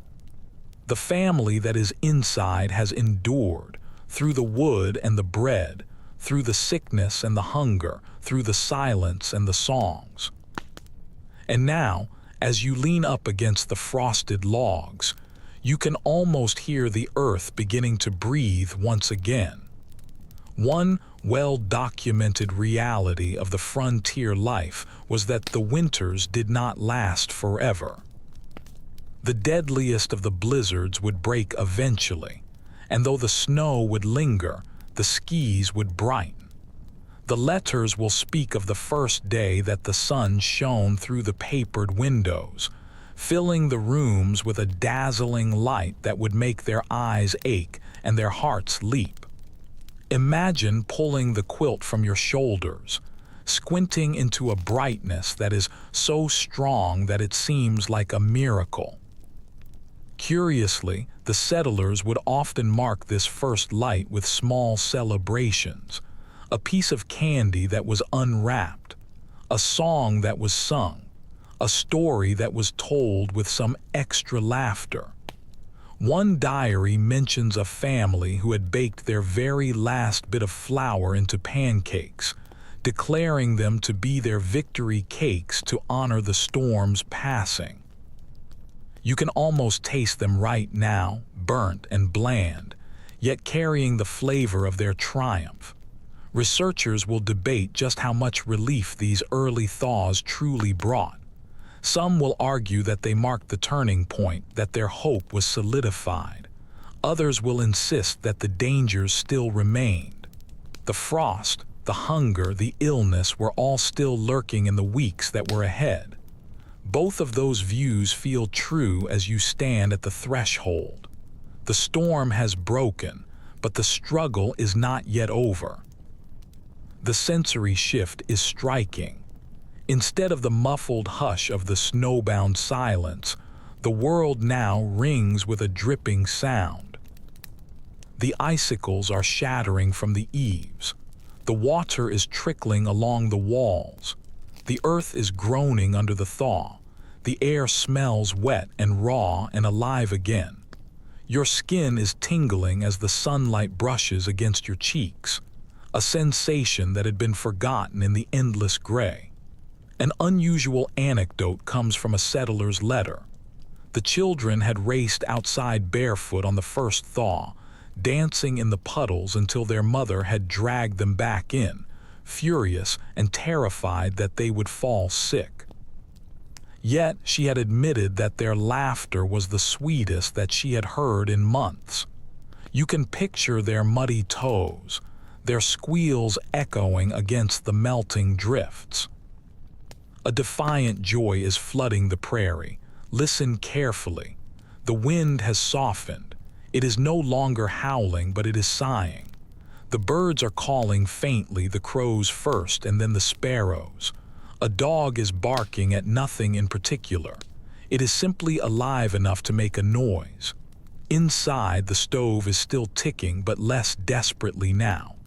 The people are leaning up against the walls, exhausted and smiling faintly, murmuring about the spring. The house no longer feels like a prison at all. It feels like a survivor. Some scholars will argue that this moment of relief was the true test, when the families had to decide whether to stay for another year or to give up their frontier dream altogether. Others will insist that once one winter had been endured, the families became rooted, unwilling to abandon what they had suffered so much to keep. You can sense both of those truths in the air right now as the cabin exhales with the snow melt. Oddly, many of the recollections will dwell on the smell of the earth at the thaw. After months of the frozen air, the first whiff of the damp soil felt intoxicating, almost holy. Imagine kneeling by a patch of ground where the snow has melted, inhaling deeply, your eyes stinging with tears, your heart aching with a gratitude for the dirt itself. The family is stepping outside in your imagination. The father is standing tall, his face to the sun, his beard dripping with the meltwater. The mother is closing her eyes, her hands open as if she is catching blessings. The children are laughing, pelting each other with the last of the clumps of snow. Their joy is raw and reckless, a release of months of fear. You are watching them and you can feel it too. A loosening, a widening, a return of your breath. The hardships of the winter do not just vanish. The shelves are nearly empty. The woodpile is low. Their bodies are weakened, but the storm has broken. and with it comes the certainty that their survival was not in vain.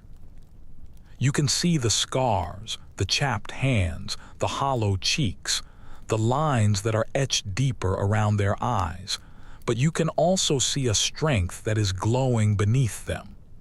Some historians will see these moments as being the birth of the frontier myth, the tales that would later be told of their endurance and their grit. Others will caution that their memory had softened the misery, reshaping the pain into a legend. You are weighing both, knowing that the truth lies in between, that the suffering was real, and so was the pride of outlasting it. The night is coming again, but now the stars are gleaming sharp above the thawing land. The cabin is glowing warmly, not with desperation but with relief. Inside, the voices are murmuring low. Laughter is breaking out softly.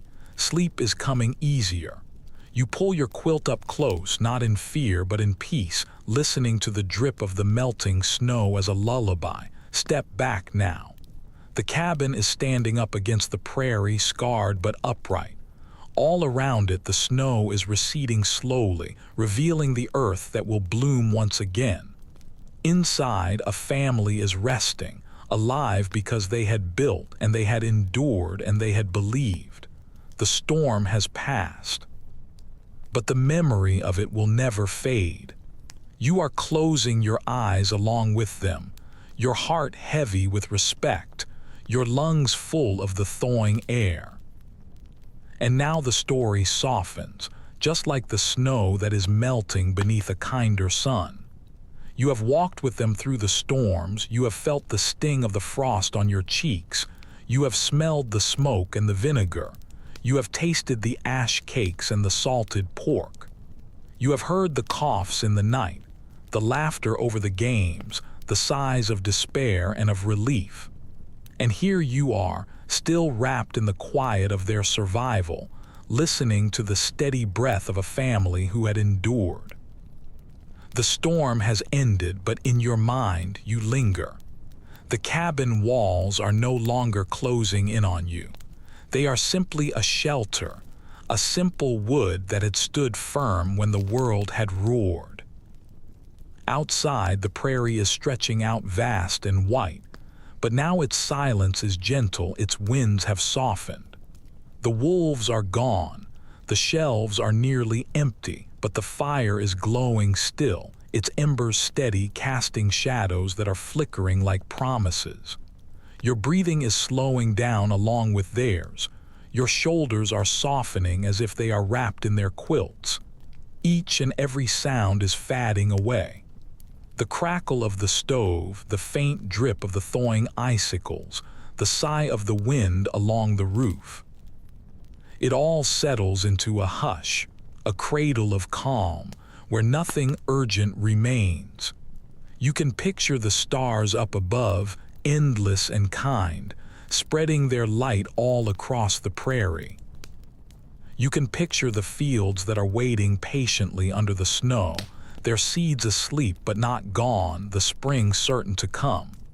And you can picture the family that is resting deeply, their bodies heavy with an earned peace, their dreams carrying them into warmer days. So let your own eyes close now.